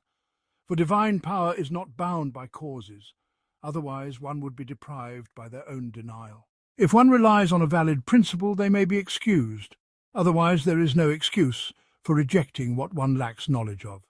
So surrender, and you shall be safe, and God knows best. Principle 212. Denial as a means to block harmful precedents. Denial of the reprehensible arises either from personal striving, ijtihad, the intent to block harmful precedents, lack of realization, weakness of understanding, deficiency in knowledge, ignorance of the context, ambiguity of the situation, or sheer obstinacy. The sign of all but the last is a return to truth when it becomes clear. The obstinate, however, neither accepts what is evident nor restrains their claims, lacking balance in their affairs. As for one who denies to block a precedent, if they return to the truth, their denial should not be upheld so long as the source of corruption they opposed remains. Among such warnings are those of Abu Hayyan in his works Nar and Bar, and Ibn al-Jawzi in his Talbis and others, as they claimed and swore upon. Their words indicate that their stance was based on striving, ijtihad. Ibn al-Jawzi, in particular, adorned his writings with the sayings of the Sufis while still denouncing them, showing his intent was to block harmful precedents, and God the Exalted knows best. Principle 213. Pointing out flaws with discretion is counsel, with exposure it is scandal. To point out flaws discreetly is sincere counsel, but to do so with publicity and humiliation is scandal. He who informs you of your flaw in a manner hidden from others is a true adviser. but he who makes you aware of your flaw while others perceive it is a scandal-monger. No Muslim may disgrace another except in a matter necessitated by a ruling and only to the extent required, without pursuing irrelevant matters or mentioning unrelated faults. Otherwise, divine power may turn the judgment upon them by the wisdom of the Lord and the true promise conveyed in the words of the Prophet. Peace and blessings be upon him. Do not gloat over your brother's misfortune, lest God heal him and afflict you. The Prophet, peace and blessings be upon him, also forbade reproaching a woman of the Ummah when she is punished for a had penalty for adultery. How much graver, then, for a free believer, steadfast in honour, upholding the rights of the Sharia? It is authentically reported, whosoever conceals the fault of a Muslim, God conceals their fault in this world and the hereafter. And whosoever overlooks a Muslim's stumble, God overlooks their stumble on the day of resurrection. Principle 214. Safeguarding religion takes precedence over protecting honour in general. Safeguarding religion takes precedence over protecting honour in general. Thus, it is permissible to mention matters of honour in the context of validation or criticism for a hadith, testimony, execution of a ruling, or matters that must be sustained, such as marriage, grievances, or warning against someone in a position of emulation, lest others be misled by their rank. This may include Ibn al-Jawzi's specific mention of those Sufis he sought to refute. However, exceeding the bounds in defamation indicates otherwise, and the discerning scholars reject such excess. Yet his work remains among the most beneficial in identifying paths of misguidance for caution and in highlighting the Sunnah in the best possible manner. And God, the Exalted, knows best.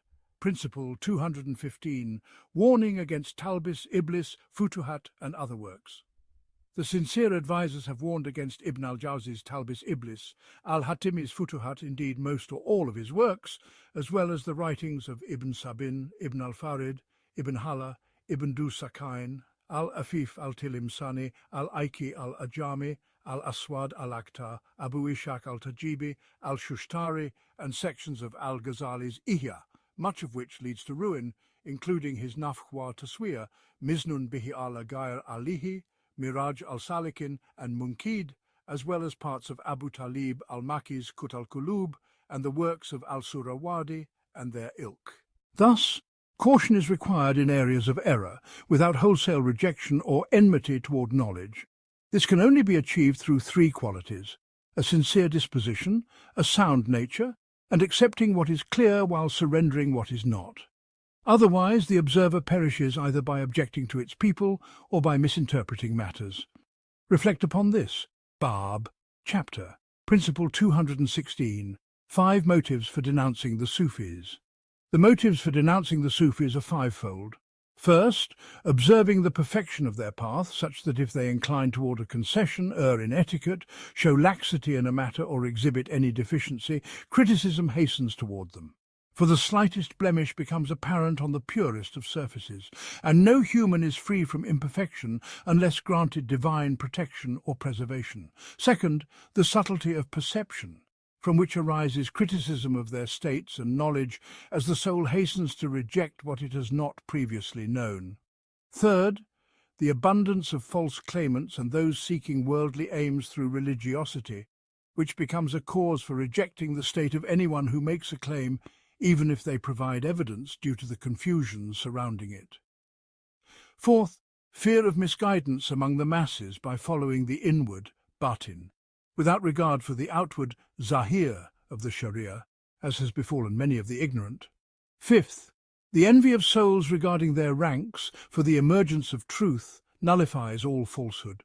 Hence, people are more enamoured with the Sufis than others, and those in positions of rank target them more than others. All these motives render their bearers either rewarded or excused, except for the last. And God the Exalted knows best. Principle 217, the memory of the righteous endures more than that of the jurist. When attribution is truly realized, it necessitates the manifestation of its effect.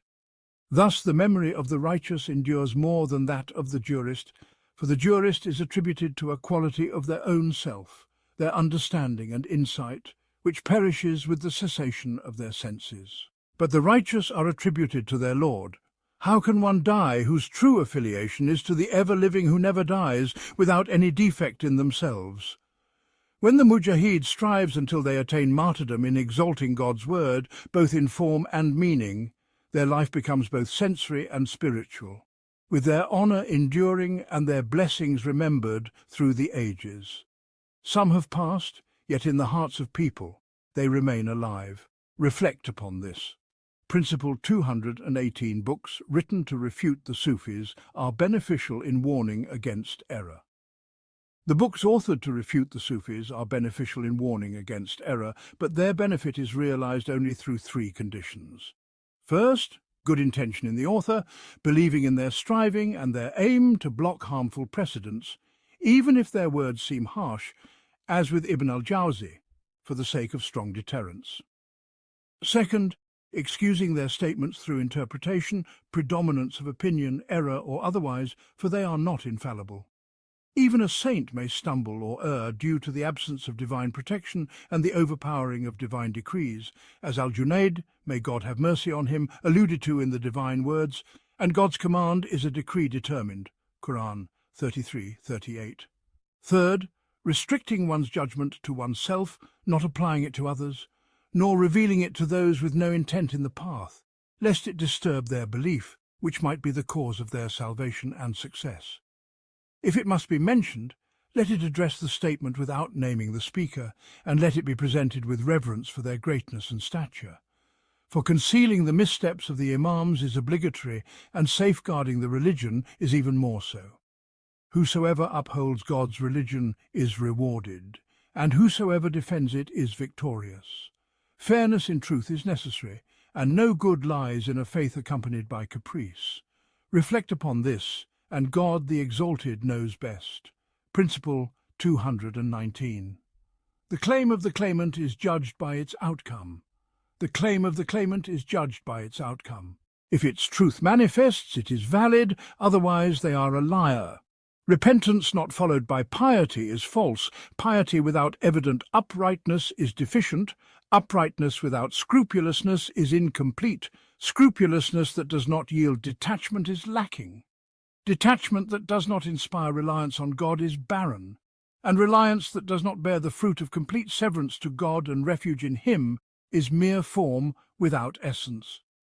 The truth of repentance appears when confronted by the forbidden. The perfection of piety is where none but God observes. Uprightness is shown in preserving one's devotions without innovation. Scrupulousness is evident in moments of desire amid ambiguity. If one abstains, that is it, otherwise it is not. Detachment is in renunciation when given a choice, and surrender when opposed, caring neither for the world's approach nor its retreat. Reliance is manifest when means are unattainable, and all directions are negated, as if the heavens cease to rain, the earth to sprout, and all creation perishes, yet the heart remains at peace. If it does, that is reliance. If not, it is absent. Every deed whose obligation or recommendation is hypothetically removed, yet the soul still seeks it, is driven by caprice, even if it is true in itself. If its pursuit aligns with what is prescribed upon such removal, then that is its intent. Reflect upon this. Principle 220. The sign of fear is the presence of deeds. Among the motives for deeds is the presence of fear, which is reverence accompanied by awe and dread, which is the heart's unrest at the thought of divine retribution. Hope is the heart's repose in His favour, evidenced by deeds in all these states. Otherwise, it is mere delusion. Love's sign of perfection is acting in a manner pleasing to the beloved.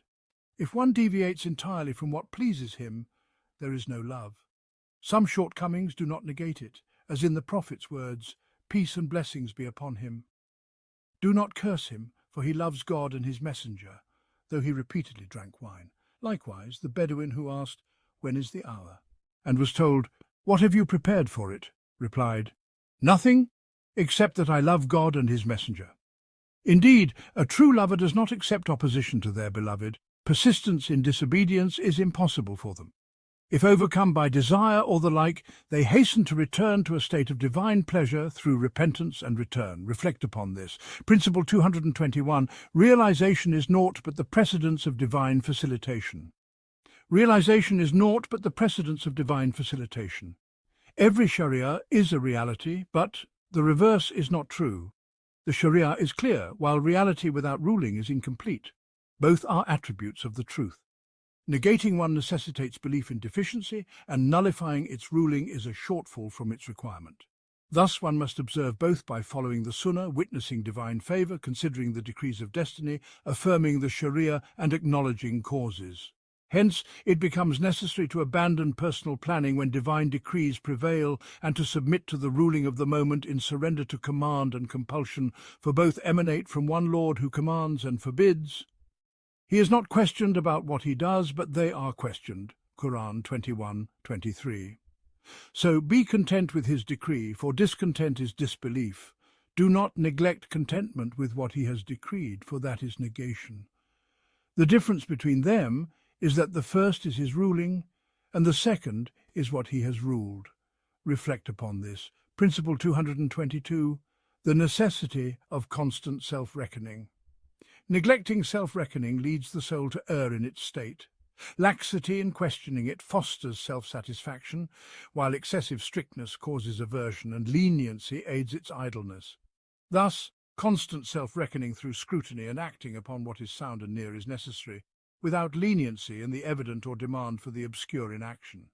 In reflection, both omission and commission must be considered, as their saying goes, "Whosoever's today is not better than their yesterday is at a loss." Whosoever is not increasing is decreasing. Steadfastness in deeds is itself an increase, for adding today to yesterday and what came before weakens it, especially since every state is weaker than the one before it. Unveilings multiply like the squares of a chessboard. Hence Al-Junayd, may God have mercy on him, said, if one advances toward God for a million years, then turns away for a moment, what they lose in that moment exceeds all they gained. This is affirmed by the divine words, "Who is it that will lend to God a goodly loan, so that he may multiply it for them many times over?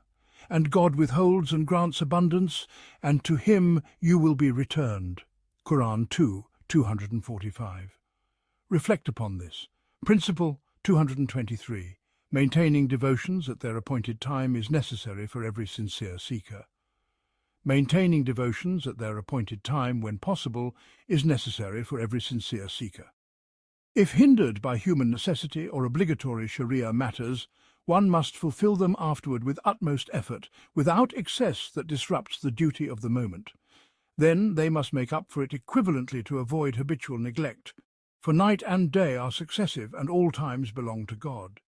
There is no exclusivity except in what is specifically designated.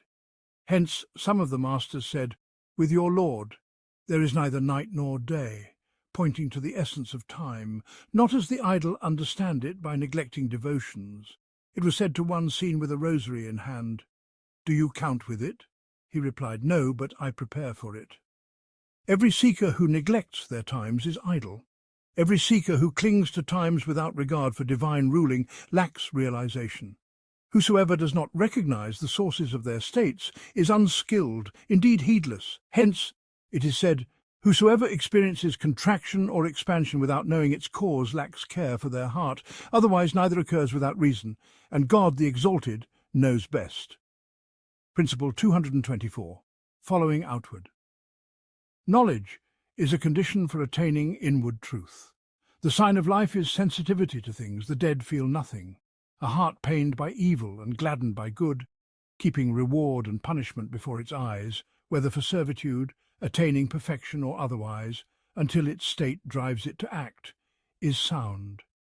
Otherwise it is sick and must be treated with fear if receptive, or joy if affected by it, preceded by good opinion of God, or the inheritance of shame and fear, which is more complete. Upon rising, one should not pause to seek a guide, or otherwise but act, seek and follow outward knowledge until it leads to the inward realities supported by evident truth from the outward.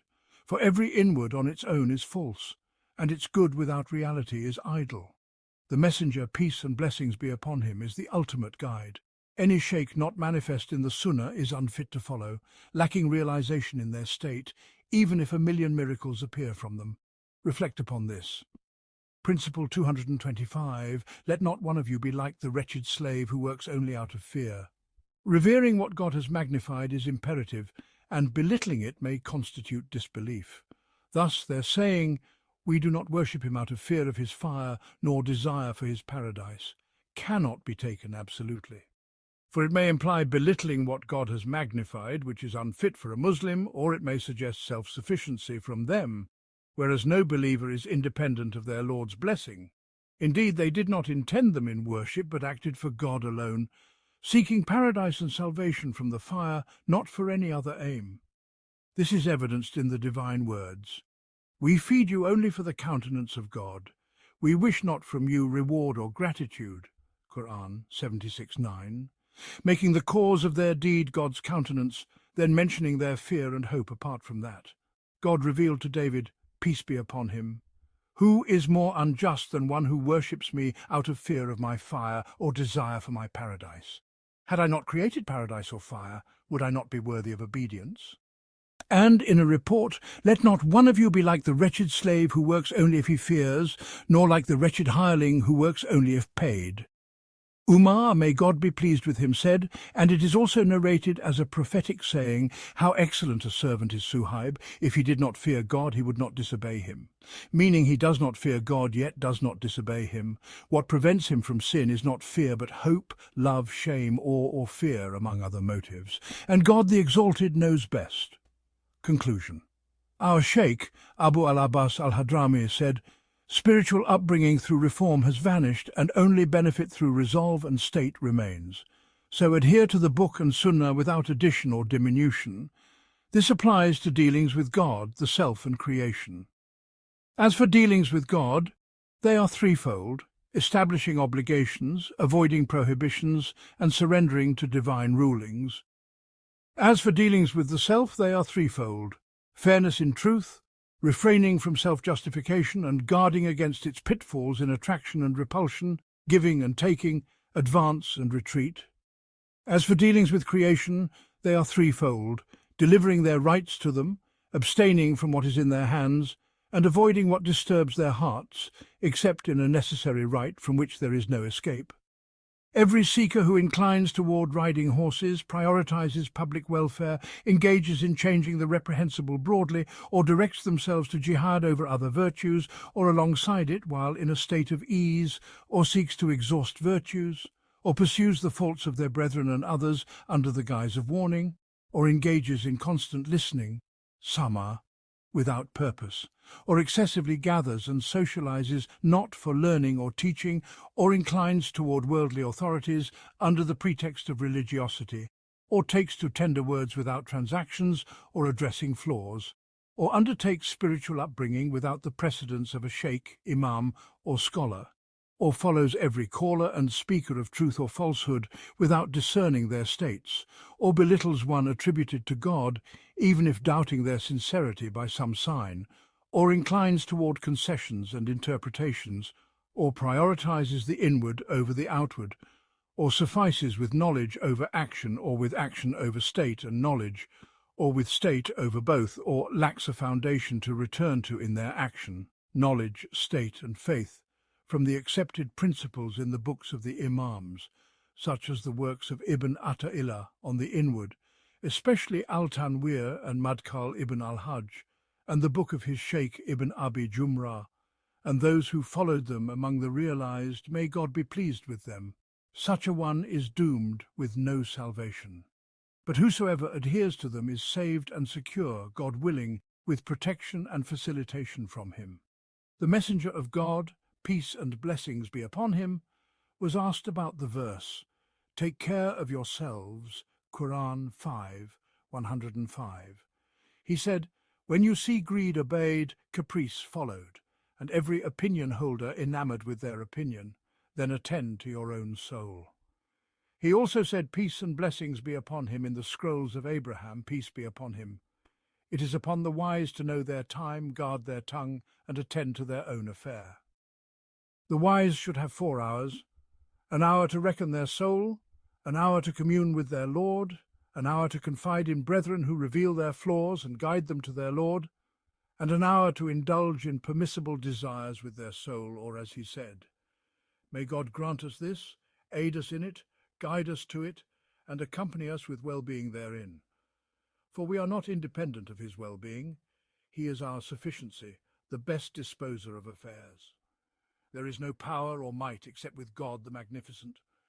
May God send blessings and peace upon our Master and Lord Muhammad, his family and companions in abundant measure. And praise be to God, Lord of the worlds.